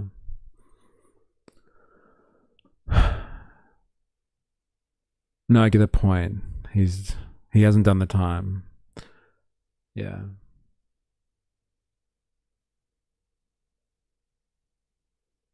But it is crazy, Torpine. This is what I'm saying. Like him watching his stuff, like I respect his journalism. And like this is the $1 million question when it comes to all this type of stuff. Like, does this personal stuff outweigh the type of content that he produces? And like it's hard to answer that question. I don't think anyone has an answer to that question. I haven't heard anyone respond to that in the chat yet. But like Ravi, you were saying before that like you casually enjoy his content from time to time, but like before it was support. Whereas now I'm not going to support that shit. So it tarnishes everything. It stains, especially someone who described himself as a radical, as applying radical empathy. Like, it doesn't take long for someone who has empathy to figure out when somebody says no repeatedly that you shouldn't be doing something. And like, he described it as enthusiastic consent. He's like, I now understand enthusiastic consent. And so I think he was framing it in the sense that like, oh, I get it now. They should be jumping for joy when I make approaches or try to advance on someone sexually. If they're not jumping for joy, then obviously it's a sign. It's like, hello, yes. It impacts women more because we are more likely to empathize with survivors. I think it depends on the output to me. His content isn't important enough to justify support. It's personal to the individual, I think. And a lot of my decision comes from his response, yeah. No, isn't a challenge. Yeah, no isn't a challenge. Sorry, right, I got that. No, comma, isn't a challenge. Playing hard to get is not a thing. Guy has content, but it doesn't outweigh women's rights of approval, saying she. I'm so glad I settled down early and avoided all of this. I lucked out. Yeah. Well, like, you can still have these struggles in a settled down environment. Believe it or not, dilemmas. The girl has medical evidence and from her therapist prior to being made public. How do you respond to that, Andrew? All right, let's keep going. My closest collaborators, and my name was printed in 40 different news outlets next to the words sexual misconduct, and I just kind of spiraled into a mental health crisis. I'm okay now. The intense backlash caused Moldy Freckles to have to privatize her social media. That's the claim. Like, this dude got chicks drunk and raped them. That's pretty much the claim. That's what we heard before. If a chick says no, she's not enthusiastic. If you want to hook up with someone, you don't need to be talked into. But anyway, my feelings aren't impartial. I don't know how you could come back from that. Yeah, it's like, exactly, yes. Permanently. Other accusers left social media entirely due to the backlash and effects the hate had on their mental health. The forum posts and threads containing the anonymous accusations were deleted. I will not be reaching out to you for an apology because I already tried that, and this is where we are now. The majority of the accusers have been silenced. Andrew would blame what little he admitted to on substance abuse and stated that he was having a severe mental collapse and that he was immediately checking himself into rehab and therapy, and then disappeared for 6 months.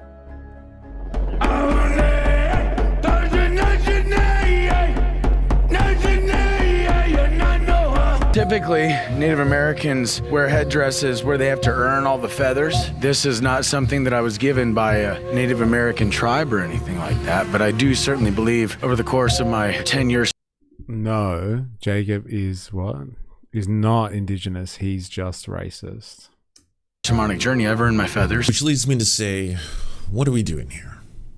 No, seriously, what the fuck are we doing here? We're living through an age where for the first time a substantial amount of evidence about a billionaire pedophile network that was trafficking children and abusing women internationally has been exposed for the world to see, and the question that keeps getting asked over and time again, why didn't anyone say anything? Why didn't anyone do anything? How did this go unnoticed or unchallenged for so long despite the fact that there was so many people involved at every single level? Which is really fucked up because women were saying something. They were ignored, or silenced, or discounted, or in some cases potentially even killed. Jeffrey Epstein was convicted of solicitation of prostitution with a minor in 2007, which means that every single person who was doing business with him, hanging out with him, or even going on dinosaur bone hunting expeditions with him, knew full well the entire time that he was a pedophile. That was a thing. That was a thing. But like, he was hanging out with the whole fucking family of Kennedys, right? Not just this guy here. RFK Jr. went dinosaur bone hunting with Epstein and Ghislaine Maxwell. It's true. It's true. But I'm sure like all of the whole fucking Kennedy family was there. Or all of his siblings were there anyway. Because his sibling was dating someone. Sibling was dating Ghislaine, I want to say. Something. Want to come search for my dinosaur bone? Yeah, it's an interesting one.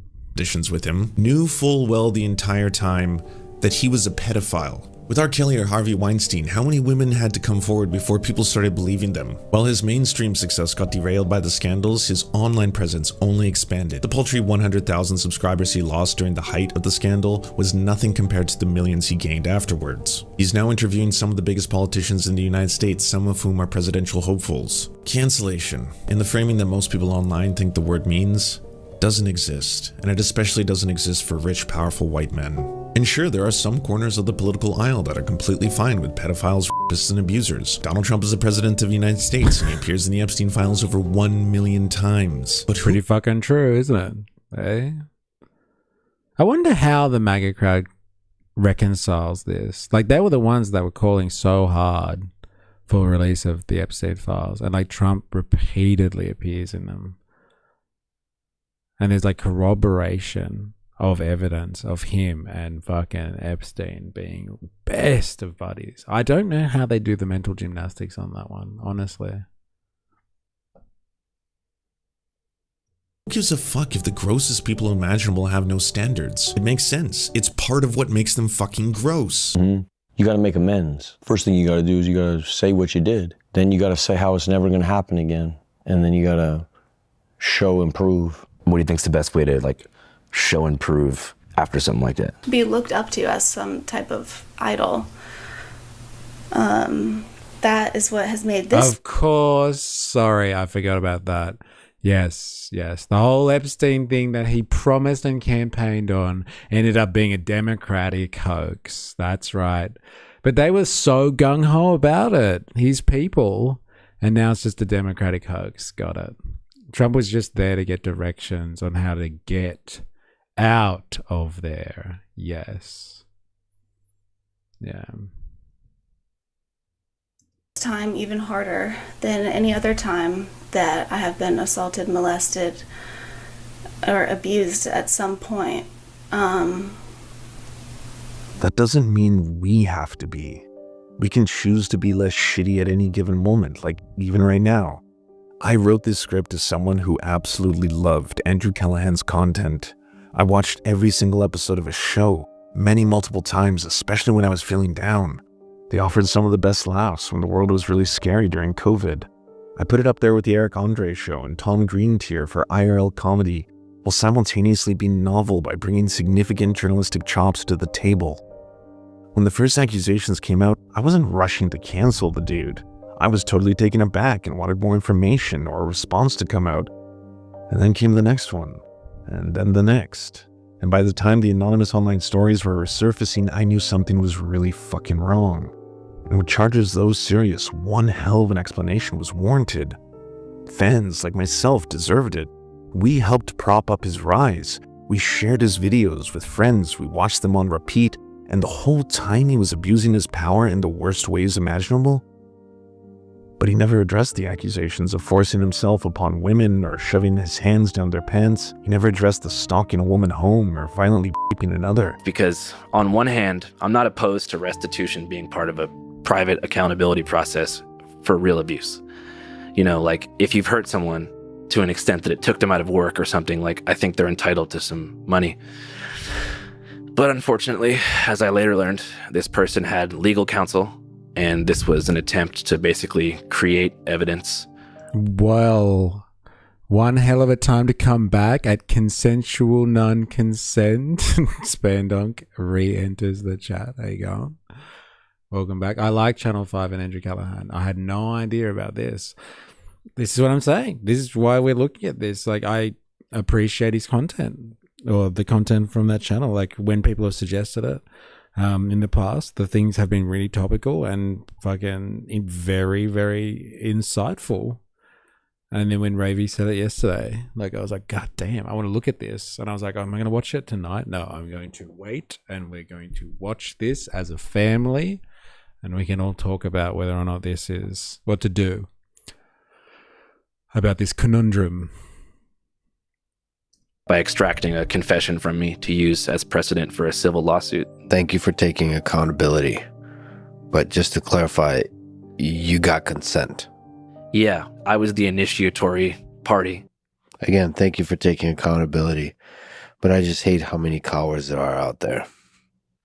Well, again, thank you for taking accountability. And thank you, for the most part, leaning towards accountability. It's the right path to take. Once the lawyers and the PR team went into overdrive, all the women Why were Lex silent. Friedman interviewing? That's a weird one, isn't it? Well, on most BDSM checklists, they'll break down further into what you like, don't, and CNC is usually on the list. I'm glad all the experts are coming out on the fucking CNC here and the BDSM. Very interesting to know this about the chat. Eh? Very interesting. Oh my god, and I wasn't even here. Ravy putting us on the game. The safety word is bananas. Then it wasn't long before the son of the president was appearing on a show. And I gotta ask, how? How, Pete? How are you gonna run for president and tell young women and girls that you take their autonomy and safety seriously when you'll do something like this? How could anyone ever trust you to care for the survivors of sexual abuse, again for the rest of their lives? For a long time, I was behaving in a way that I actually thought was normal.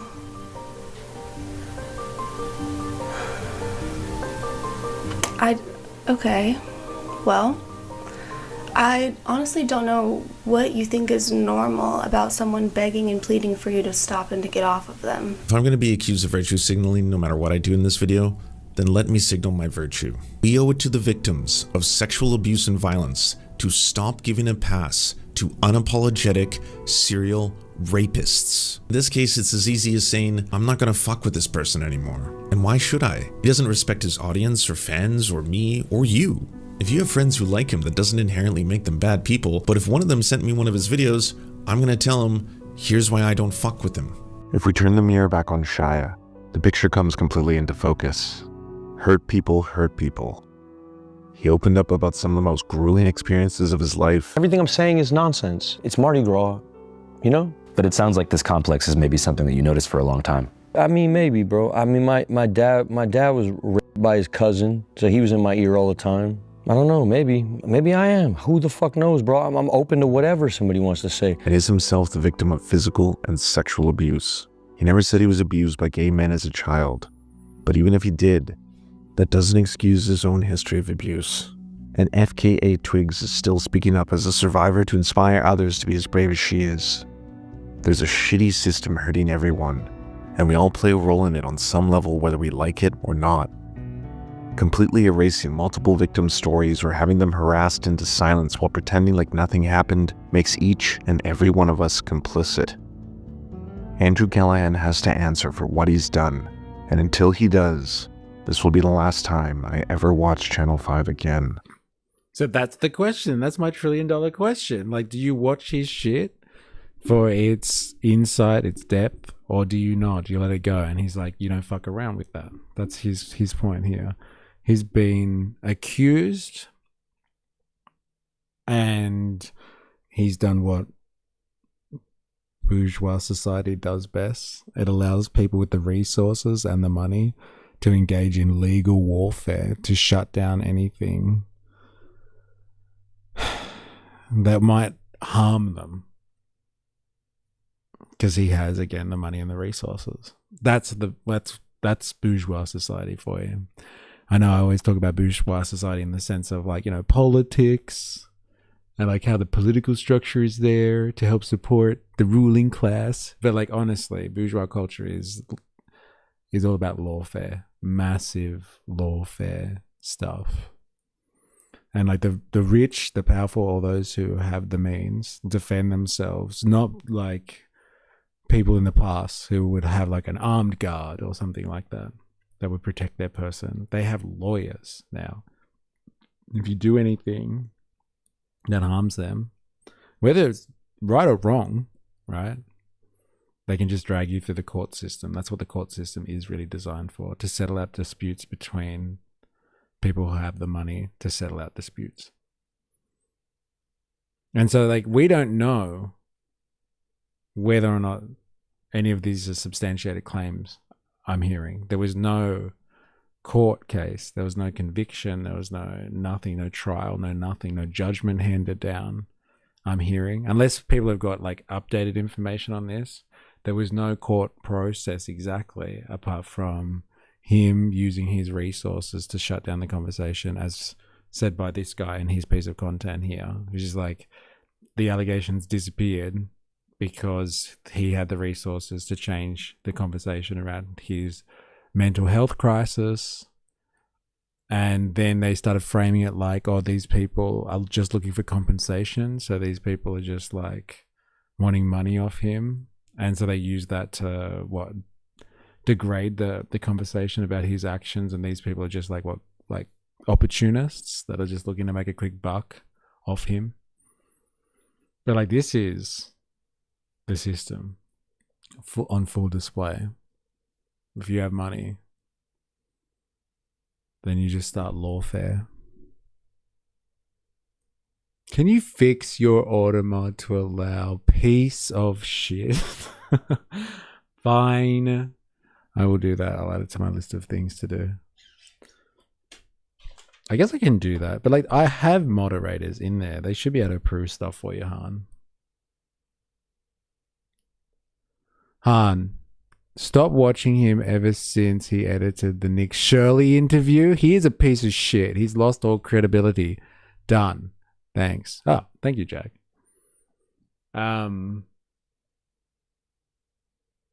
Wait. Whoa, slow down. So you actually think, like, because we watched both of their pieces and Shirley was just like, I did my own filming and I caught that guy. So you think, because we watched it piece by piece, and you think that like he misrepresented Shirley not? And so you haven't watched him ever since. Very interesting. Very interesting. Welcome back, Han. And if you have any insights about this, God of the Libertarians, how do you feel about consent? Yeah, just struggling with finding out about Jim, my grandfather, in the same day, and just trying to organize some paperwork. We went down an interesting rabbit hole here. One you were capable of. We have now become closer. If we all watch that together. Yes, that's true, actually. Andrew had receipts in that, though. I don't think Nick came out of that one looking good. No, like Nick came out of it like just looking like silly. But like Andrew did have a response to the response to the response kind of thing, right? Lucky if like you, E. 'Cause these bloody ads. Yeah, I'm sorry. I have premium, so no ads. Oh, poor Bella, poor love. That's a lot of sad news. Do they know what happened to Jim? What happened to Jim? What's going on here? What did I miss? It's a conundrum indeed.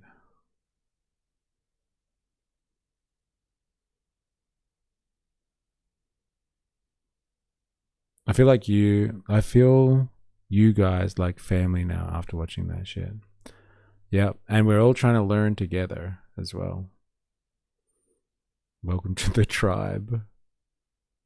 Saint Chi. All right. Han, it was all fun and games to rip on Nick, and now the people he caught in fraud are getting arrested. No apologies from his detractors. Well. Gotta get those fraudsters, eh? Gotta get those fraudsters. Mr. Ed, just spewing my troubles onto chat. Oh, don't worry, difficult week. Okay.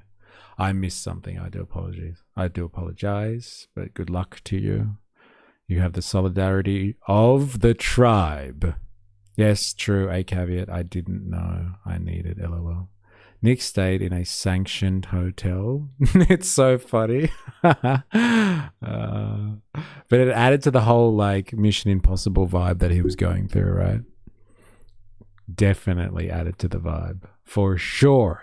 All right, we have to change gears after that. We can't follow this one up anymore. There's just nothing else to go on after that. Like, honestly. Now, I'm going to really change gears here. And we're going back to the wonderful land of Oz. So apologies to the Americans. But, like, I've actually wanted to watch this for a while. It's part of my usual investigation into the class war that's plaguing society. But, like, you know what? I also feel a little bit of shame here because it's, like, 60 Minutes. And, like, 60 Minutes Australia. And it's usually just trash. Like from my experience anyway. But like it's time to laugh. It's not going to be funny. But like this is supposed to be a 60 minutes take on class war, global recession warning. And they're talking about starving to pay the rent, the brutal reality of the cost of living crisis, 60 Minutes Australia. And so like I'm hoping that like journalism of this type is exposing like the problems of the working class, and like we're gonna get this like beautiful mosaic from 60 Minutes about like how working people are struggling and like, you know, what there is to do about that, etc, etc, etc. But it is 60 Minutes and I have little hope. I find like finally back to the land of Oz. Yes, just for you, Hobo Joe. Putting a 300-pound woman in a thumbnail talking about starvation. Jesus Christ. Did the fucking mod let you put that in there, hon? Do you feel liberated? Oh, man. You expect too much? Ah, Jamesh, come on, man. Seriously. Like, come on. Like, as if Australia's 60 Minutes can't. I know you have missed me. I have. I'm not going to fucking lie, but don't tell anyone. As if Australia's media can't do justice to the class war. So I have high hopes for this one. But first of all, Hi to the Sausages put in OG Family Guy, and I really want to watch this. The safety word is banana, remember? And she like knocks him out, if I remember the joke properly. I just want to see this. God, I love old school Family Guy. So good.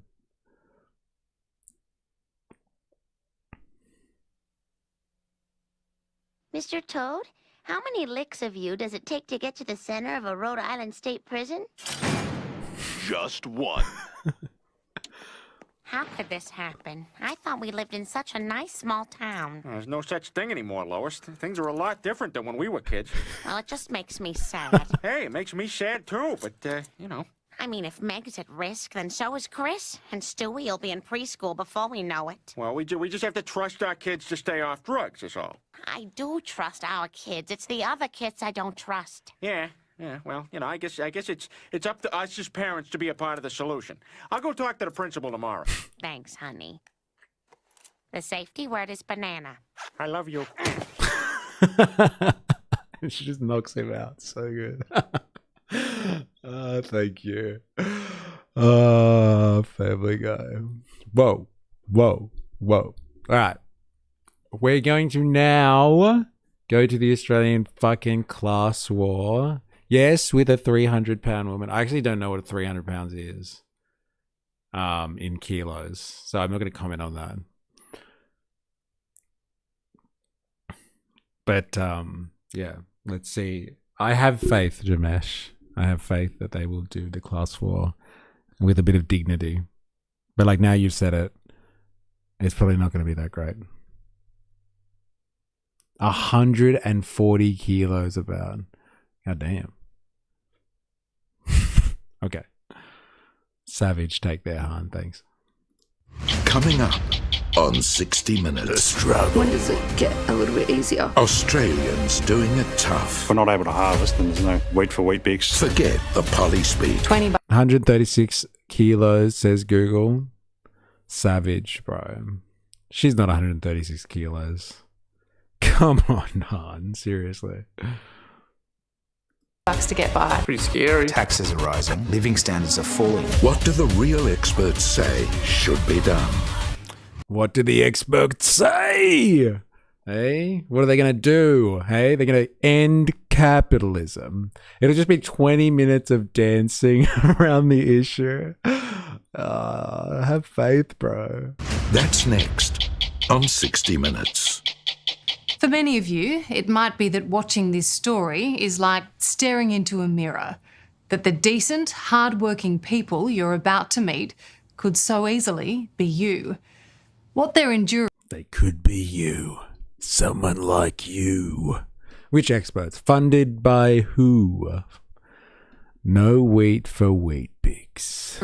...is happening to millions of Australians across the nation, struggling through times that are beyond tough. Predictably, our leaders say none of this is their fault.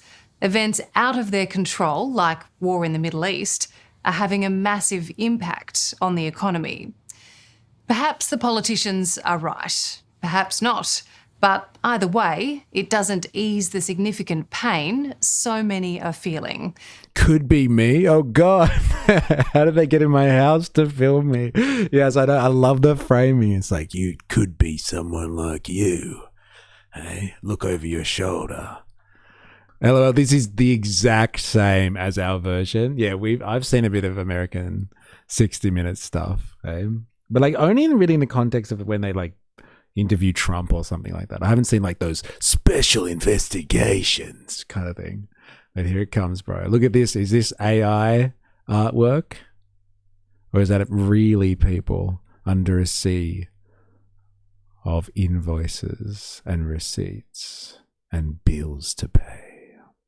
I used to watch it every week with my grandparents. Yes.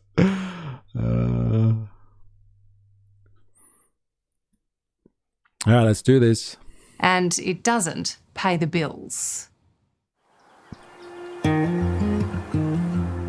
Dawn in the New South Wales Riverina is bold but quiet, a stillness that's hard to find these days. Sunrise over this lush landscape brings the promise of a fresh start. It's what keeps farmer Justin Everett going, day after day, year after year. They love this stuff. We're starting with the farmers, eh? Always starting with the struggling Australian farmers. Do you remember we watched that Home to Table? No, what was her name? Farm to Tabler or something. There was this awesome American, what was she? Like an agricultural consultant that makes videos about the American agricultural industry, and she was making a claim that like the whole ICE rate thing is not what it seems when it comes to, you know, the optics of Operation Metro Surge, but is like got to do with about controlling illegal labor and turning them over to the visa program, because they can actually exploit the labor better instead of having like freelancers. It was like Farm to Tabler or something, like Tabor. Thank you. She was sick. Now, I watched a number of her other videos, and her, like, think about this while you're watching this piece here, because people always have their heartstrings pulled for like the desperate farmers of Australia and all that sort of stuff. I'm sure the same stuff happens in the US or everywhere where there's farmers. They're always pitched as like these struggling agriculturalists that like are just trying to work the land and do what their fathers and their forefathers did for generations, all that sort of heartstring stuff. But like she was like, look, a lot of the farmers that you see that like big agriculture in the US anyway, like the big massive agricultural like capitalists, the massive corporations, they like to feed this narrative of the struggling farmer, because then like there are struggling farmers out there, but the capitalists, like the big ones, the big corporations, feed off the sympathy for the struggling farmer, and then they get all of these like subsidies and tax breaks, and all of this stuff goes to the agricultural sector, which then they just eat all of it up, and it never goes to the struggling farmers anyway. So like, this is a big thing in Australian politics, the picture of the struggling, the Aussie battler farmer out there. And I wonder if we have the same dynamic. We have like big, like, you know, powerful agriculturalists in Australia who kind of promote the story of the struggling farmer because they ended up getting all the benefits from it. Not the struggling farmers out there, but like the big corporate types, if you know what I mean. That was super interesting. She was super interesting, that woman. That's probably why I like being out there so much, because it can distract me from everything. You can turn everything off and just listen to the birds and listen to the animals walking around and being themselves. But the tranquility is deceptive. Justin's been living a nightmare since the United States and Israel declared war on Iran in February, sending the price of diesel and fertiliser skyrocketing.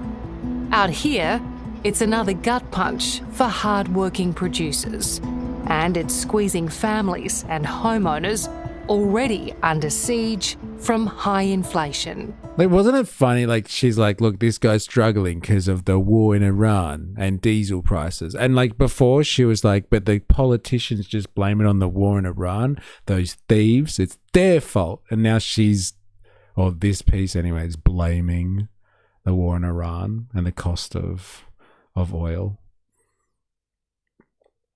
Okay, so I've been thinking about it. You guys get a pass because of the chick Erica. She was so damn kind to me in Japan, an Aussie woman. Look, you've brought Erica up, like, I'm going to say multiple days in a row now, saying, chick, you're going to have to go and find this person. You have to go and find her, whoever she is. That's your mission. You're retired, right? Like, you have all the time in the world. You got to find this Erica woman and make things right. It's your mission. And then, like, report back to us on it. I have her photo. Fuck, like, this is your thing. It's like one of those Hollywood movies. And, like, you're going to find this woman somewhere in Japan or South Australia or wherever the fuck she is. Go to her, Saint-Chi. Go to her. How would you describe the scenario now since the war? I should feel lucky because I'm, you know, Whoa, E! Don't let facts get in the way of a good story. We're about to find out the story. Already under siege from high inflation. How would you describe the scenario now since the war? I should feel lucky because I'm, you know, I don't have to worry about bombs dropping on me. But, you know, those impacts of that happening over there are having a direct impact to me. Justin is a third-generation grain farmer who Here grew it up is. working... It's the farm to table story. Justin is a third-generation grain farmer.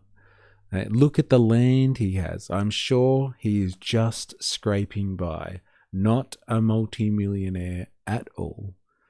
Just like Bernie Sanders. Goddamn multimillionaires. This land, about 40 minutes out of Albury in southwestern New South Wales. He's endured drought and the pandemic, but nothing could have prepared him for this crisis. No, there are struggling farmers out there, dilemmas. But like what we had learned from this, I think rather amazing analysis, is that the story about the struggling farmers, though, is manufactured and sold to us because the agricultural sector wants government funding. You're the one who's like always worried about government overreach and big government and like the amount of taxpayer money that goes into subsidizing the agricultural sector is huge in many Western countries. And so like there is this idea out there, this mythos that is created to ensure they keep getting funding from the state. And by turn, that increases the big government that you're always worried about. Okay, I went a bit off the hip there. Former farmer boy myself. No, look, you know way more about this than I do. I'm just going off what this woman had said. So I'm sure if that sort of stuff is happening in the US, I'm sure it's happening here. I'm sure. I like you, Aussies. I'm telling you, man, you gotta go. She was retired also. She said her uncle was rich and she kept telling her Japanese friends that she was looking for work, but really was just hanging out in Japan. Find her. Find her. What they're alleging is that the United States took action, particularly around missile sites, also boats that were possibly going to lay mines. That's a preventative measure to protect troops. We saw this morning. Like the first thing we opened with this morning, Ravy, was that. That exact thing. Like, it was breaking news at the time. Like, it was half an hour old on Fox News, that story. And they were just about to negotiate 2 days ago, and now they're fucking fighting each other again. But it's still just a ceasefire. I don't like shit talking on farmers. Not that you did. I get emotional. Apologies. Whatever, man. I get it. Retired rich Aussie Sheila. That's a golden ticket, my friend. Find her. Go to her. I worked a farm as a farm underwriter for Vic, SA, and Taz. They make Bitcoin, but harvesters make $1 million a piece. Easy. It's hard yakka. Sorry, but harvesters are $1 million a piece. Easy. It's hard yakka. Right. Okay. Got it. Big coin. Okay, that's what I was missing. Thank you. They make big coin. I grew up on a farm for half of my childhood. I'll be going back there this weekend. Now let's do this. And what would you normally be planting, be sowing in this paddock? Probably would have gone another week, but we'll go to canola now. Okay. It's the start of cropping season, when Justin would usually sow the winter harvest. But this year, paddocks that should be sown with grain like wheat are being abandoned or used for cheaper crops. The worst case scenario for me is going through a year of hard work and costs and not being able to harvest the crop because we don't have fuel to put in the harvester. That's the absolute scariest prospect. If we're not able to harvest, then there's no wheat for wheat bix, no wheat to go into noodles. Bro, who said it? Who said it? Someone said no wheat for wheat bix. Who fucking said it? There's no wheat for wheat bix. Hey, was that you, Jamesh? God, I hope that was you. You fucking called it. And there's no wheat for wheat bix. Fuck yeah. What? No wheat for wheat bix? Outrageous. Say the thing. Or biscuits. So basic food supply, groceries will look different. Yep, very different. And personally, No, what would be overthrow the the government now. cost to you? Hundreds of thousands of dollars. Yeah. Hundreds of thousands. You I thought really it was couldn't dilemmas. be Oh, whoops. Apologies. any further from the war in the Middle East. Yet the tremors from that conflict are being felt here incredibly keenly. The Riverina is one of Australia's most productive agricultural regions, from wheat and barley to fruit and vegetables, beef and sheep. So the decisions being made here will be felt right down the supply chain, all the way. Wait, slow down. That I can write off as a loss. So this guy can write this off as a loss. Is that what you're saying? Interesting. Mildura is the fruit bowl. Is that what you're saying, Heidi? Like his was like, I'm gonna lose hundreds of thousands of dollars on this. Like, and he'll write that off as a loss. Interesting. Not framed like that. He's at 60 minutes. It's just like, oh my God. Like average, like the people that are starving to pay the rent are just like, he's losing hundreds of thousands of dollars.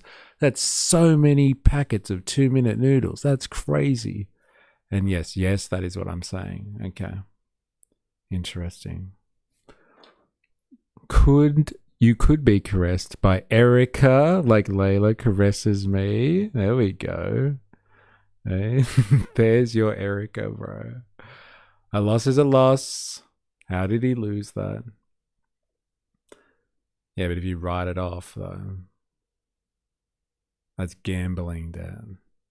Just an average farmer that can write off a loss on tax. Doesn't have the same ring to it. It doesn't, does it, 4AS? It's like the negative gearing fucking conversation. To your grocery bill. We face one of the worst economic challenges that we've seen since the Second World War, and the only solution is just different doses of very tough medicine. You might not want to hear it, but Chris Joy paints a grim picture of what was once considered the lucky country. We have an inflation crisis that's been amplified by the conflict in Iran. The cost of living is going through the roof. Taxes are rising. Income per capita is falling. Living standards are falling. A leading global financial economist, Chris has watched with dismay as Australia's economy has been left exposed. How bad is it? The economy is being boosted by two completely artificial forces that are blowing up this big balloon that's likely to pop. What did you say? The first is reckless. If you amputate a couple of fingers by mistake at home, how much time can you legally take off before you can get sacked? Tell me this is purely hypothetical, because we saw that you were working on something before. Tell me this is purely hypothetical. Please.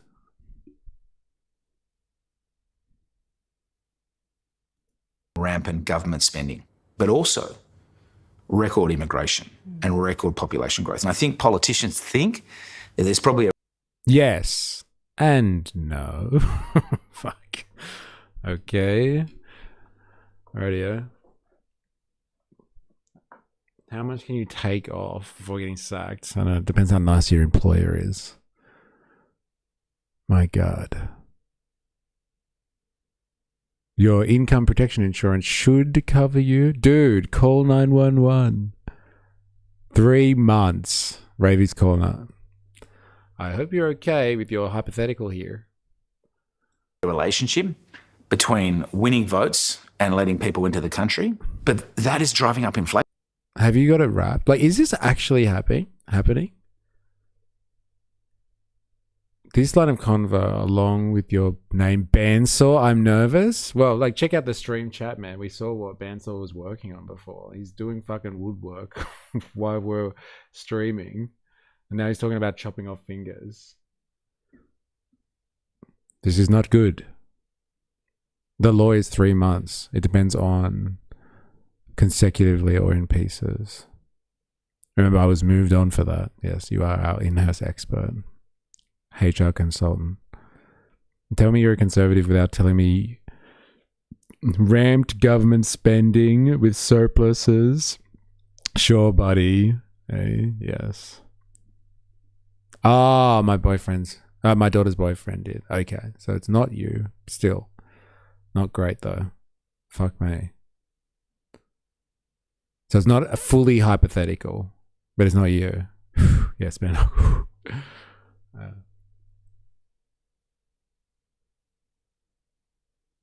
That is tragic, though. Poor guy.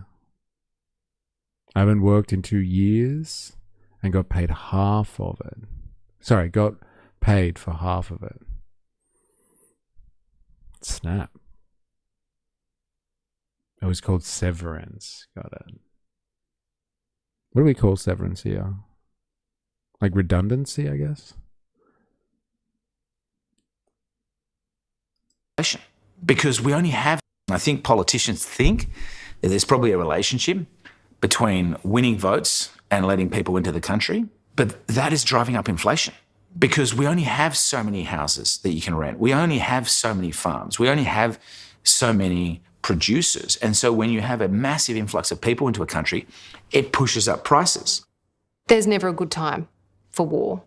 But It really couldn't have come at a worse time for Australia, could it? No, I mean, because unfortunately, you've got this situation where inflation's out of control. We don't know how high rates are going to go. And then out of the blue... Han, if I lost my fingers, my girlfriend would weep. Why? Because you wouldn't be able to text her anymore? Is that why, Han? You have to explain that one a little bit more. You get this conflict in the Middle East, which has massively increased not just fuel prices, but gas prices, fertilizer prices, and the cost of transporting everything, which bleeds into all prices. Charlie and Rochelle have worked hard to make a modest but comfortable home in Western Sydney for themselves and their 11-year-old I missed it. Okay, fair enough, Han. Thanks. daughter, Peyton. Miss Banker. Today, we've all got piles of money. Oh, advance to go. Collect $200. Oh. Money. Handy. But in reality, rising rent, bills and grocery prices Yeah, that's the best. They're playing Monopoly. Like, can they get any more cliche when they do this stuff? Like, instead of just talking to them, they're like, oh, let's play fucking Monopoly. Do that for the camera. Hey? This is the wrong optics. It's 100%. They love this shit. Eh? 160 kilo thumbnail must have shrunk her. Leave her alone. You've already had a couple of stabs now, bro. Get back to your fingers.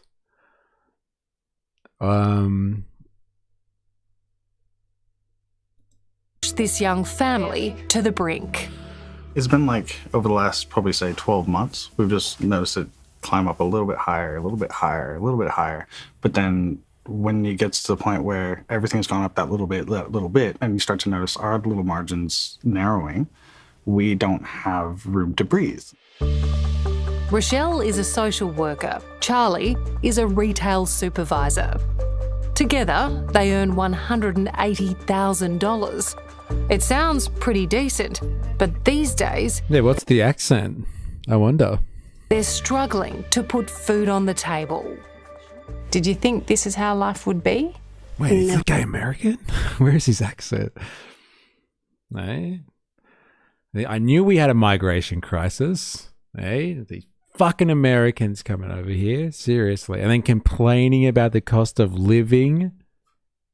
Absolute douchebags. I expected challenge. I didn't expect nonstop adversity. It genuinely feels like there's a brick wall every time we get a little bit further ahead. Yeah. And I mean, I studied, went to university, paid off my university HECS debt. I was able to afford those things previously, take my daughter to concerts. We were lucky to go to the movies. Now, you can't do that. Fuck, go to the movies. Fucking hell. Going to the movies? Taking a family to the movies? No, thank you. It's like fucking, it's like $100. And like, you don't even fucking pay for popcorn or anything. It's fucking mental. No, thank you. What is this? Australian Monopoly. Okay, got it. Let's have a look. I'm assuming this is a joke.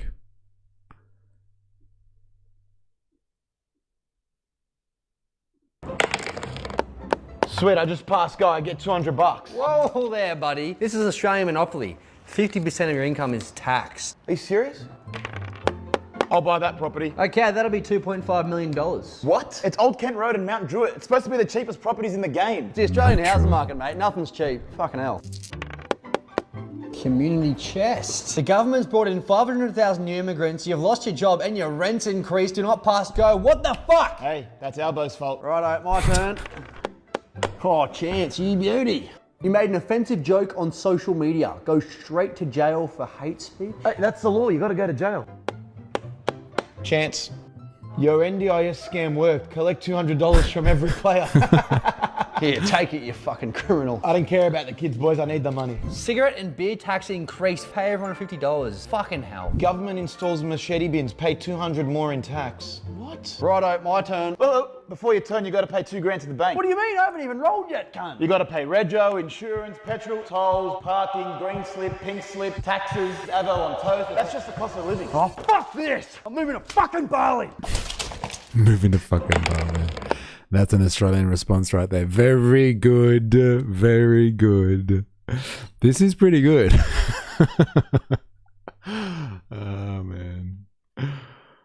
Fucking hell. How about Joe? If my wife and I bought home 180k per year, we would be fine. At the moment, we're lucky to bring in 70k. It's crazy.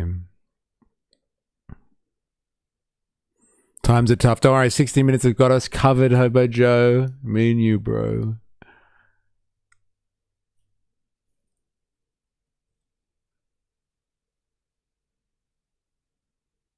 I got your back. You guys didn't ditch me when I was an asshole. Don't worry. It's what we do here. It's what we do. All right. Back to 60 minutes. They're gonna help us get out of this hole, Hobo Joe. Even with 2 full-time incomes, normal monthly expenses now feel unbearable. So that one's for $198. And they've just been told their rent is going up from $850 to $920 a week. Where Charlie, are they living? $900 a week, 920. Where are they living? What the fuck? That is mental. That just looks like a normal suburban home, right? $920 a week. Where the fuck are these people? If you can't survive on 180k a year, what hope does the average wage earner have? Yeah, fuck. They said Western Sydney, $900. You better have a fucking pool and a jacuzzi. Stress is more than suffocating. It's soul destroying. This is obviously hitting you quite hard. I struggle sometimes. I wish I could do more. But at the same time, I know I'm not alone. I know. Yeah, move. What the fuck? Like, obviously it's difficult. Like, don't get me wrong. Like, who wants to fucking, get up and change everything just like that? But like, god damn. This is the reason why we have to have a citizen assembly at some point to work on constitutional ideas eventually. I love how chat goes from robust debate to solidarity and kissing and making up. That's it. It's the experiment of the 21st century, man. I was looking at Newcastle and it was, what, $800? Again, what was it, like a fabulous house? Or was it a fucking, like a fibro shack? What are we talking about? That's fucking insane. I hate this. Yes. That would be a deluxe 5-bedroom home in SA. How many kids do they have? I think there was like one playing with them in the Monopoly table, right? Nope, just a regular house. Is paying rent weekly a thing? Only places that charge rent by the week are flea bag motels. No, that's how we do it in Oz. I remember speaking to Europeans about this, and like they were talking in weird numbers, and I was like, whoa, whoa, whoa. How much do you pay? And they were talking about like monthly, and I was like, oh, okay, right. It's what we do. It's what we do here.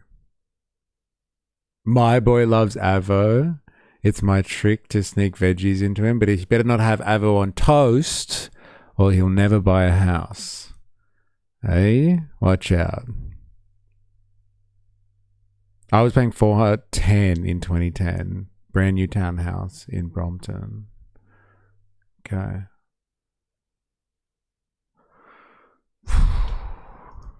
There's dads and there's husbands and there's partners out there who want more for their family than what they can give them. Like, cause I'm picking up my daughter sometimes and I'm she'll just say, "Hey, Dad, can we get a McFlurry?" And I can't get a McFlurry sometimes. Yeah. And being able to say, no, I can't spend $4.50 on my daughter breaks my heart. It just hits you. Like, obviously, when you look at your bills every day and stuff like that, you're like, yeah, I'll work it out. But then you're sitting here and you're like, God, when does it get a little bit easier? It's a question everyone is asking. Coming up, will the Reserve Bank hit homeowners again with a rate hike? And this was 4 weeks ago, and they fucking did. They did. The Reserve Bank. It's not the Reserve Bank. Remember that. Your bank, your commercial bank, gets to decide whether they pass on the interest rate hike. And they always fucking do. That's right. No, not the McFlurry. Yeah, they had to pick a McFlurry out of all the things, right? Fucking hell. My daughter just wanted a meat pie and a sausage roll. And I said, no, I can't help you, honey. Cost of living and shit. Not the McFlurry. No. All right. 1 second. We'll be right back.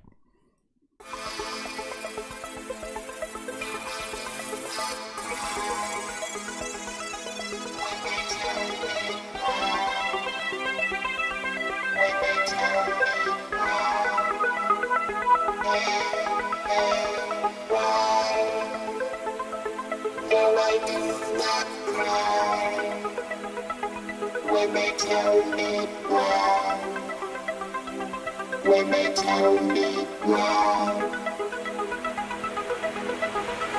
why.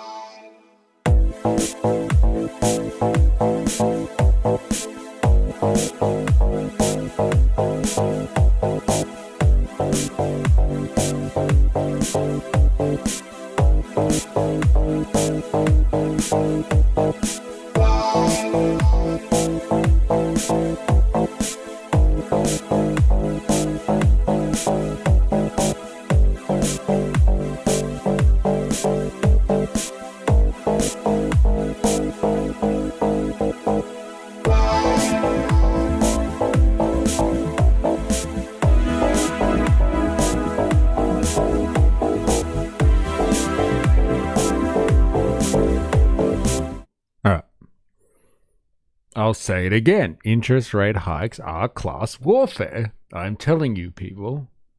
Well, look, it's definitely an attack on the working class. And yeah, banks don't have to pass it on, that's for sure. That's for sure. They ain't struggling for a meal, though. No. But like, should we in Australia, should we be struggling for a meal?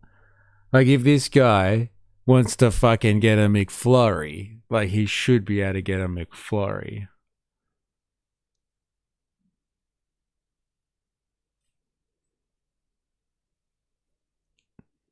I only get the McSmart deal these days. High interest rates lock in well. Go on. Can you explain that one? As our banking expert. Go on. I am actually interested. What's this? Oh yes, burn him. So good. The flow of capital gets slowed. Okay.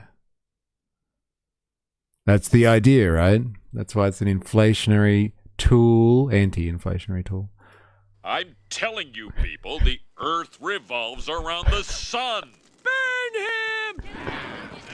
What a story! You've stolen my soul! That's so good. I'm telling you, people, the earth revolves around the sun. The Reserve Bank hit homeowners again with a rate hike.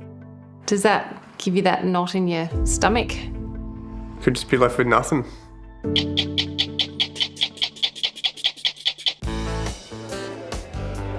There's an old saying that things are crook in Tallarook. And while it might not look like it, this community in country Victoria, about 100 kilometres north of Melbourne, is doing it tough. Tonight, the Tallarook pub is filling up with locals keen to take their minds off the state of the world.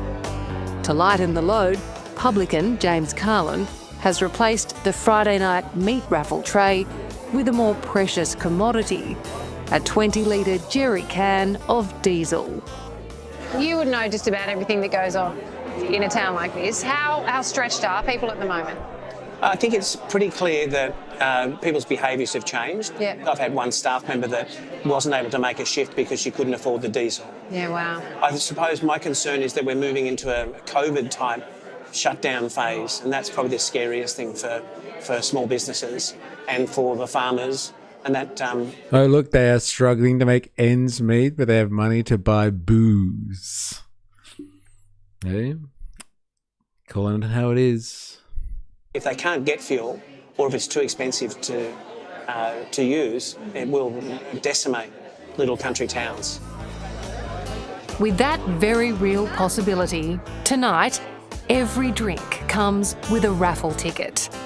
A good excuse, if they needed one, to have a couple. Are we all ready? All right. Blue ticket, B79. B79. With locals conserving every dollar and every litre, this is the new liquid gold. This is so dumb. Conserving every dollar apart from all the beers that they're sinking right now. He didn't buy beer. He was paid in alcohol by 60 minutes. Wookie, I'm back. What a time for you to come in on as well. We're learning about the struggles of the working class from the perspective of 60 minutes. It's a piece that I've wanted to watch for ages. I flagged it in my watch later 4 weeks ago. I was like, oh, I'll watch it with the stream. Everyone will appreciate the class struggle better when it comes from 60 minutes. It's not been great so far. We've seen like one working family, it would seem, that are struggling, and like people's going to the pub and talking about their losses on the farm. I don't have money to go to the pub. Yes. But if they're giving away free diesel, eh? I see cocktail glasses on that table. Yes. Eh? It's not just beers. Cheap beers. 60 minutes making me about as sad as I expected. Hopefully as ABC impart upon me you nepotistic wisdom. This is actually, this is Channel 9, bro. I'm telling you. We are watching 60 Minutes. This ain't Four Corners, baby. Channel 9. Oh, yeah. Aired when? 60 Minutes reports Tara. Yeah. Every Sunday, Channel 9. Does anyone watch TV anymore? Does anyone do that? Anyone actually watch TV? Or does everyone just live on the internet now? I'm sure it gets shared evenly with every resident, not just the ones with matching shirts. I know, I need some more bias. No. Honestly, it just seems like a bunch of people making stupid financial decisions during global economic turmoil, cosplaying poverty. Yeah, right. Because the family are paying like $900 in rent. It's like, come on. You don't have to put yourself through that. You can choose another way. Oh, yeah, and we watched some Andrew Callahan too, right? The boomers that voted against Thomas Matsey watch TV. Yeah, well, they also give themselves over to interesting ad campaigns too. We saw Massey having a threesome with AOC, and what's the one in the squad with the headgear? Oh, what's her name? Anyway, we watched Andrew Massey having like AI generated threesome allegations. And so like apparently they're potentially watching like social media as well, not just TV. The only TV I watch is SBS On Demand. I watch ABC iView a lot, actually. because of the kids. Channel 5. So hoarding diesel as a pub owner is good now? If it's for a raffle, why not? For that to come up in your feed. We've watched some heavy shit together. Yes, we have. Yes, we have. Wookie, I put on Gardening Australia for my bunnies in the background. Does that count as watching TV? Hilarious. Doesn't matter who the other one is. If you get AOC, the other lady is just the cherry on top. Fuck. Thank you. Very good. But we need a hell of a lot more of it. In fact, you'd need 5 million 20-litre jerry cans to fuel Australia for just one day. So, while the Albanese government is shoring up extra diesel, it won't go far. And just last month, we almost ran out. I mean, what serious country lets its fuel supply get that low? Yeah, it makes no sense, particularly with our natural endowments of petroleum and gas. So it's kind of the lucky country has become the lazy land. Like we've...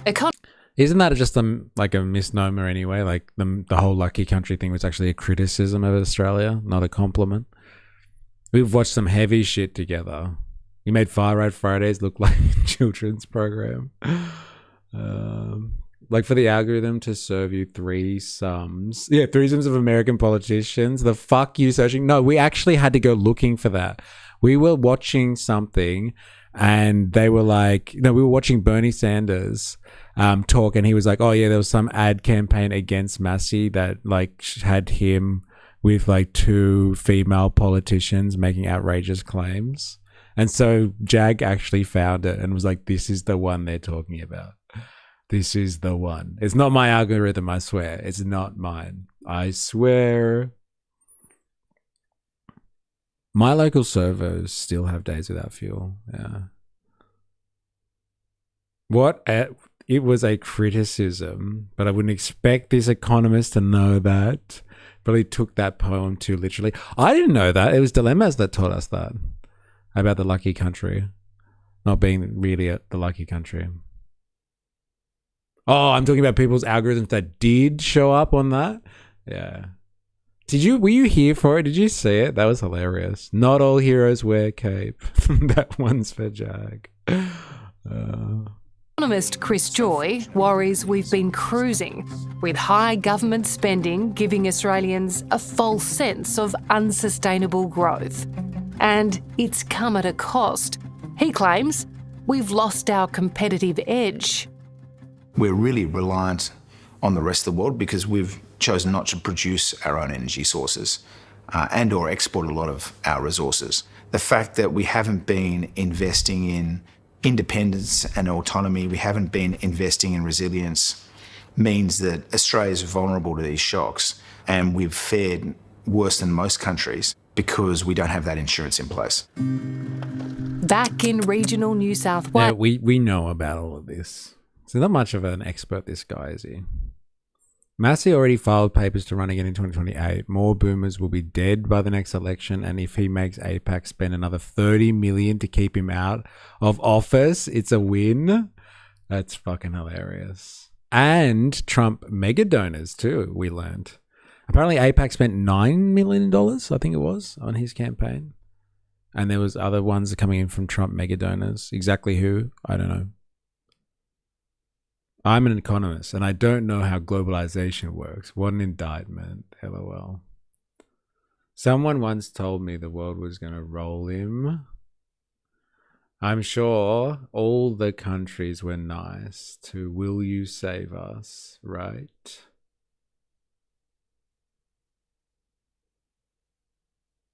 He said he's going to name EP's associates. Oh, well, that's why I had to go down. That makes more sense now. Third generation grain and sheep. Oh, sorry. I'm sure all the countries we were nice to will save us, right? Well, that's supposedly the diplomatic mission. Apparently, we've convinced Singapore to give us what they owe us, right? worse than most countries because we don't have that insurance in place. Back in regional New South Wales, third-generation grain and sheep farmer Justin Everett is in serious strife. How many lambs would you have? Hopefully there's at least 200 or 300 lambs in here. Every inch of his 2,500-acre operation runs on diesel, but fuel deliveries are now unpredictable and double the price. The constant stress and uncertainty is almost unbearable. And, like many of us, Justin feels it shouldn't have come to this. Saying, gee, we saw this morning. Well, it was probably like this morning my time. So like what? When did we start? 10 o'clock. So like 5.5 hours ago, we saw this. US has launched new strikes on Iran, and they're calling it self-defense. Calling it self-defense by actually striking targets inside Iran, in southern Iran. And they kept on saying, but we did it in defense to uphold the ceasefire. The ceasefire is still going. Don't worry. We're striking Iran, but the ceasefire is still on. It's okay. It makes me nervous, and everything I do, I'm thinking about, how much fuel is this machine we're using? Is there a way I can, get it to use less fuel to do the activity? So from where you sit, how could Australia have been better prepared for this? Oh, we certainly could have had at least 90 days of fuel, like every other country in the world does, and some even have way more than that. So we feel a little bit let down. You know who's got more than 90 days of fuel? Huh? You want to know? Who has the power to have those reserves and spends money on making sure they have those reserves accessible? China. Communist China. Hey, is this guy advocating for communism by saying some countries have more than 90 days of fuel backed up? And look at the size of China. Look at the fucking population. Hey? The damn Yanks. Hey, you said it, not us, said she. All right? You said it, bro. The damn Yanks defending themselves to keep up a ceasefire. We got oil for days. Yes, okay. But you guys have oil that you can actually extract. For all of us here that supposedly are just supposed to store it, all of us plebs getting censored, all I tried to say was hoping someone would finish it for me. 4IS, LOL. Thank God for 4IS. Furious if I were you. Secretly probably am furious and probably try not to, let that spill over because I don't want other people to see, and especially my family, I don't want to see how much this is, eating me alive inside. Marco will always sort things out, don't worry. While the situation in the Middle East is changing day by day, the impact on households here will be long-lasting. And just when it feels like things really couldn't get any tougher, next week the Reserve Bank Board will, in all likelihood, raise the official cash rate for the third time this year to try to get inflation under control. And of course, that will only make life more miserable for homeowners. Does that give you that knot in your stomach? Then they did it. How did 60 Minutes predict that one? Eh? How the fuck do they keep doing this time and time again? China has oil because they buy cheap imports from Russia, though Russia is losing production daily. Yeah, I wonder why they're losing production. Eh? Somebody keeps striking their assets and taking away their shadow fleet. China is 20% renewables while building new coal power plants. Where do I sign up for that? Dilemmas. You have to get some new material, bro. Heard this one. Come on. Come on. The best part of the assumption this reporter makes is, and as everyone knows, the Reserve Bank is part of the government. Why is the government you like this? Missy RBA ain't the government. Australia's biggest export is coal to China, I think. Iron ore too, I'd say.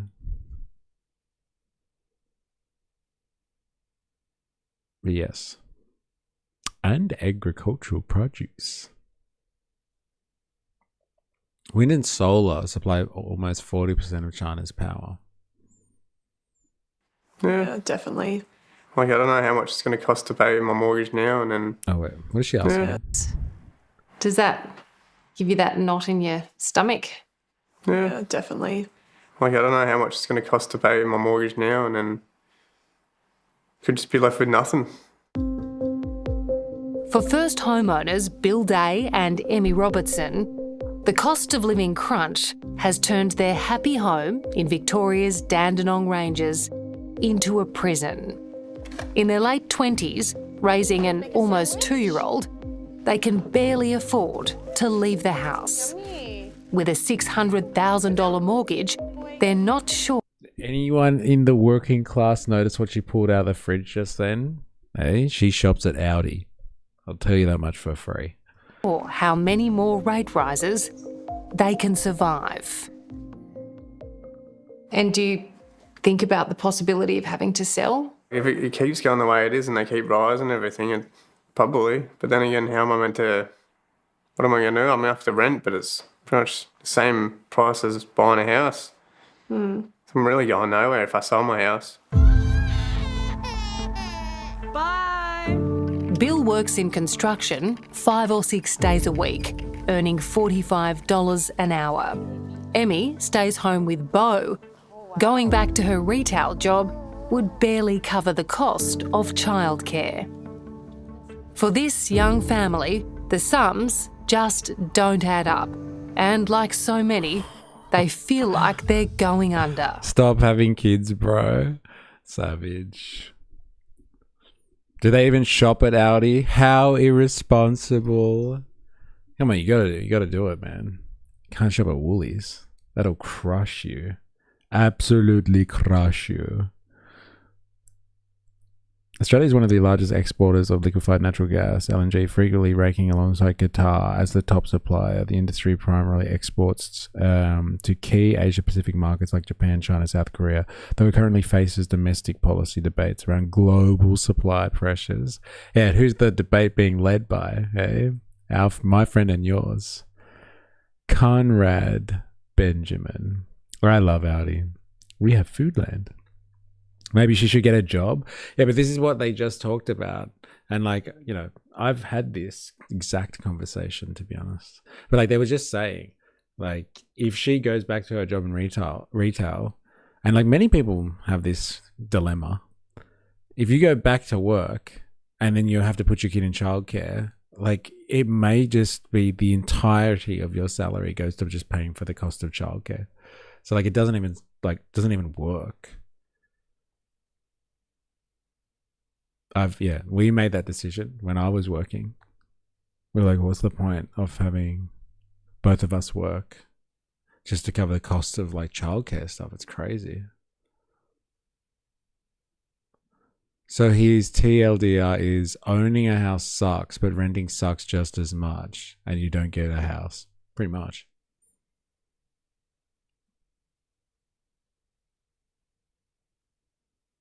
You rang.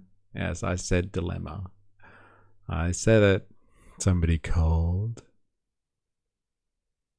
Japan will rebuild its military and benefit from it. Yes. Military Keynesianism, we call that. Saying she. South Korea never had to do it. Its economy is fine. Yeah, I thought you would be having kids now that I'm not. Sorry. Yeah, I thought we would be having kids now that I'm not working. And it's been like 10 years together. Well, childcare, man. Fucking crazy. Did somebody say Thomas Sowell? No, we didn't. Wait for Friday.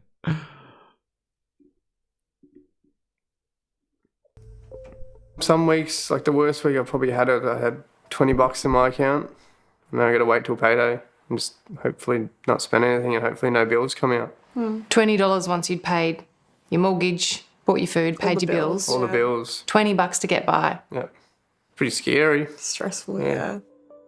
So basically what we're looking at here is for many, many years, if not decades, Australia benefited from very, very low inflation.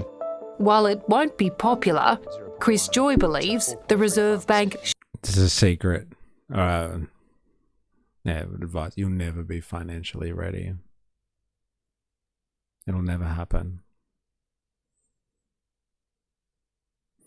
I know the feeling. Next week he'll have 40. If he only has $20 now, next week he'll have 40. I know that, friend. Yeah, it's just the lay of the land. It's our dilemma. It's the dilemma of the 21st century.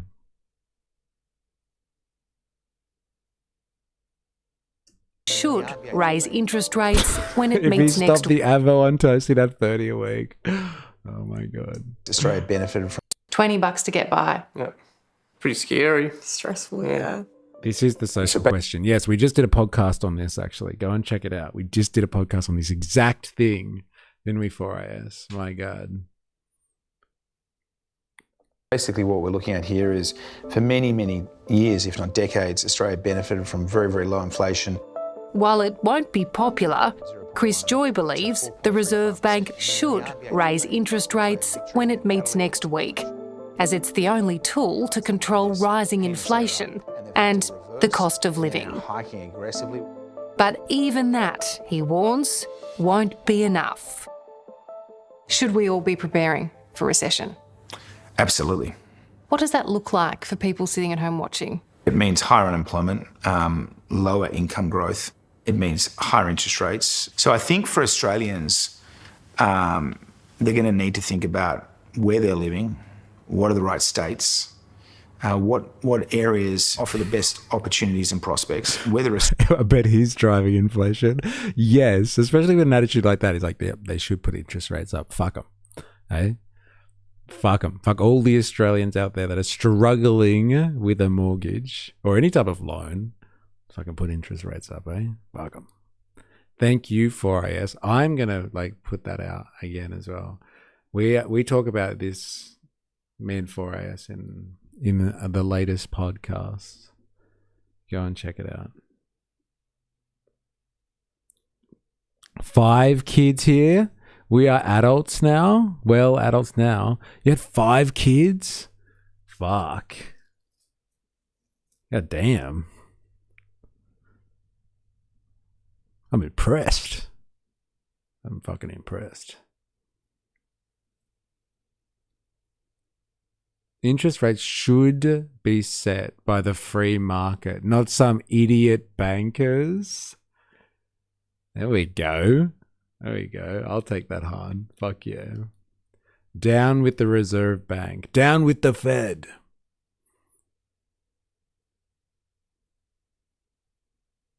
End the Fed. There it is. Thank you, bro. Australia is the right home for them. And I think it's going to get very, very tough. In Western Sydney, Rochelle and Charlie are a striking example of the new working poor, struggling to cover their rent, utilities and expenses despite 2 solid full-time incomes. It's confronting to hear how far they're already going just to get by. How many more sacrifices can you make? Exactly. Yeah. There's not much left to give. There's not left. Like the belt doesn't go any tighter. No. Like I'm already going without meals most days. With great reluctance, Rochelle has come to St Vincent de Paul to get some help with basic necessities. Life's been quite hard at the moment. Accepting school supplies for 11-year-old Peyton and food parcels was a difficult but necessary step. Got some pencil sharpeners. We're in Australia and we are watching a document. This is as close as you get to them being honest about this class issue here. And this is as close as we're gonna get. They've documented some nice stuff about how people are struggling paying rents and balancing stuff. And we're all sitting here watching in a very, I would say, very wealthy society. We're contemplating here people going to St. Vinny's. So to charity organizations to help not only provide clothing, for people that need to go to school. We're talking about food assistance as well. This is outrageous stuff that we are considering this. Like, this is supposedly a land of abundance, and like, goddamn, we are considering this. Crazy. That was a great dig. I wonder if his wife caught it. What, him going without meals? You're such, you can't stop, can you? I blame Albo. How much did the tats cost? Yeah, well, maybe that was at a time when she had more money. I can't, like, this is it. This is what we are talking about. I know this happens fucking all the time, but like, come on. Come on. Australia. I thought we were beyond this. I thought capitalism was better than this, eh? The free market. It's not sorting it out in this sense. Charities are a business. But where did my 40-cent roundup donation at Woolies checkout surely helps put food on the table for them? Good on your Woolies. When people stop making babies, that will be the true revolution. This is the thing. I get these people are struggling, but I get pissed off with the subtle assumption that gets buried along with the message. She got a notebook. Look at that. She loves making notebooks. Across the country, calls to the Vinnie's helpline almost doubled last month, with more Australians experiencing severe food and housing stress than ever before. And yet, there are some groups that are capitalising on the crisis. When people stop making babies, that'll be the true revolution. Spot on. Like, is this like an actual thing? Like, do people honestly think that humans should not have babies? Like, I'm not sure if this is like a... Like, I know people have those conversations about like being breeders and all that sort of stuff. But like, is that like a true sentiment? Like, there are people in the chat that like think that anti-natalism, but like, yeah, do people feel like associate with this vibe that humans shouldn't be reproducing anymore? I think that is absolutely mental, that like our form of economy, which is supposed to be so abundant, it's like so productive, capitalism so wonderful, it's so amazing, everything that happens, look all around you, living standards so high, like all the usual rhetoric, and people are like, honestly, like, look, humans just need to stop. We shouldn't make babies anymore. Have all the kids you want. I just want to pay. I just don't want to pay for them. Yeah, fair enough. But like, I mean, like what's the word again, Heidi? Anti-natalism. LOL. Like, is it like really? Like, I don't know if you guys are joking, because I can't get tone when I read answers, read comments and stuff like that. But like, do people think that is a solution? I think it's an indictment on how horrible our system is at the moment, or our economy is. Where people are like, honestly, it's like, just stop it. Stop having babies. Just don't do it. I follow a great channel. He's full vegan anti-natalist. But like, what's his point though, Heidi? Is the point just like humans shouldn't exist? Or like, in this world, you wouldn't want to bring kids into it. You couldn't afford them anyway. It's a horrible place. Like I really need to understand this one, because like, if you live in an environment as an organism and it encourages you to not reproduce as an organism, like looking at it like systematically, that form of economy or that form of society is self-defeating. Yes, it is bringing people into the world where suffering is unavoidable. And so like the suffering part. Interesting.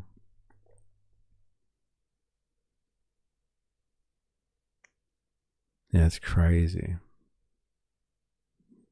It seems like a crazy prospect for me. Like if you think of it from like what we do as a society, and we're creating circumstances where people have that type of understanding, where they feel like the world sucks so much that they don't want to reproduce. Like we are failing. Like this is the 21st century we're talking about here. You know, this ain't the Stone Age. And like we feel like that now in an industrial society. That's fucking crazy. I need a baby. My genes should be continued. I'm telling you, people. That's so good. That is fucking hilarious. Oh, man.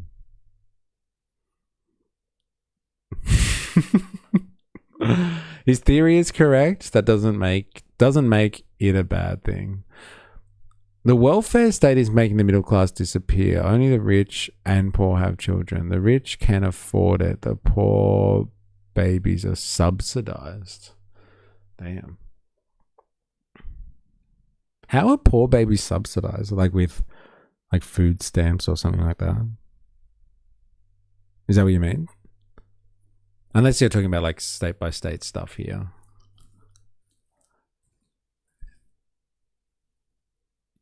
More babies, more welfare. Okay. All right. And I realize I have been going around the world looking to procreate. Erica.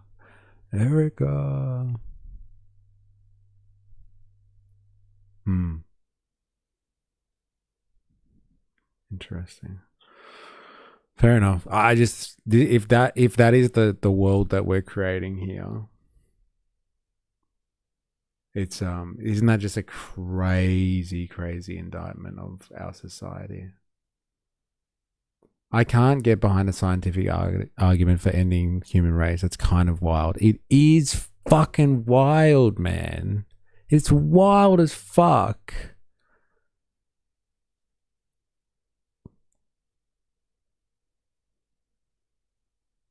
It's wild, man. It's wild. That's capitalism, baby. Fucking wild. Like, I'm all for people being like, I don't want to have kids. That's not for me. But like, when you're living in a place where your decisions are based because you think the world sucks, like that is a failing of society. That's awful. I think it's an indictment on capitalism that should be part of the 21st century social question. Yes. 100%. The first is the focus on the take of all the government spending. There's just absolutely no doubt that there are people out there minting it, via government spending hundreds of billions of dollars, if not trillions of dollars, on their stuff. So anyone who services the political waste is killing it. Filling their pockets. Yeah. The other constituency that does quite well in the current environment is anyone who has no debt, who has a lot of savings, particularly cash savings. Yeah. So it's the retirees that in the low interest rate world, we're able to capitalise that in the form of higher house prices. They've paid off a lot, if not most of that debt. They're sitting on a lot of cash. So it's kind of interesting that the key casualties are younger generations and future generations, because they're the guys that are going to be paying the taxes. I'm already losing. Rochelle and Charlie have come to accept the Australian dream of buying their own home is unattainable. Your council rates have increased. But it's the notion that Peyton will grow up in a relentless economic pressure cooker that really distresses them. We want what any parent wants for their children. We want them to have a better life than we had. And it's infuriating to see it get worse. Hello, I'm Adam Hegarty. Thanks for watching 60 Minutes Yes, Australia. thank you for highlighting the class war and not really saying much about it. Consumerism and commodity fetishism has made sections of the human race not want to reproduce. It's very interesting. Well, yeah, it feels like specism, peckism, speciesism, to the point of self-destruction. Not even on the individual, but the whole human race. It's insane. Yeah.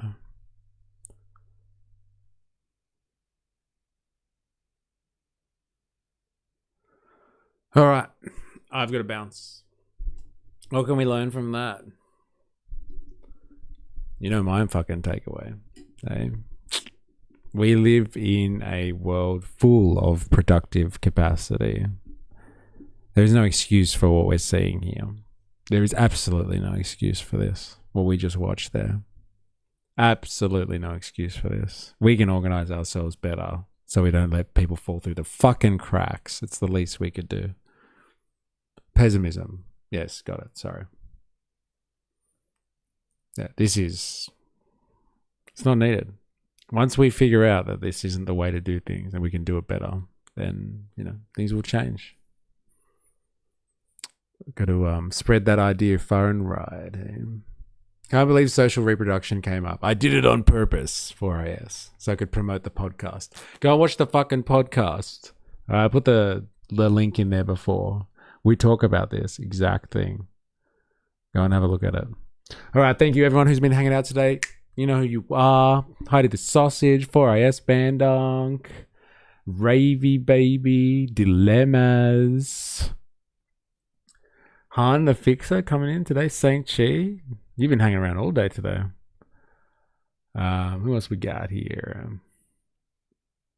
Who else we got? Lap Jeff and Alex, Bandsaw Bandit.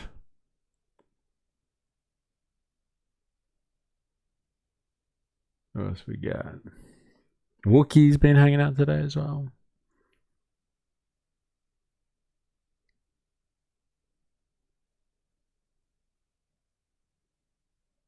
Jamesh, you were hanging out too earlier. I can't go back that far, but I'm pretty sure Jag was in the house earlier too. Hobo Joe's been hanging out today.